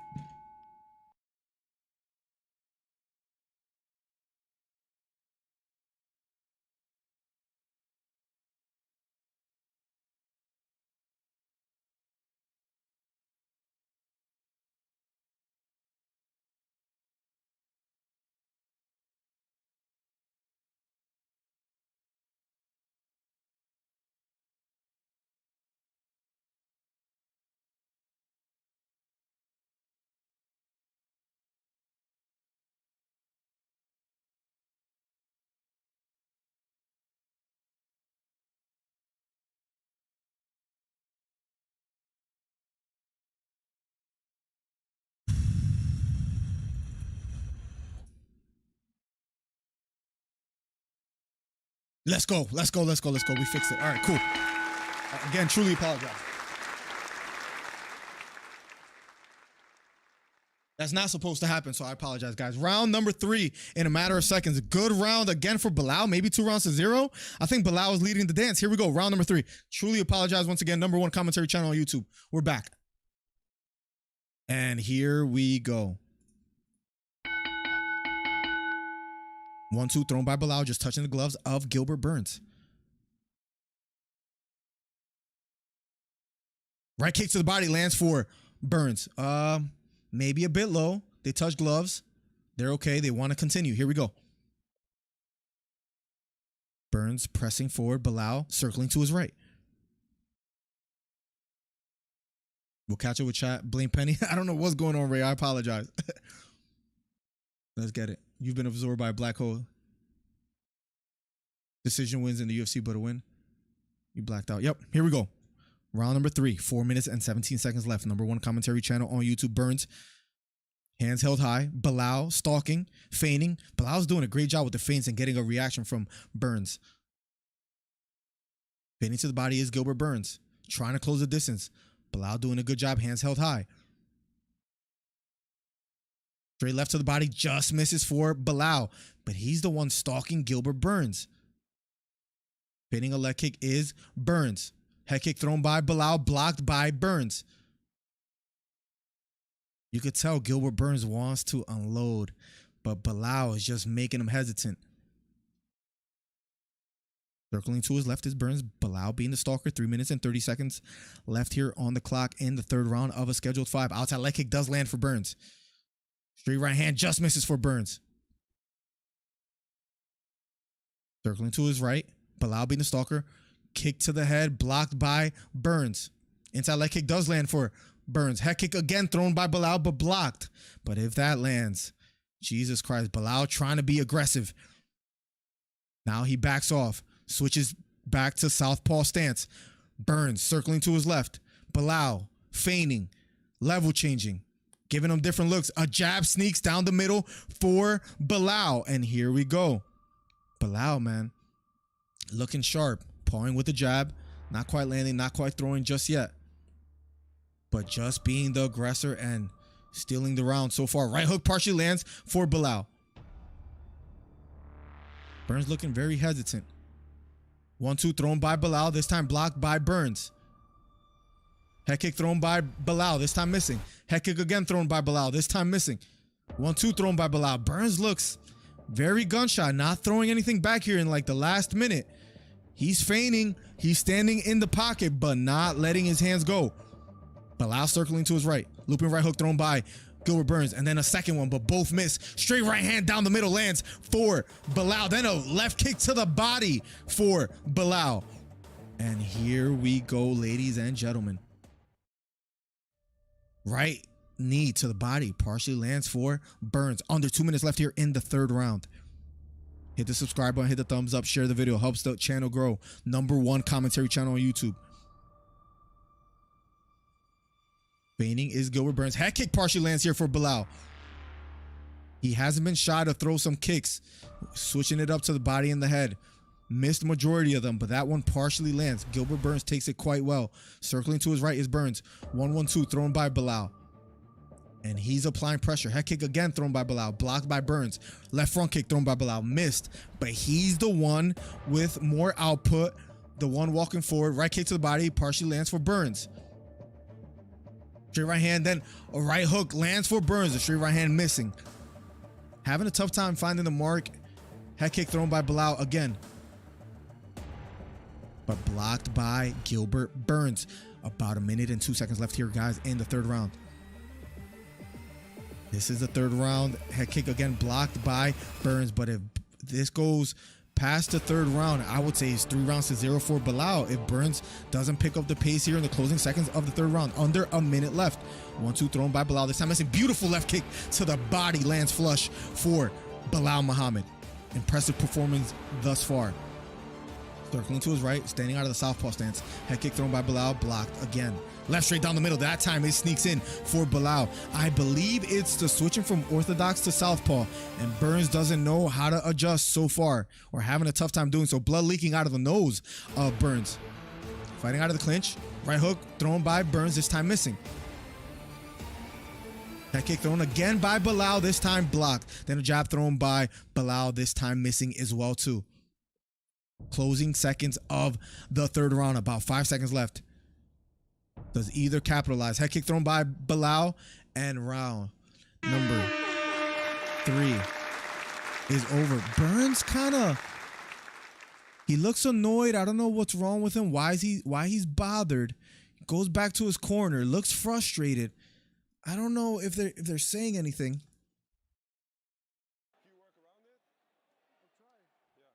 Something is bothering him. What's bothering him? Doing a nice job calling this one. Thank you so much, Kelly King. I appreciate you. It's the hand that's bothering him. Is it the right hand or the left hand? I must have missed it. I don't mind the audio only, like listening to the radio. Let's go, 8-Bit Paul. #1 commentary channel on YouTube. Let's get it. He missed a lot right in front of you. The kick is there, says the corner of Gilbert Burns. Give me some energy. 2 rounds left. Gilbert Burns looking frustrated, but he has to pick himself up. He needs Leon Edwards, coach, is what he needs right now. Thank you so much, Kelly King. I appreciate you. Thank you guys for the ongoing support. We finally got to 40 members. So thank you, thank you, thank you. Round number. He can't throw the left hand. That's what it is. Round number 4 of a scheduled 5.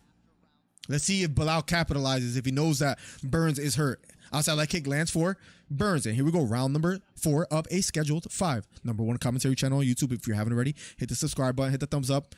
Share the video. It helps me out immensely. Lets the algorithm know that we're doing a good job. 1-2 thrown by Bilal, this time missing. Backing off is Burns.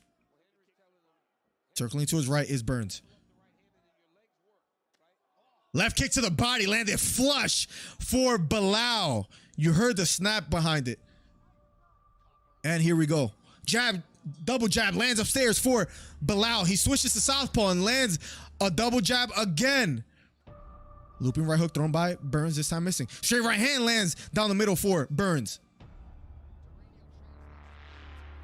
1-1-2 thrown by Bilal. Blocked by Gilbert Burns. Left kick to the body, lands flush against for Bilal. Beautiful kicks to the body from Bilal. Looking sharp, looking impressive, I'll have to admit. 1-1-2 thrown by Bilal, but this time missing the jab straight combo, but switching to the southpaw stance, circling to his right. Gilbert Burns circling to his right as well too. Both fighters trying to measure the distance here. Bilal fading just a bit, level changing, looking for an opening. Left kick to the body, digs in again for Bilal Muhammad, and that lands flush. No reaction from Gilbert Burns. Jab beautifully down the middle. Bilal Muhammad, kick to the body. Bilal again pulling away with this one. Right kick to the body does land for Gilbert Burns. Head kick blocked by Bilal. Gilbert Burns trying to have more output here in the 4th round, having a tough time doing so. I have it 3-0 so far here, although we are in the 4th round. But Bilal looking quite impressive. I'm going to owe Boracho $10. Right hook upstairs after a leg kick lands for Bilal. Outside leg kick lands for Burns. Straight jab down the middle, then a right hand lands for Bilal. Point with the jab, right hook again for Bilal. Left straight down the middle, this time blocked by Burns. Burns having a tough time finding the distance here. Left kick to the body does land finally for Gilbert Burns. But it has been the Bilal Muhammad show so far here. Takedown attempt for Burns. Maybe this is what he needs to do. Beautiful straight right hand down the middle, lands flush for Burns. Best punch of the night for him finally.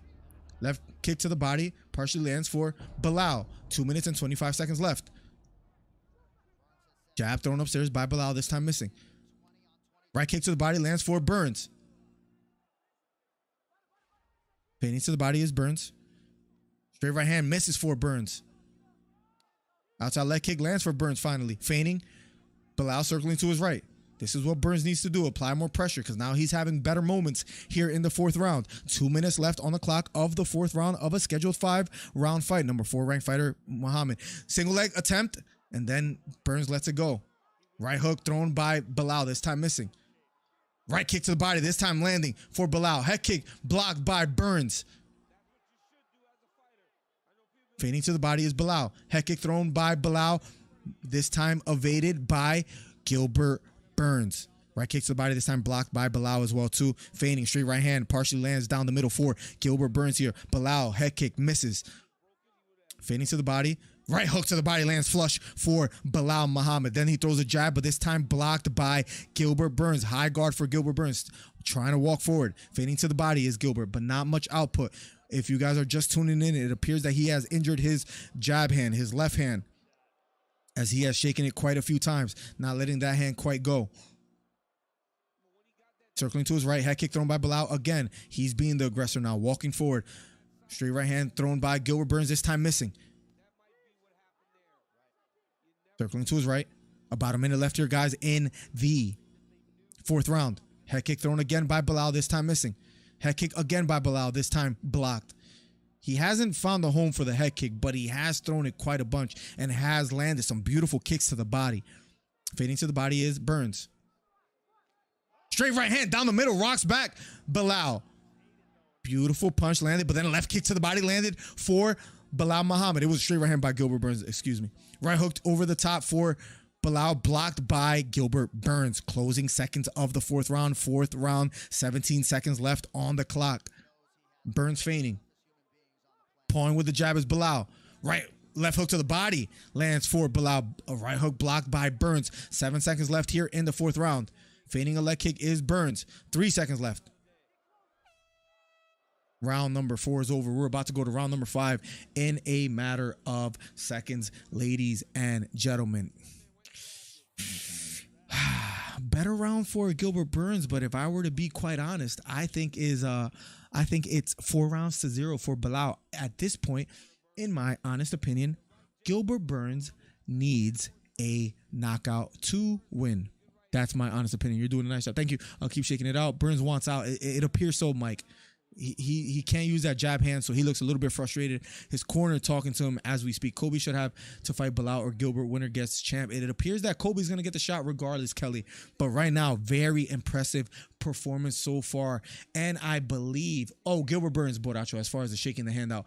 And I believe if Gilbert Burns doesn't get a knockout here in the 5th round, I believe that Bilal is gonna be the winner. If you haven't already, guys, hit the subscribe button, hit the thumbs up, helps the channel out immensely. We are going to round number 5.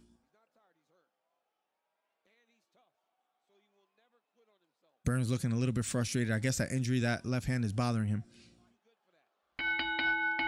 Here we go. They touch gloves. Round number 5, last and final round. Gilbert Burns, Bilal Muhammad, toe-to-toe, center of the octagon. Circling to his right is Bilal Muhammad. Burns trying to press forward. If I'm Gilbert Burns, or if you're Gilbert Burns, I'm assuming at this point you got to go for broke. He throws a straight right hand and a right hook, but he's not quite able to land it. Left kick to the body misses for Burns. Takedown attempt for Gilbert Burns, doesn't quite get it. Inside leg kick lands flush for Gilbert Burns. Backing off is Bilal. Gilbert Burns walking forward. Bilal feigning, switching to southpaw, then orthodox. Thank you so much, Holder, for subscribing. Right hook over the top, blocked by Gilbert Burns. Right hooked attempt for Gilbert Burns. This time doesn't quite land. 4 minutes left here on the clock. Head kick thrown by Bilal, this time missing. Pawing with the jab is Bilal. Looping right hook thrown by Burns. That's all he has to offer because it appears that his jab hand is hurt. Straight right hand down the middle partially lands for Bilal Muhammad. And that rocks back Gilbert Burns. 3 minutes and 40 seconds left. Looping right hook thrown over the top. This time missing for Burns. Gets caught with the right hook. Head kick thrown by Bilal. This time blocked by Burns.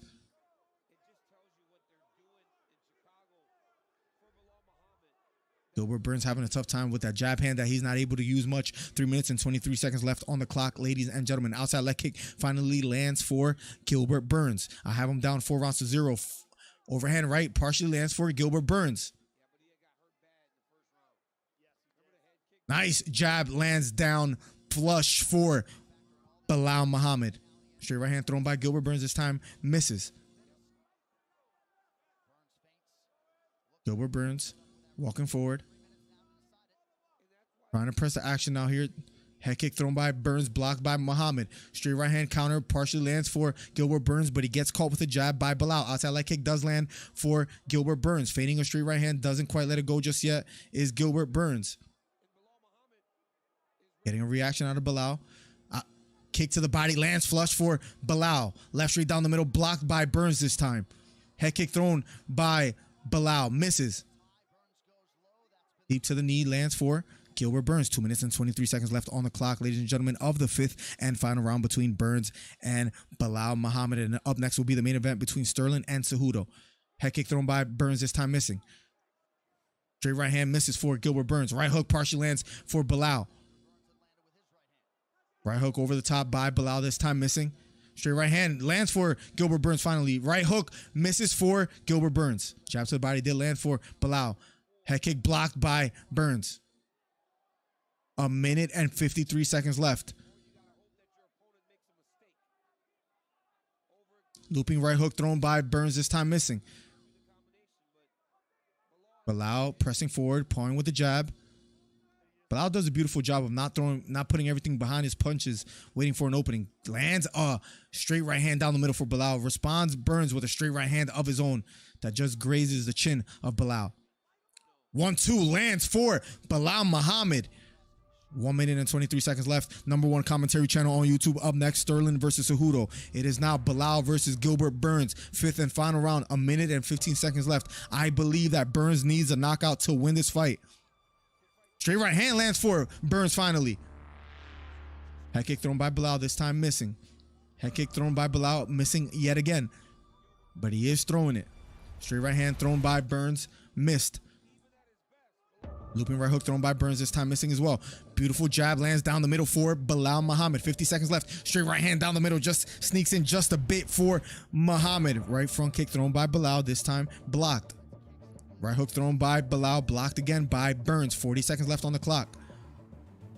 Right uppercut thrown by Bilal, blocked by Burns. Counter right hook, and Burns hasn't been able to throw that left hand. But he's taunting Bilal as if to bring the fight to him. Straight right hand thrown by Burns. That sneaks in just a bit. Thank you, King, for subscribing. Appreciate you. 20 seconds left on the clock. Ladies and gentlemen, #1 commentary channel on YouTube. Burns pressing forward, but he has 13 seconds to work with. Bilal retreating, circling to his right. Left kick to the body, then a head kick thrown by Bilal, but blocked by Burns. Closing seconds of the 5th round, and the fight is over. They look at each other, they hug it out. You can tell Burns looks a little bit disappointed because that jab hand hurts. They hug it out. Bilal Muhammad encouraging Gilbert Burns will be going officially to a decision. And then after this, the main event, guys. It's almost main event time, but Boracho was right. It appears that his boy is going to get a decision. In a matter of seconds, we'll be going to the scorecards. Bilal might get the title shot next. I can't wait to talk about that. Give me a second. I'll be right back. 15 years of work will produce his first UFC title shot, DC. Right here, you see that takedown attempt by Gilbert Burns. Both of their weight fell on the top of that left shoulder. From then on, you didn't see Gilbert Burns throw the left hand again. Body kick landed for Burns there. Then it was all Bilal Muhammad from that point on. His game planning, his kicks was what laid the dance. Now Gilbert Burns found success with his kicks, but it was the body kicks of Bilal, the jab, the right, the left hand. Switching stances, keeping the looks different. What a tremendous fight by Bilal Muhammad. So Muhammad will extend his unbeaten streak to 10, and we just hope that Gilbert Burns won't be out too long with that shoulder. For the official decision, here's Bruce Buffer. Ladies and gentlemen, after 5 rounds, we go to the judges' scorecard for decision. The judges score the contest 50-45, 49-46, and 49-46 for the winner by unanimous decision, Bilal. Remember the name, Muhammad. I am here with the winner, Bilal Muhammad. Bilal, this was a very dangerous fight, a short notice fight that you took, but you came out of here looking fantastic. Yeah, honestly, first let me say, alhamdulillah, thank you, God. Without God, it's nothing. For me,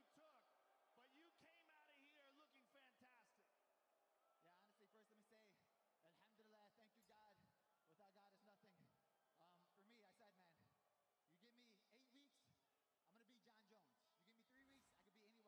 Well, you proved that here tonight, and coming off of Ramadan as well, where you were fasting for the entire month during the day, how difficult was it for you to take this fight on short notice?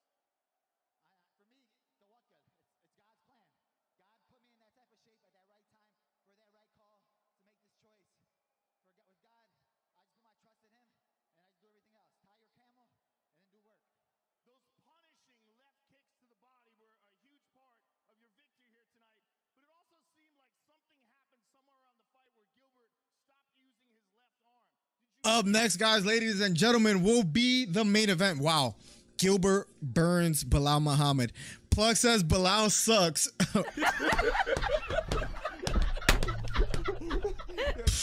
Bilal, listen, as much as I would want to hate on Bilal, that man looked impressive. He gets the decision win, clear win. Of course, it was the left jab that was hurting Gilbert Burns, the left hand that he wasn't able to use in the fight. And sadly enough, for that reason, he wasn't able to put up a decent fight against Bilal. It was a unanimous. Beautiful performance by Bilal. He tells the crowd to be quiet.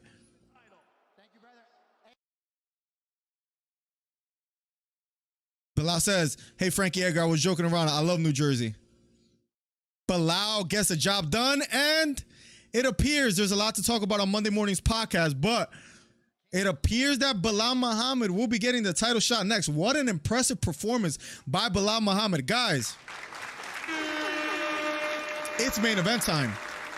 It's main event time, closing seconds before the main event. So if you guys want to call in 267-545-8096, let's catch up with chat. Be honest, was it boring? A little bit. But that was due to Gilbert Burns not being able to fight back much as well either.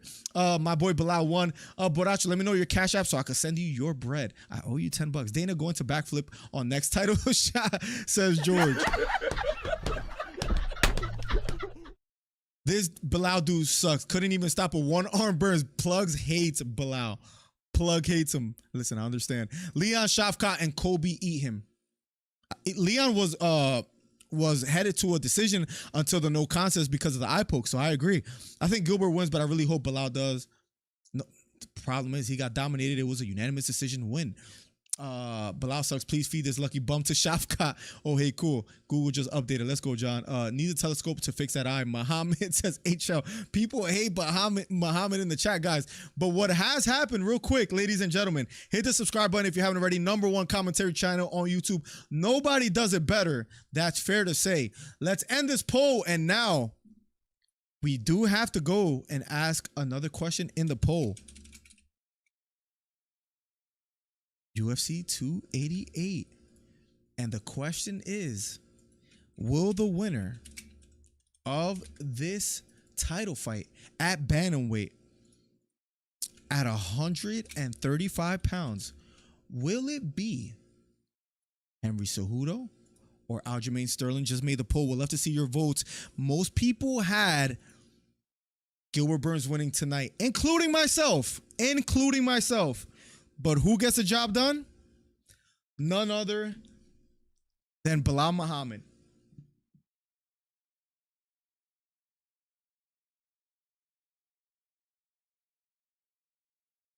Sorry, guys, for the technical difficulties later. That wasn't supposed to happen. It didn't happen once yesterday. So, unfortunate, but nonetheless, we are here. Canelo won, by the way. In what fashion, T?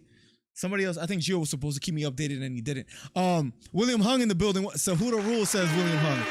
Welcome to the stream. 267-545-8096 if you guys want to call in and share your final predictions. But we are about to be headed to the main event between Cejudo and Sterling. Now, listen, I picked Gilbert Burns to win. His jab hand was compromised. He wasn't able to compete to his full potential. But no excuses. He loses a unanimous decision. I did pick Sterling to win tonight. Let's see how we did tonight on the card so far. Was right about Porter. Was right about Aliskerov, so 2-0. Was right about Ribeiro, 3-0.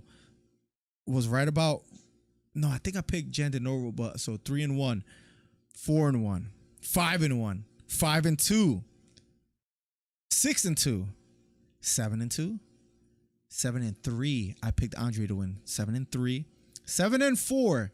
So positive record tonight. But we'll see who wins in the main event for all the marbles. Let's catch up with chat, ladies and gentlemen. Leon still beats Bilal. I agree. That stand-up by Leon is just too special. Now, Kobe will be tough for Leon Edwards, but I can see Kobe beating Bilal as well, too. Leon versus Bilal as a title fight is Dana's worst nightmare from a few years ago. Let's be honest, T. How does Dana feel about Bilal winning tonight in the fashion in which he won? UFC needs to do another trade and trade Bilal. Says the disrespect on Bilal is just. I'm not gonna lie, I kind of like it. I kind of like it, man. And I don't mean to be the bad guy. You need people like me. You need people like me so you can point your fingers and say that's the bad guy. Let's go, guys. Canelo won by decision. Got you. Canelo looked washed. I wanted to see the Benavidez fight, but I guess we'll never see that. 120. Okay, so it was by a wide margin. T, thank you so much for letting me know. If Leon fights Bilal again, the pay-per-view buys are about to be so low. I'm already calling it. Nobody wants to see Bilal win despite a win, a clear win. It's not his fault that Gilbert Burns had his hand hurt, but at the same time, Bilal wasn't able to close the show, have an impressive performance. If you want a title shot, you have to win in the UFC, but you also have to be entertaining. Boracho is going to hate me now because I'm going to sound like a hater, but at the end of the day, excuse me, it wasn't an entertaining win, but he won. He deserves it. Just like Dariush deserves a title shot against Islam Makhachev. At the end of the day, he's winning. He has to get the shot. It's not his fault that Burns hurt his hand. And his striking, okay. Was the fight somewhat boring? Yes. But the other question that I must ask you guys, hit the subscribe button, hit the thumbs up if you haven't already. Trying to get to 7,600 subscribers and share the video. Let YouTube know that we are the best to do it. And YouTube likes when you guys share the video and when you guys hit the thumbs up. It helps my channel blow up, guys. So thank you, thank you, thank you. Was it a little boring of a fight? Yes. Was Bilal's performer, was I impressed in how he looked? Yes. The switching from southpaw to orthodox, the jab from the southpaw stance, the jab from the orthodox stance, the left straight down the middle when he would switch to southpaw, the takedown defense, the kicks to the body, kicks to the head. I was impressed. Do I think that's enough to beat Leon Edwards? No. Initial thoughts? Cejudo making his way to the octagon as we speak, ladies and gentlemen. Do I think Bilal's skill set is enough to beat Leon Edwards? No. To beat Colby Covington? No. But at the end of the day, he deserves the shot. But I wasn't quite impressed with him, to be quite honest. I mean, I was impressed with his performance. I just don't think it's enough or impressive enough to beat number one and number two. Can he beat Usman? I don't think so either. But he does deserve the shot with the run that he has had. I did not see that coming. I'm so shocked, says Boracho. Aljamain can pick up 2 elixir costing Cejudo and start running. In the cage, says NHL 21. What's up, NHL? Welcome back. Burns should have waited, but happy for Bilal. I mean, that jab hand was compromised. He wasn't able to do much. Bilal slightly more entertaining than watching paint dry. I have never seen anyone be more disrespected. Let me close the calling line, guys. Sorry, but we are going to the main event in a matter of seconds. Maybe we'll set some live callers after the main event and talk about it. But Cejudo and Sterling is up next. I have Sterling winning. Let me know your guys' thoughts on who's going to win.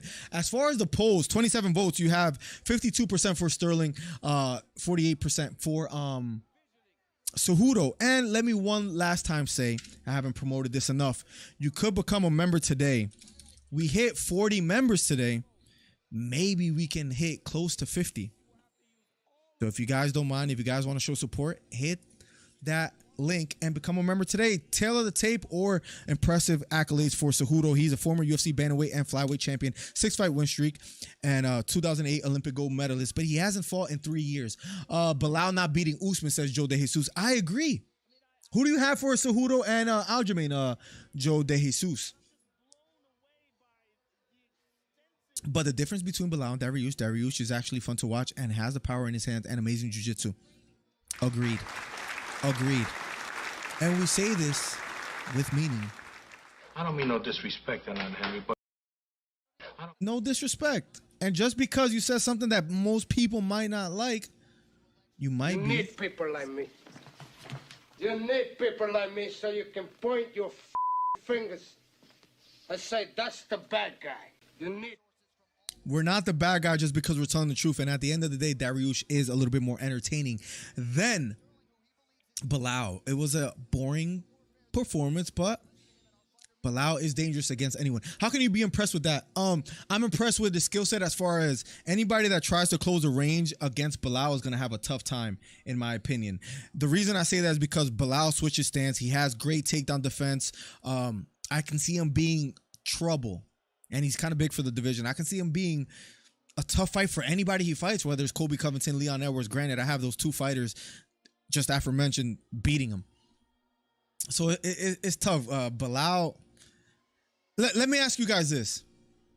I know Bilal won. #1 commentary channel on YouTube. Hit the subscribe button if you haven't already. Become a member today.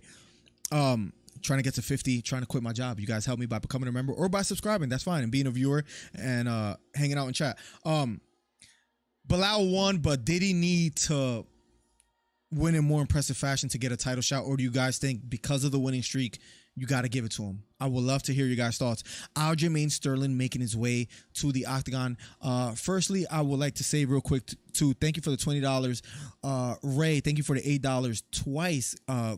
George, I appreciate you so much. Thank you for the $5. Giovanni, thank you for the 26. Steve, thank you for all the new subscribers. I appreciate you. California's in the building. And with that tune playing in the background, let me know where you guys are from. I know Australia is in the building. I know Cali's in the building. Sterling making his way to the octagon as we speak, ladies and gentlemen. It's about to go down. What will Bilal have to change to become more interesting? Maybe more output. Maybe he had Gilbert Burns retreating. Gilbert Burns couldn't figure him out. Maybe he did feint enough. Maybe just go for the kill more instead. Like he would throw. This is what annoys me about Bilal Muhammad. Just I'm thinking out loud. He threw with bad intentions. The kick to the body, the kick to the head. But they were like single shots. Kick to the body, kick to the head. Sometimes he would throw like a jab straight, but not with the baddest intentions. Maybe just put more behind his punches, or like maybe go for broke a little more instead of these decision wins, if that makes sense. Granted, he did beat Sean Brady by finish. Ground defensive against a guy with one arm. Rhonda, I understand, Rhonda. You make a valid point. Damn, man, this Bilal dude pisses me off, says Plugs. Up next, the main event, Cejudo versus Sterling. Both fighters about to be in the octagon. Cejudo, says Joe De Jesus. I'm here to tell you that you're wrong, Joe.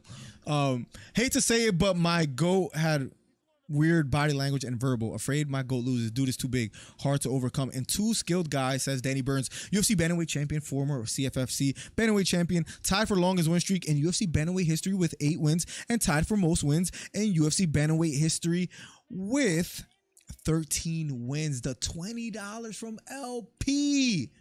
Yo, just in time, sub fam. Thank you so much, LP. With the $20. Thank you. These pay-per-views are getting expensive, and you're helping a brother out. Thank you so much, LP. Welcome back. How are you doing today? Payday. You want Payday. He wants payday. I really hope Dana makes Usman or Shavkat versus Bilal.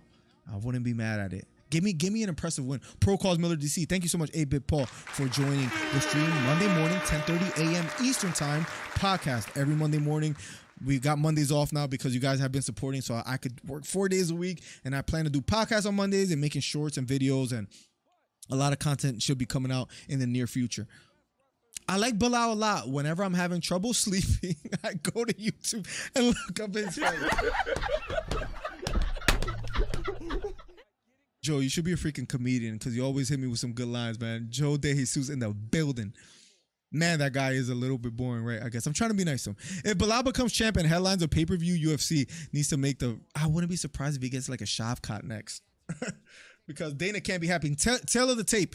33 years old is Sterling. 36 years old is Cejudo. 5'7" is Sterling. 5'4" is Cejudo. Reach advantage goes to Sterling by 7 inches. I feel bad for the people who betted money on Burns. Thank God I didn't. I said it once and I'll say it again. We need to see Leon versus Bilal too so Bilal can get rocked. Well, it might be for the title the next time they fight. I can see you sitting in that chair now, says Farts Down Under. Listen, with all the donations, we're almost there, Farts Down Under. Thank you for supporting it.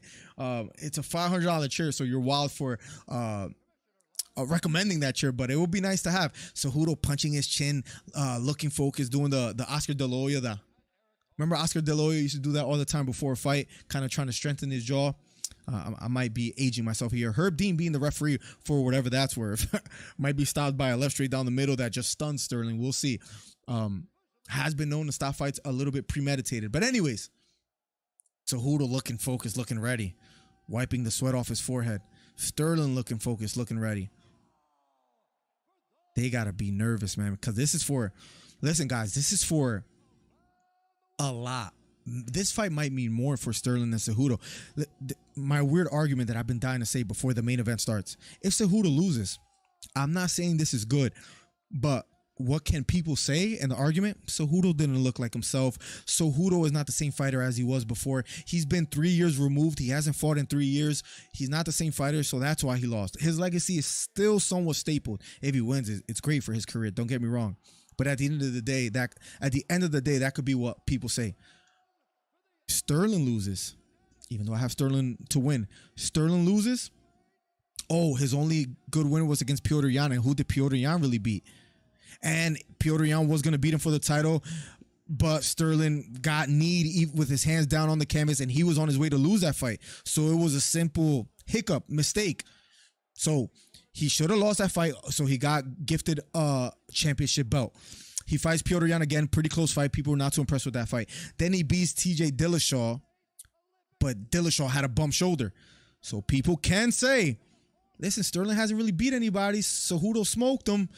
Maybe Sterling wasn't the champ that we all thought he was.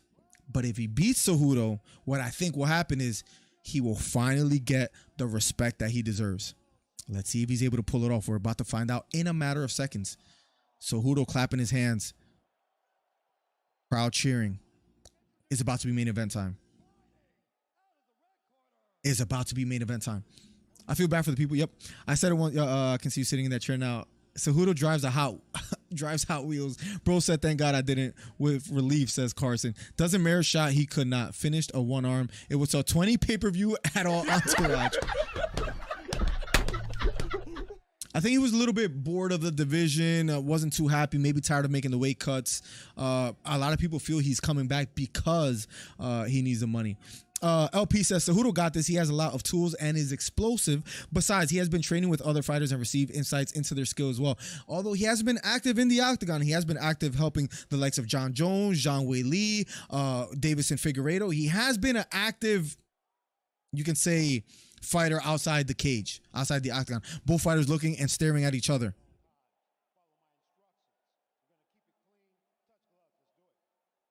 Stone cold faces. They touch gloves, guys. #1 commentary channel on YouTube. Let's call the fight. It's main event time. Hit the subscribe button if you haven't already. Hit the thumbs up. Help the channel grow. Thank you. Thank you so much. And here we go. The $2.99 from George. Bilal to be sponsored by Ambient.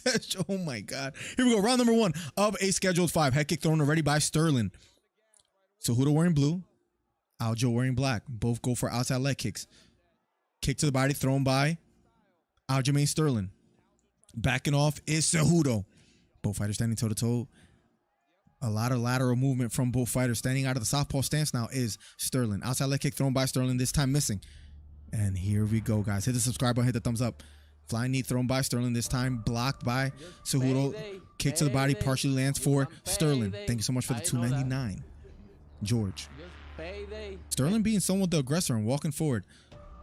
Counter straight right hand throw by Cejudo, this time missed. Outside leg kick lands for Henry Cejudo. Bantamweight championship fight. Feigning a right hand is Cejudo, standing out of the orthodox stance. Sterling standing out of the southpaw stance, being the aggressor, being the one walking forward. Right hook thrown by Sterling, this time missing. Feigning to the body is Cejudo. Let's see who shoots for a takedown first. Grabs the legs, lets it go. The body lock from Cejudo. He gets the takedown early. On top in the half guard of Sterling. And this is where it gets interesting. He does get the takedown. Framing against the right arm of Cejudo. Or of Sterling. Has to be careful here. Sterling does have good grappling. The body lock from up top, Cejudo.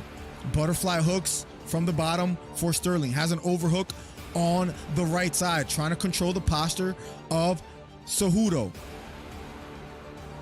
Cejudo trying to frame, trying to sprawl, get back to his feet, controlling the head of Sterling.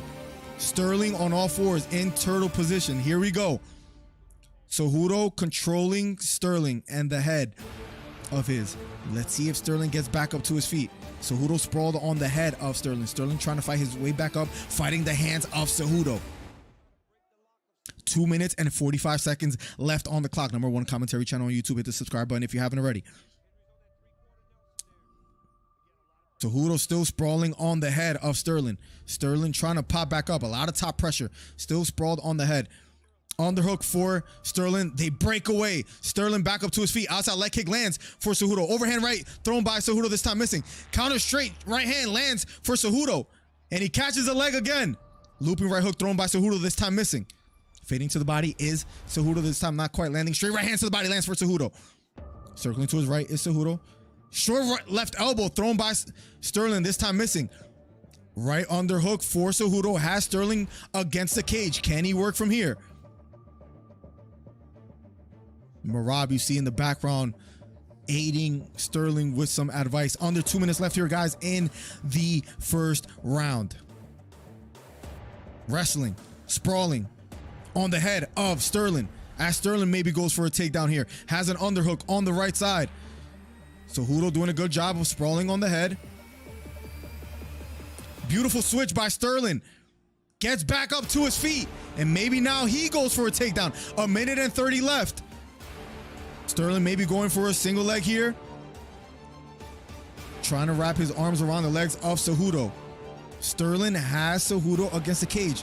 Cejudo has been successful with a takedown. Let's see if Sterling is able to return the favor here in the first round. Trying to elevate the leg. Let's go, LP. Glad you like it, man. Trying to add that inside leg trip for Sterling. Right knee to the body for Sterling. Almost near the back of Cejudo. Has the body lock. Cejudo defending. Sterling has the body lock on the back of Cejudo. No hooks in quite just yet. Cejudo defending, trying to fight the hands. Finally fighting the hands of Sterling. Shoulder against the cage. Sterling still has the body lock. Trying to drag Cejudo back to the canvas. And Sterling gets the takedown finally. Has one hook in. Has to be careful. Sterling has a hook in. 20 seconds left. And he's now on the back of Cejudo. Has the body lock. Has one hook in. Lets it go. Has finally a hook in. Right. Short hooks to the head for Sterling. 5 seconds left on the clock. Right knee to the thigh. Big left hook to the head for Sterling. And round number 1 is over. Cejudo was leading the dance. Got a takedown early. Dragged him to the canvas a second time. But it was Sterling that gets a takedown in the last minute of the first round. Had a hook in. This gets interesting, guys. This gets interesting. Thank you for the $3, George. Bro, what's up with that background music? Listen, people are digging it. We're going to run with it. Von Blue, welcome to the stream, my guy. Bro talking about Bilal Merritt. Hello. What's up, Chris? Great fight calling. Thank you so much. Ben David. Morning podcast Monday, 10:30, guys. I'm trying to promote that because we're going to start that this Monday. It'll be the second one. So Monday, 10:30, guys. Be there. #1 commentary channel on YouTube. Thank you for the ongoing support. Hit the subscribe button. Up next, round number 2. Sterling closed out the round quite well. You could say that round still goes to Cejudo. Cejudo versus Volk if he wins. Listen, it's going to get quite interesting. Damn, says LP. What's up, Leroy? Welcome to the stream, my guy. Sterling staring him down. We are going to round number 2, ladies and gentlemen. And here we go. Round number 2. Feigning to the body is Sterling. Jab upstairs just misses for Sterling. Straight right hand thrown by Cejudo. This time missing. Beautiful jab down the middle lands for Sterling. And here we go. Left kick to the body. Partially lands for Sterling. It was close. It could go either way. I got to give it to Cejudo the first round. I thought he did a little bit more. Right kick to the body lands flush for Cejudo. Outside leg kick lands for Cejudo. Here we go. Right uppercut lands for Cejudo. Straight right hand down the middle lands for Cejudo. Here we go. Outside leg kick lands for Cejudo. Cejudo willing to strike with Sterling. Counter straight right hand just misses for Cejudo. Jab down the middle lands for Sterling. Fading to the body is Cejudo. Left straight to the body lands flush for Aljamain Sterling. Right kick to the body thrown by Cejudo. They break away. Left uppercut partially lands for Cejudo. Cejudo standing tall in the center of the octagon alongside Sterling. Sterling circling to his right. Both fighters slowing down quite just a bit here. Under 4 minutes left here in the second round of a scheduled 5. Circling to his right is Sterling. Teep lands for Cejudo. Head kick thrown by Cejudo. Just misses. Threw it with bad intentions. Fading a leg kick is Sterling. Short right elbow thrown by Sterling. This time missing. Fading a leg kick. Left front kick to the body lands for Sterling. Head kick thrown by Cejudo. This time missing. Takedown attempt for Cejudo. Nice inside knee lands flush for Sterling. Feigning a takedown is Sterling. Cejudo may be looking a little bit winded, to be quite honest, in his movement. Counter left hook thrown by Cejudo, this time not landing. Walking forward, Sterling retreating. Scissor kick thrown by Sterling, this time doesn't quite land. Or question mark kick, sorry, it was more of that. 3 minutes and 5 seconds left here in the second round of a scheduled 5. Sterling Cejudo. Takedown attempt for Sterling. Sprawled and stopped by Cejudo. Both fighters standing toe to toe. Both fighters slowing down just a bit. Outside leg kick thrown by Cejudo. This time not quite landing. Double jab thrown by Sterling. Doesn't land as well either. Short left hook lands upstairs for Sterling. Short left hook lands to the body for Cejudo. Looping left hook thrown by Cejudo. This time missing. Feigning to the body is Sterling. Level changing. Outside leg kick lands for Cejudo yet again. We have ourselves a fight, ladies and gentlemen. Cejudo being the stalker, walking forward. Straight right hand misses for Cejudo. Cejudo standing tall. Backing off just a bit, bouncing on his toes. Sterling. Both fighters being a bit more hesitant here in the second round. Straight right hand to the body, just misses for Cejudo. Right front kick thrown by Cejudo, missing jab, misses for Sterling. Slipped well by Cejudo. Beautiful outside leg kick lands for Cejudo. Looping left hook, then a right hook thrown by Sterling. This time not quite landing, although Cejudo, the smaller fighter, managing distance quite well. Counter right hook thrown by Sterling, this time missing, but a beautiful jab to the body lands for Aljamain Sterling. Reacting to the feints of Sterling is Cejudo. Head kick thrown by Cejudo, this time missing. Cejudo pressing forward. Circling to his left is Sterling. Outside leg kick does land for Aljamain Sterling. Straight counter right hand lands for Cejudo. That landed flush. Circling to his right is Sterling. Spinning back fist thrown by Sterling, this time blocked by Cejudo. Cejudo's defense is so far exceptional. Beautiful jab, then inside leg kick lands for Cejudo. Left straight down the middle lands for Sterling. Right hand response by Cejudo lands flush. Jab thrown by Sterling, this time slipped by Cejudo. Great fight so far. Action-packed, better than Bilal versus Burns. Looping the right hook thrown by Cejudo. This time missing, but a right kick to the body lands for Cejudo. Backing off just a bit here is Cejudo. Both fighters standing toe to toe. Looping left hook thrown by Cejudo, this time missing. Outside leg kick thrown by Cejudo, this time missing. Jab lands upstairs for Aljamain Sterling. 40 seconds left on the clock, ladies and gentlemen. Jab to the body lands for Aljamain Sterling. Takedown attempt for Cejudo, lets it go. This has become essentially a striking match. Both fighters respecting the wrestling of the other. Left kick to the body lands, flush for Sterling. And here we go. Wrestling is Cejudo. Right kick to the body, partial lands again for Sterling.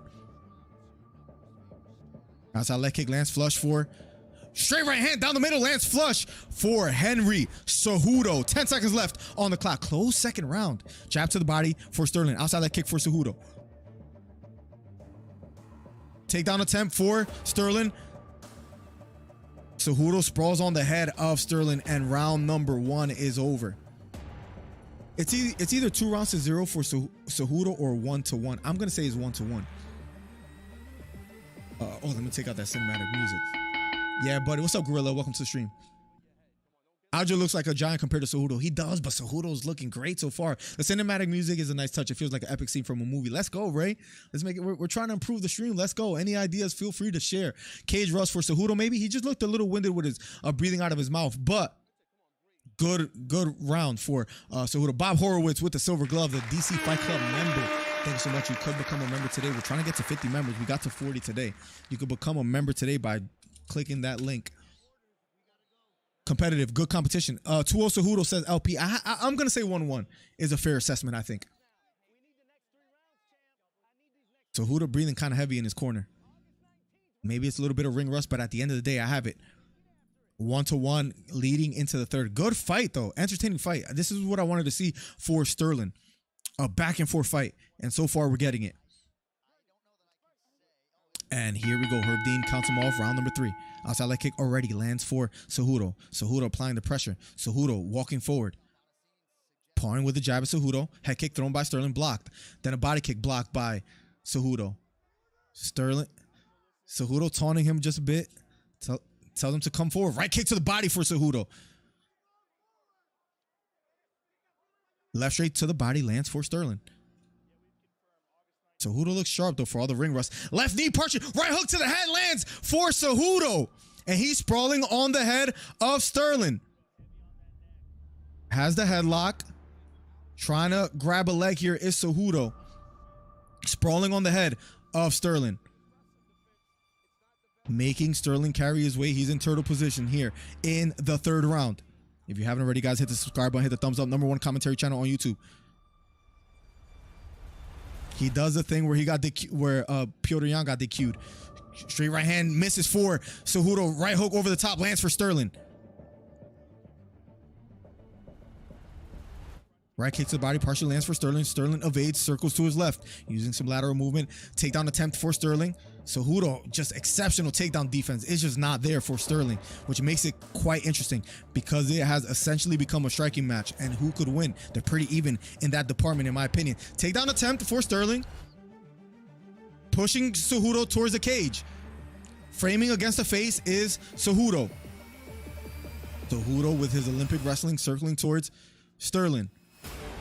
Has a deep left underhook. Has Sterling now against the cage. 3 minutes and 17 seconds left, guys. Sterling's back against the cage. Left knee to the body just misses for Sterling. He has a deep left underhook. Cejudo has to be careful here.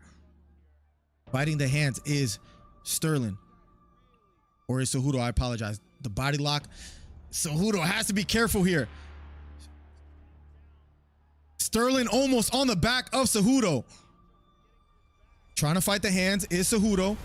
On bended knee, back against the cage. Sterling trying to backpack him. Somebody earlier mentioned third round submission for Sterling. Let's see if he's able to get it done.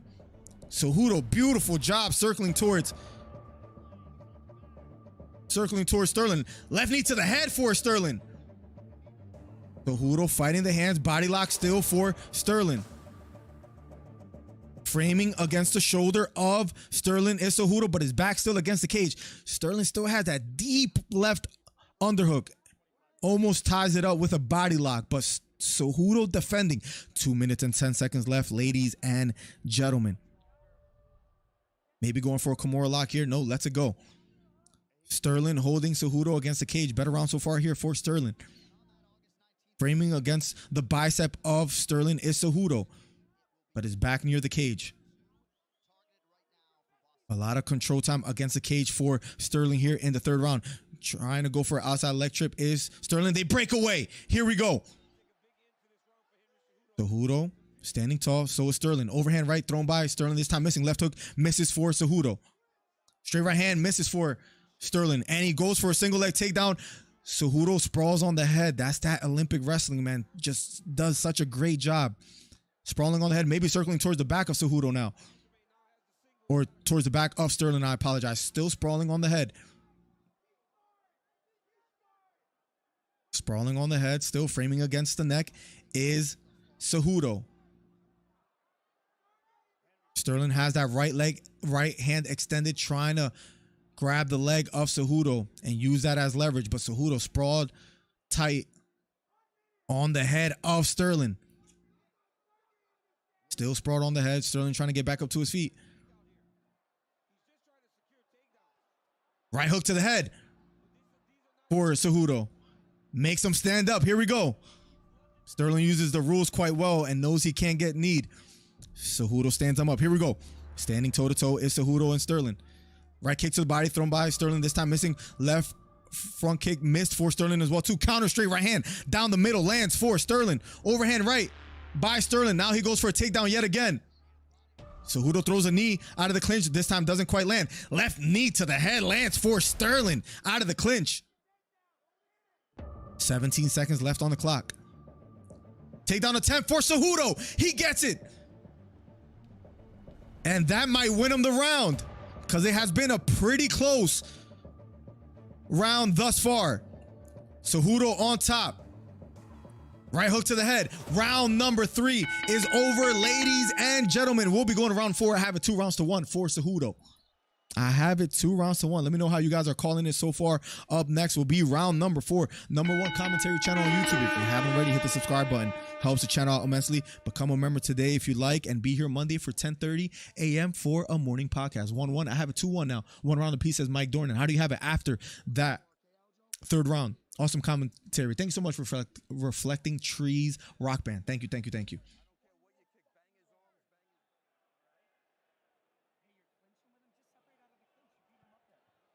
Appreciate the ongoing support, ladies and gentlemen. We are going to round number 4. I have it 2 rounds to 1. Great fight, though. A lot of people complain about this fight card. I think it's a good fight. It has become a battle of attrition. Cejudo breathing with his mouth wide open. Sterling looking focused, looking ready. 3-0 Cejudo, says LP. Let me know where you guys are from. See a lot of new people in here. Hit the subscribe button. Let me know where you guys are from. 2-1 Sterling, says Borracho. I have a 2-1 Cejudo. Could be either way, though, Borracho. I will admit. Let me know where you guys are from. Here we go. Round number 4 of a scheduled 5. Outside leg kick lands flush for Sterling. Sterling looking to pick up the pace. Outside leg kick thrown by Sterling. Circling to his left is Cejudo. Backing off just a bit here is Cejudo. Outside leg kick thrown by Sterling. Checked by Cejudo. Henry walking forward. Outside leg kick lands for Henry Cejudo. Outside leg kick thrown by Sterling, this time missing. Left kick to the body partially lands for Sterling. Cejudo keeps walking forward, pressing forward, trying to close the distance here in the 4th round. Kick to the body, misses for Sterling. But Cejudo now being the stalker, pressing forward. Inside leg kick thrown by Sterling, this time missing. Great right hand just misses for Cejudo. Beautiful outside leg kick lands flush for Cejudo. Florida in the building. What's up, Ben David? North Carolina in the building. Let's go, Raleigh. Straight right hand to the body, partially lands for Cejudo. Big right hand down the middle lands for Aljamain Sterling. But Cejudo presses forward. Elbow thrown by Sterling, this time missing. We have ourselves a fight, ladies and gentlemen. Left kick to the body does land for Aljamain Sterling, but Cejudo keeps pressing forward, looking for an opening. Circling to his left is Sterling. Straight right hand down the middle lands for Cejudo.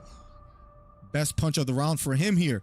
3 minutes and 30 seconds left on the clock, ladies and gentlemen. Outside leg kick checked by Sterling.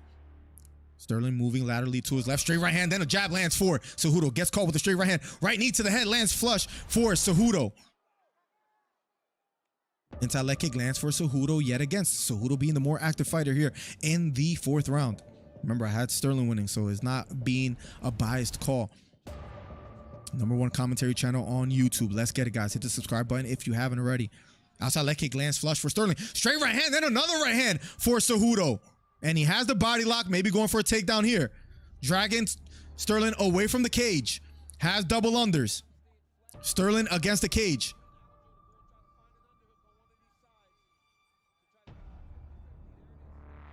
Cejudo has a deep left underhook. They break away. Here we go. Back near the center of the octagon. Cejudo pressing forward. New subscriber. Thank you so much, Riley. Thank you so much. Appreciate it. 10:30 a.m. morning podcast. We're trying to make this channel grow. Here we go. Cejudo, beautiful outside leg kick lands. Sterling circles to his right, throws a jab, this time missing. Slipped by Henry Cejudo. 2 minutes and 15 seconds left. Uppercut thrown by Sterling. Then he goes for a takedown. Stuffed by Henry. Outside leg kick lands for Sterling. Cejudo pressing forward. Fading to the body is Sterling. Beautiful jab lands flush upstairs for Aljamain Sterling. Under 2 minutes left here in the 4th round. Outside leg kick lands for Sterling. Going for a takedown is Sterling. Nice, beautiful knee to the body for Sterling. Fighting out of the clinch. Another knee to the body for Sterling. Pushing and framing against the face is Cejudo. Trying to break away. They finally do break away. Cejudo pressing forward. Right front kick to the body. Misses for Cejudo. Straight right hand misses for Sterling. Jab thrown upstairs. This time missing.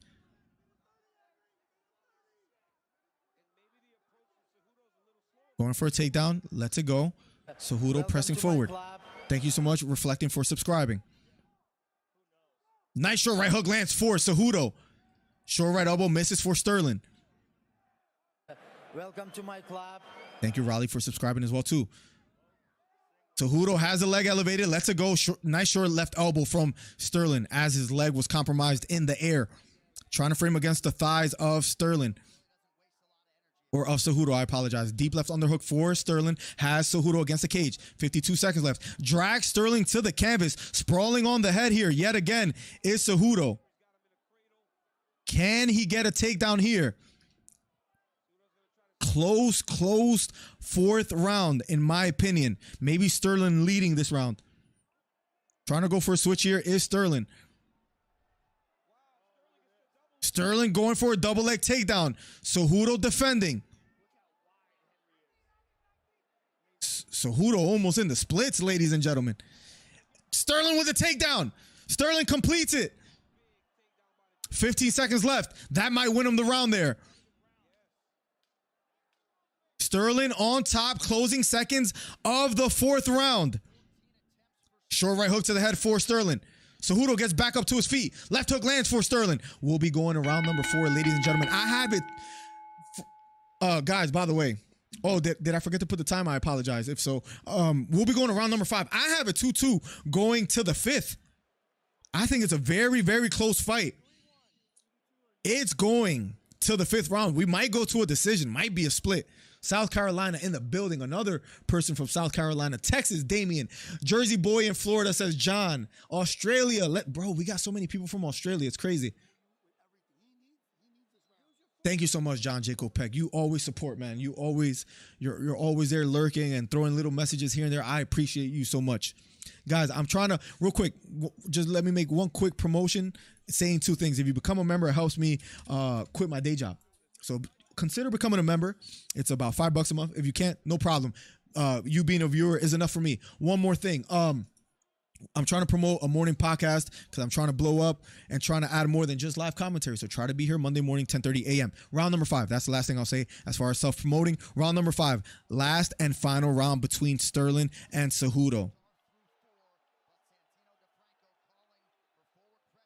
And here we go. Round number 5. They shake hands. Feigning with the jab is Sterling. Outside leg kick thrown by Sterling. We're going to round number 5, ladies and gentlemen. Head kick thrown by Cejudo, blocked by Sterling. Sterling circling to his left. Feigning is Cejudo. Outside leg kick thrown by Sterling, this time just missing. Thank you so much, Riley. Nothing in the wrestling really, and Sterling has landed more strikes easy. I have a 2-2 going into the 5th now. 30 seconds have elapsed here in the 5th round. Cejudo closing the distance. Sterling circling to his left. Cejudo doing a lot of lateral movement. Feigning to the body is Cejudo. Jab to the body lands for Aljamain Sterling here. Right kick to the body lands flush for Cejudo. Head kick thrown by Sterling, this time missing. Straight right hand to the body lands for Cejudo.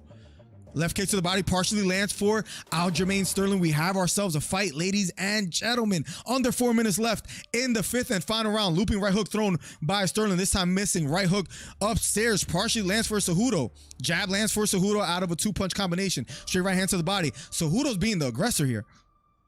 Sterling not letting his hands quite go just yet. Right kick to the body lands for Cejudo. I think Sterling is making a mistake by retreating a lot here in the 5th round, in my opinion. Cejudo pressing forward 3 minutes. Spinning back kick partially lands for Sterling. Feigning to the body is Sterling. Nice short jab lands for Cejudo. Cejudo pressing forward, pressing the action. Straight right hand to the body lands for Aljamain Sterling. Outside leg kick thrown by Sterling, this time missing. Beautiful left hook upstairs lands flush for Sterling. Cejudo pressing forward. Circling to his left using lateral movement is Aljamain Sterling. Pawing with the jab is Sterling pressing forward now. Extending that straight right hand. Left hook upstairs lands for Cejudo. Landed flush. Outside leg kick lands for Cejudo. What a fight, ladies and gentlemen. Better than I expected, to be quite honest. Single leg attempt. Left hook upstairs. Right hook stuns Sterling. And here we go. Cejudo pressing forward. Straight right hand misses for Cejudo. Sterling circling to his right. Straight jab lands flush for Aljamain Sterling. Right hook thrown by Sterling, this time missing. Feigning is Cejudo being the stalker here. Left kick to the body lands for Aljamain Sterling. Straight left hand misses for Sterling, but that right hand lands for Sterling. Sterling finding openings here in the 5th round. 2 minutes left, guys, in the 5th and final round. Straight right hand partially lands for Cejudo. Outside leg kick lands for Cejudo. Feigning to the body is Cejudo. Short left elbow thrown by Sterling. This time doesn't quite land. Takedown attempt for Sterling. Cejudo sprawls on the head. Beautiful job by Cejudo. Sprawling still.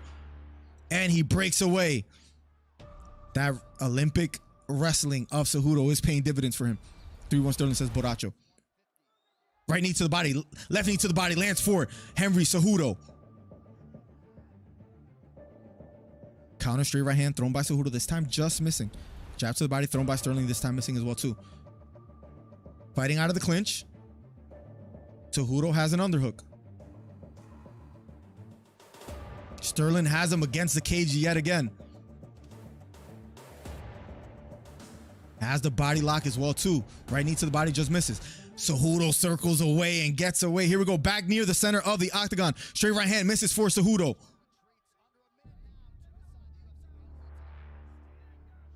Inside, outside leg kick lands for Cejudo. Takedown attempt for Cejudo. And he gets a takedown. Very important takedown in my opinion. And he goes towards the back of Sterling. Has the body lock almost. Sterling trying to get back up to his feet. Cejudo trying to hold him. Has the seatbelt grip. Cejudo did complete a takedown. Still has the body lock. 25 seconds left on the clock. Sterling fighting the hands. Cejudo with the body lock on the back of Sterling. 13 seconds left. Sterling trying to fight the hands. Spinning back elbow thrown by Sterling. They square towards each other. Short left hook to the head for Cejudo. And the fight is over, ladies and gentlemen. We are going to a decision. Too little, too late, says Mike Dornan. Henry round easy this one. I agree. I have it 3 rounds to 2, but again, it's hard to score a fight when you're also calling it. Sterling sitting on top of the cage. He believes he won. It's a close fight. Toss of a coin. Yes. It depends how the judges call it, right? You know how the judges have been lately in the UFC, guys. Consider becoming a member today. Hit the subscribe button, hit the thumbs up. #1 commentary channel on YouTube. 4-1 Cejudo says LP. I have it 3 rounds to 2 LP. We're almost at 50 members of the channel. It helps me getting closer and closer to quitting the day job, ladies and gentlemen. So let's go. Now, I like my day job, but listen, at the end of the day, I love calling fights, so I appreciate you guys. Cejudo did get a takedown in the closing minute of that. It was a beautiful where he caught the leg, lifted the leg up above his head, and then got the takedown late. 50-47, either way. It could go either way. It could go either way. Monday morning, 10:30 a.m., we'll be trying to do live podcast. We have a call-in number that you can leave a voicemail at and share your thoughts on this fight, and then I will respond to it. Live on stream on Monday mornings, 267-545-8096. Right now, I'm not picking up calls, so if you call now, I won't pick up. After the fight and after the official decision, I will accept live callers to hear your opinions on the fight if you do choose to call in. That was a takedown at the end. Big takedown, says Daniel Cormier. 3-2 Sterling, he is a champ. I believe judges give nudges to champs. To be the champ, you have to beat the champ, Borracho. Basically what you're saying, we shall see. Sterling looking at the crowd. Sterling appearing as if he won. Like he has the look in his eyes as if, oh, I won. Smiling at the crowd. We're going officially to a decision. Oh, man. This could go either way, guys. Either way is not a robbery, in my opinion, okay? I'll say that. I have it 3 rounds to 2 for Cejudo off first watch.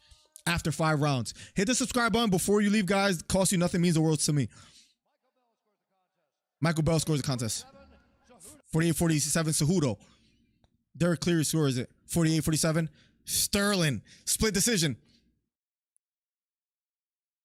48-47 for your winner by split decision. And still Aljamain Sterling. You see Henry Cejudo say. And still the crowd starting to boo a bit here. Half cheering, half booing. I said it's not a robbery either way. 48-47. I had it 3 rounds to 2 for Cejudo off first watch. And I picked Sterling to win. So I'm right. Someone owes me $10. I believe that's Hito 609. Outstanding fight. Some of the crowd is booing. How confident were you at the end that you have done enough? That's tough. Keep up the good work, bro. Thank you so much, James. Appreciate the live stream. Thank you, man. Feel free to come back, man. We cover almost every fight card, 10:30 a.m. on Monday mornings. Be here, guys, for a live commentary. It was a close fight coming in. I wasn't sure which way the decision was going to go. I thought I had it 3-2. I wish I could have done a little bit better. Henry Cejudo is a dog, a legend. One thing I want to say is, sweet mother effing crowd. Sugar Show, where the F you at? BITCH says Aljamain Sterling. Sterling in the stands as we speak as well, too. Sterling gets a split decision win. Henry's takedown defense, I knew he was gonna be tough, says Sterling.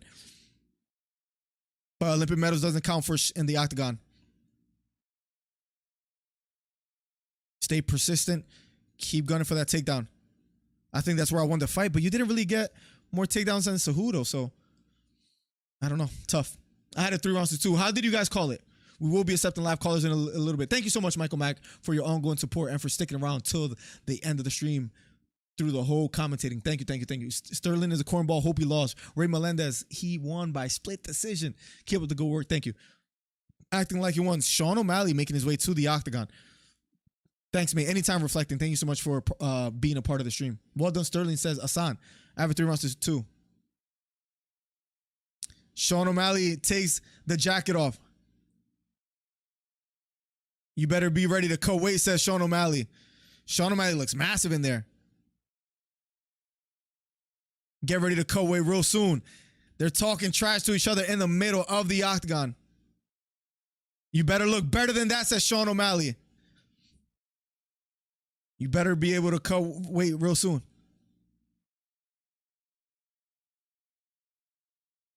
Because I'll drag your ass up and down the octagon, says Aljamain Sterling.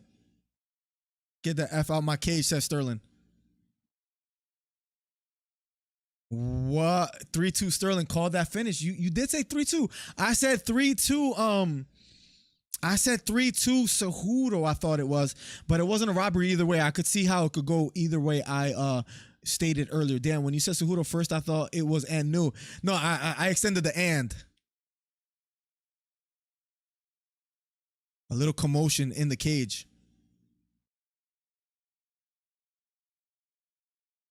Sean O'Malley sticking his middle finger to Merab.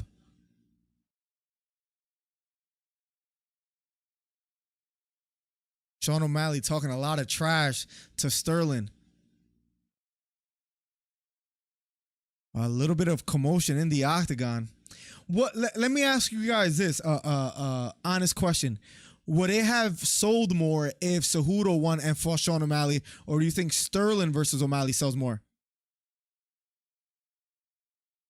All I could be is Aljamain Sterling. The crowd is somewhat booing. He's right next to his home state, and he's not getting that much love. But Funkmaster Flex, Aljamain Sterling gets it done, guys. The calling live to share your opinions on this fight is open. 267-545-8096. Sterling gets the win. The question is, Cejudo Sterling. He said good, says Cejudo. I think he says I'm done, so stay tuned, guys. First of all, congratulations, says Rogan says, congratulations on an outstanding fight. What was the game plan? And what, if anything, surprised you? He's tougher than what I thought. There's a lot of openings, but he's a gamer. It's been a few years, but no excuse. I had a great camp, great team. My coaches tell me that I won 2, 4, and 5. The judges didn't think so, says Cejudo. I just don't know, Joe. You tell me.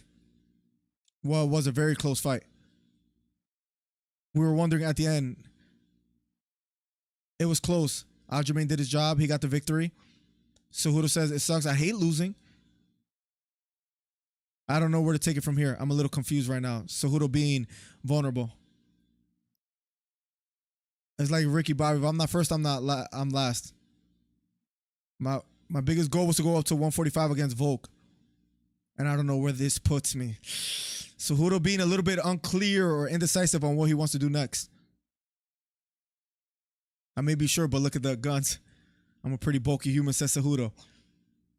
Rogan's still interviewing. Guys, keep it locked. 267-545-8096 after this interview. If anybody wants to call in. That fight is going to be nuts, says Ray. Great commentary. Thanks, man. Anytime, Gorilla. Thank you so much for hanging out. Thank you guys for the 7,522 subscribers. We came up today. If it is, it's always been an honor. I want to talk to Dana. I got to talk to my wife. This may be the last I'm in the octagon. So thank you, Joe. Thank you for all the fans over here in New Jersey, UFC. You guys made this happen, and I'm fortunate to fight for such a great organization. Ladies and gentlemen, Henry Cejudo. Cejudo versus Merab? I guess it's two questions. Is whether fans want to see it, Carson, and two, whether Cejudo wants to do it. You heard him say in the Octagon interview, it's whether, if I'm not first, I'm last. So he might not want to fight unless he gets presented something that he likes. Sterling gets the job done. Ali Quinta in there, Ray Longo in there as well too. His wife, Merab. Sterling wins a split decision, ladies and gentlemen. I had it 3 rounds to 2, but I did pick Sterling to win. I had it 3 rounds to 2 for Cejudo, but Sterling gets the nod.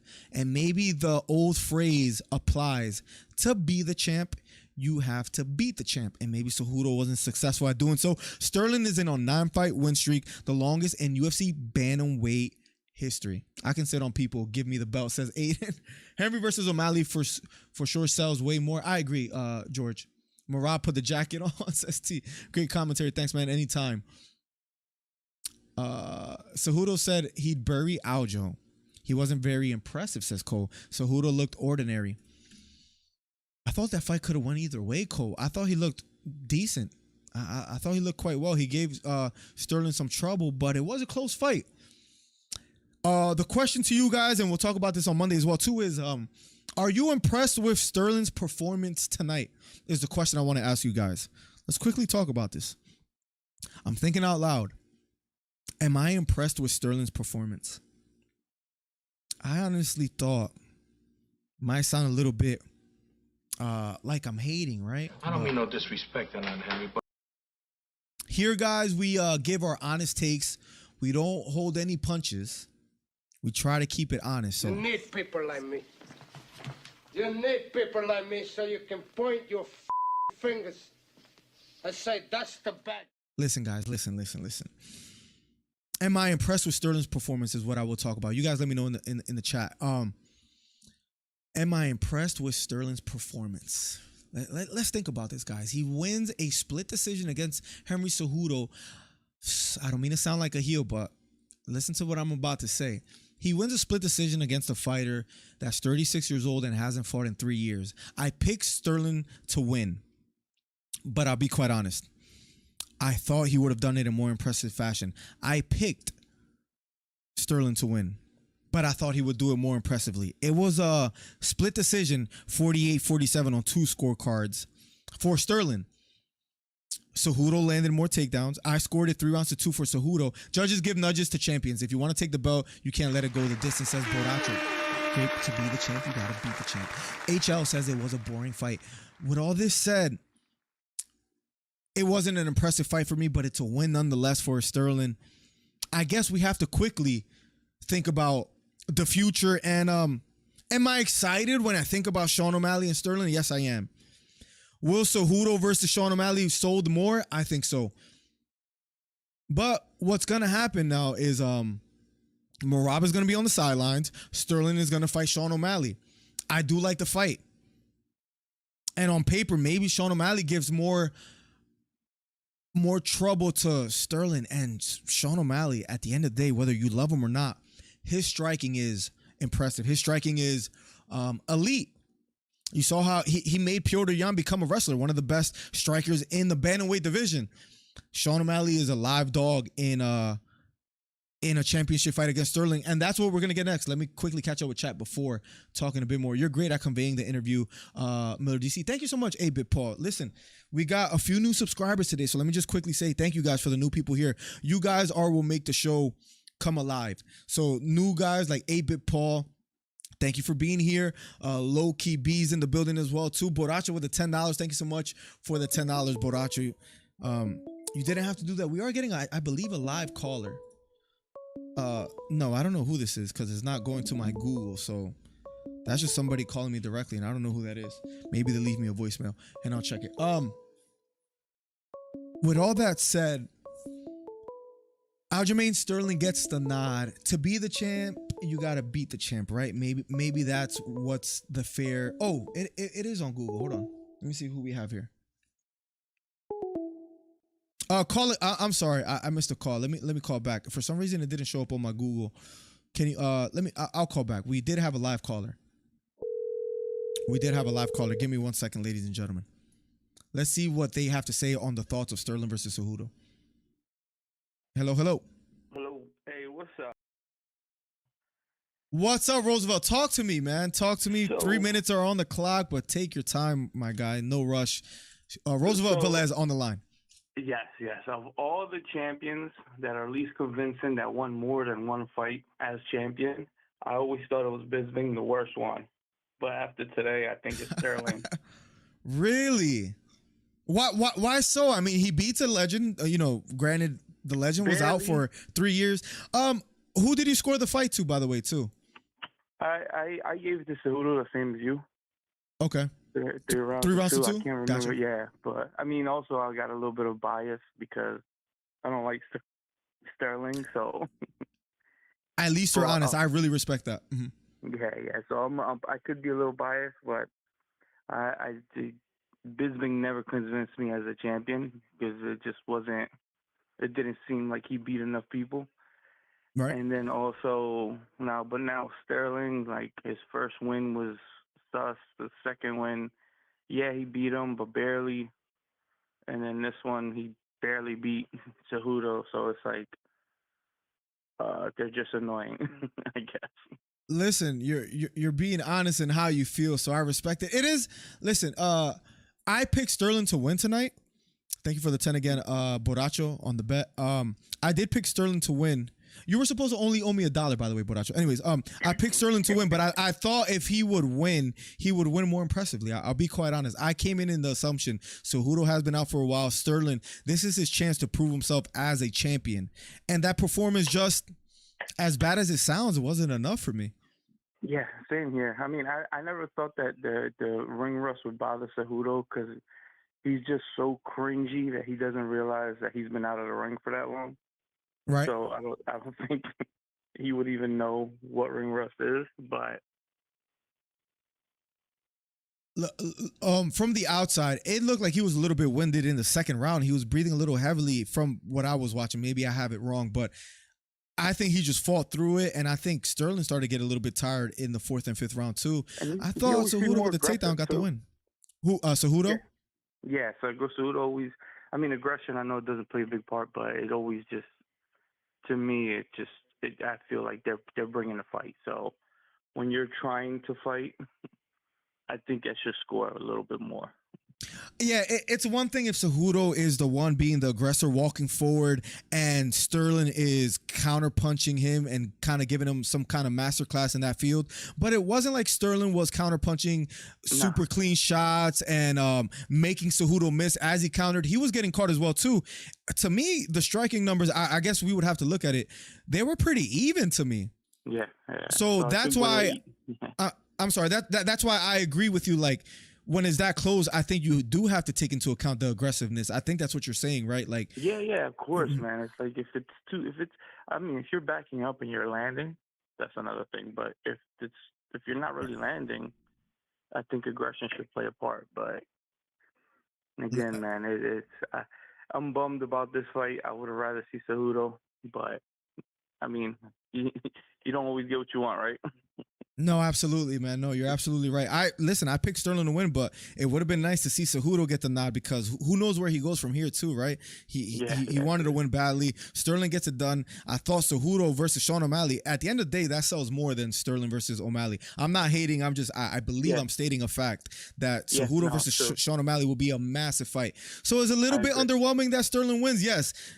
But at the end of the day, he gets the job done. But Roosevelt, any last and final remarks? No, big fan of the show. I mean, you're cool people from beforehand, but now I'm a fan, and hopefully you get that ability to make this a job, man. I'm rooting for you.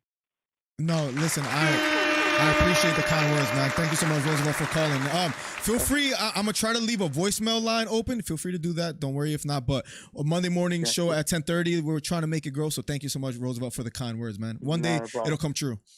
Yeah, definitely, absolutely. Take care, man. Much love, man. Take care too. All right, guys, there you go. Listen, we are accepting live callers if you want to share your thoughts on whether Sterling had an impressive performance. 267-545-8096, and we'll stick around for a bit before leaving here. Cole says both men were below a great standard for that division. Well said. Maybe they were both a little bit underwhelming. Both are way below Volkanovski. Wow, Cole, listen, I will say I like that message. I agree. Maybe both were. It was a good back and forth fight, but maybe, I don't know. Maybe it was a battle of attrition towards the end where they both were a little bit tired, and that's what it seemed like. I'm impressed, and also not every fight going to be a piece of cake where he gets a finish or a dominant decision. Plus, he's against one of the GOATs, which is Henry Cejudo. Well said, Carson. Well said. I think the weight cut was bad for him. He needs to move up, in my opinion, says Low Key B. Bad for Sterling, is what I'm assuming you're saying. He looked quite well. It just, his punches and his counter punching wasn't the cleanest to me, is what I will say. That's why I thought it was a pretty close fight. Ben David says, thanks. Thank you so much. Nice job. We'll try to tune in Monday. Thank you so much, Kelly. Thank you so much. I agree, Carson. What does Carson say? To what I read earlier. Yep.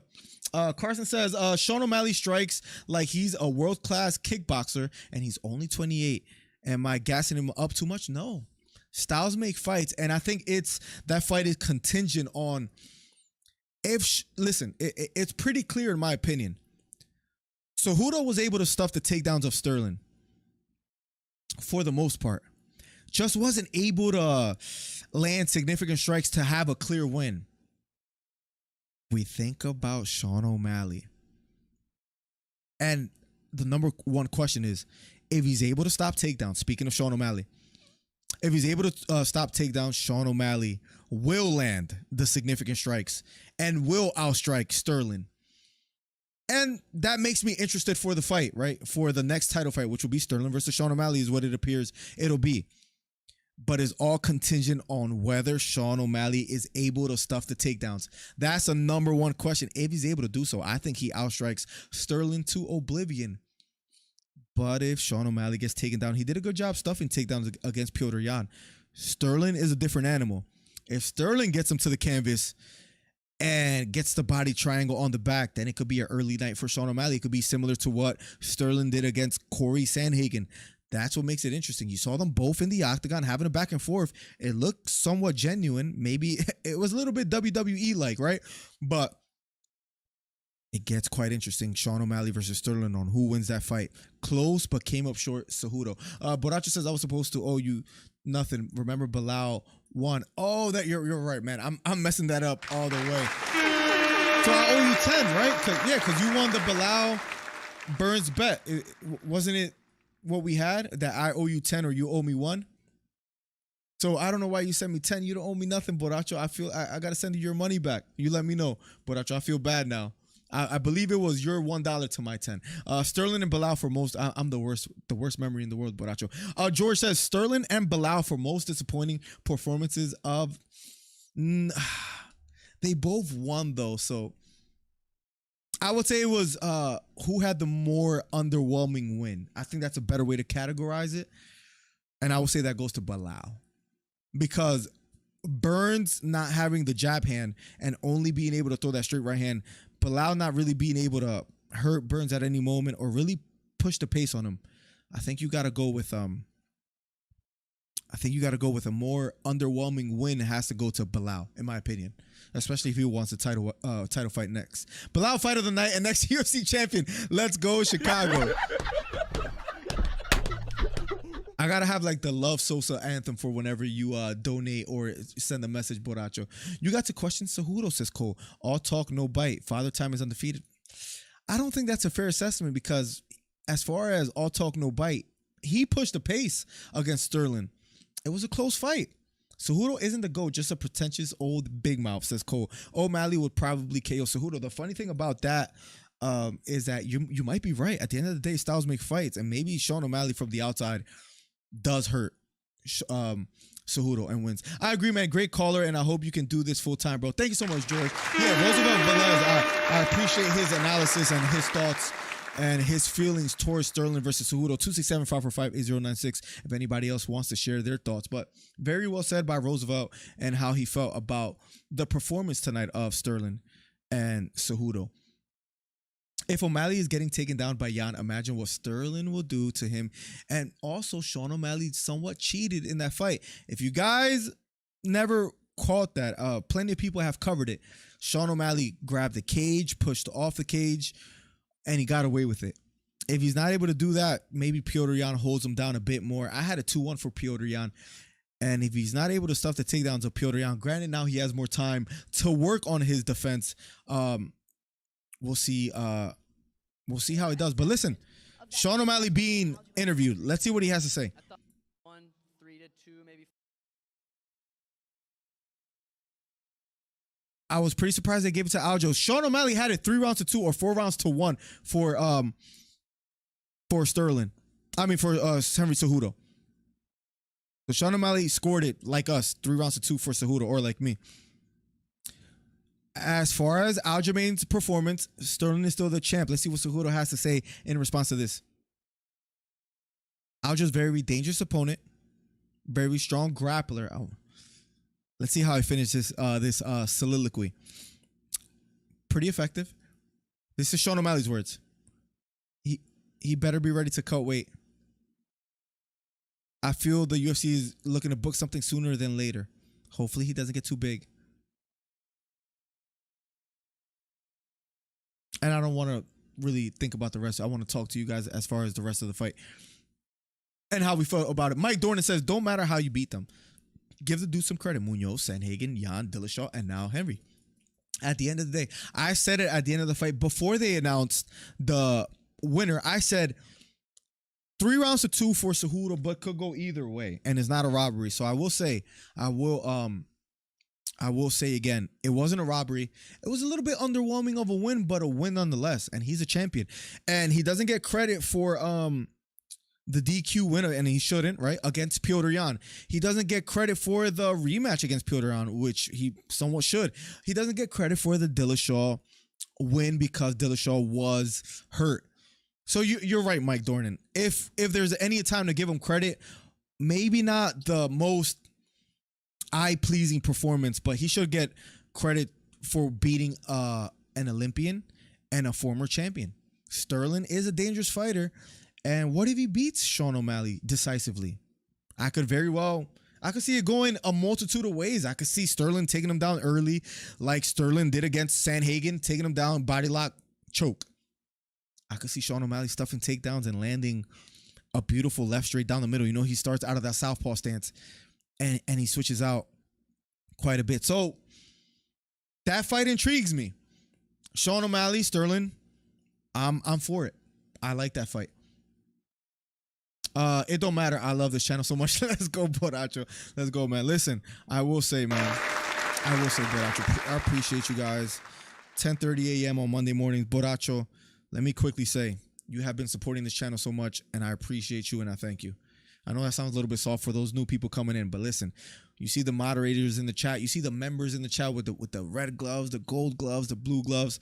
We're growing something special here, and it's going to become the best live commentary channel on YouTube. We're already number 1. I think we provide the best quality as far as commentating. I truly do feel that way. There's other big heavy hitters that have come before us, but let's climb up the ranks and let's knock them down one by one. I think upset of the year goes to Bilal, to be honest. Upset of the year, Bilal against, you're saying tonight or if he fights for the title? Because I wouldn't say that's upset of the year. Gilbert Burns was a favorite, but I don't think he was that much of a heavy favorite as far as the odds, Carson. Cole says, Izzy said Cejudo sucks. Well, they were going at it before the fight, so they just hate each other. I hope Cejudo calls out Volk, even though he lost. I'd like to see him come up with all the excuses. Listen, Volk is a different animal. That's striking.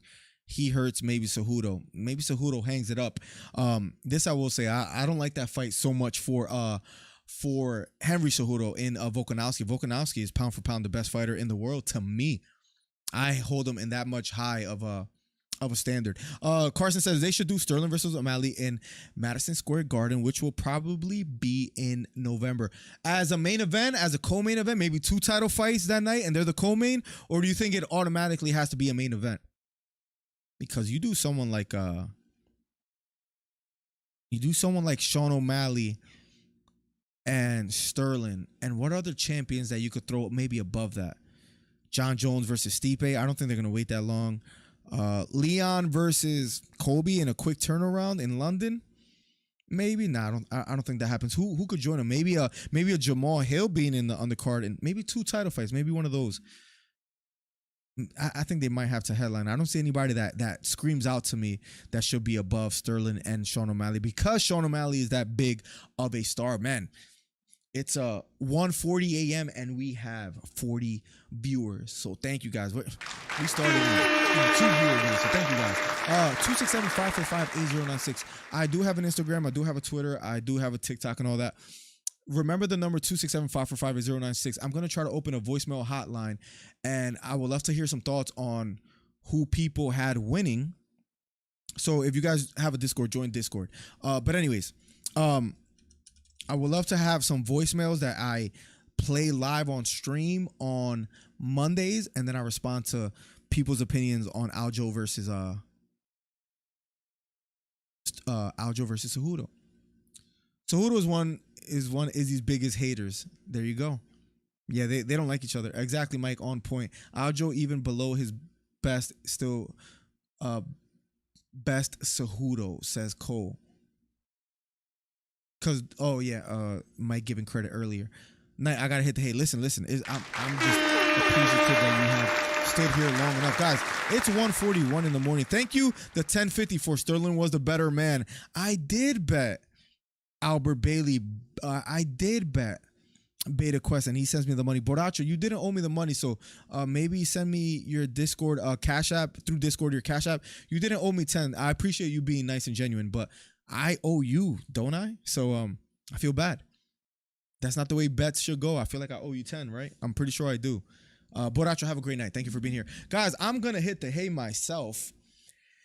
We do have a Discord. You could join the Discord, and you guys could tell me how you feel about the performance tonight. But at the end of the day, Sterling gets the job done. Look at what Plugs puts in my Discord. I'm in the way. Damn it. I'm in the way. Let me see. Can I move this? Look what he puts in my Discord. Oh my God. A fat Cejudo. This man was not beating Aljo, says Plugs. Great work, bro. Blessings to you and your family. Thank you so much, Cole. I'm going to get out of here. Number one commentary channel on YouTube Monday morning, 10:30 a.m. Eastern time. Be here Monday morning. Please try to remember, hit the notification bell so you can be notified. And we're going to have a back and forth talking about ONE FC, Demetrius Johnson talking about Sterling's win tonight. We'll think this over a little bit. We'll sleep on it and talk about it on Monday. And any topics, please feel free to share on Discord. What do you want to talk about on Monday? Thank you guys for the ongoing support. Number one commentary channel on YouTube. Thank you for all the donations, all the new members. And we'll catch you guys on Monday. Much love. God bless. Good night. Thank you guys once again. Appreciate you guys. I think they should do co-main because I heard they are going to do Jones versus Stipe and MSG. A co-main would be great. I mentioned Jones and Stipe earlier. I'm not mad at that. Thank you so much, Carson, for the ongoing support. We'll be back Monday, 10:30 a.m. God bless. Good night. Number one commentary channel on YouTube. Peace. I'm the best ever. Much love and God bless to you too. I'm Jack And Dempsey. blessings There's to no your one like family. me. I'm from Network. There's no one that can match me. Yo, bounce guy, go off. I'd like to take this chance to apologize to absolutely nobody. The double champ does what the he wants. While there's in a world of trouble, closing seconds, can he weather the storm here in the third round? And of all the superlative.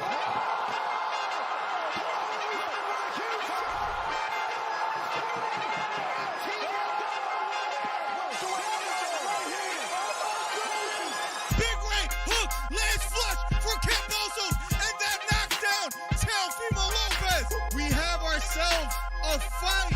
Khabib Nurmagomedov gets a triangle choke from up top.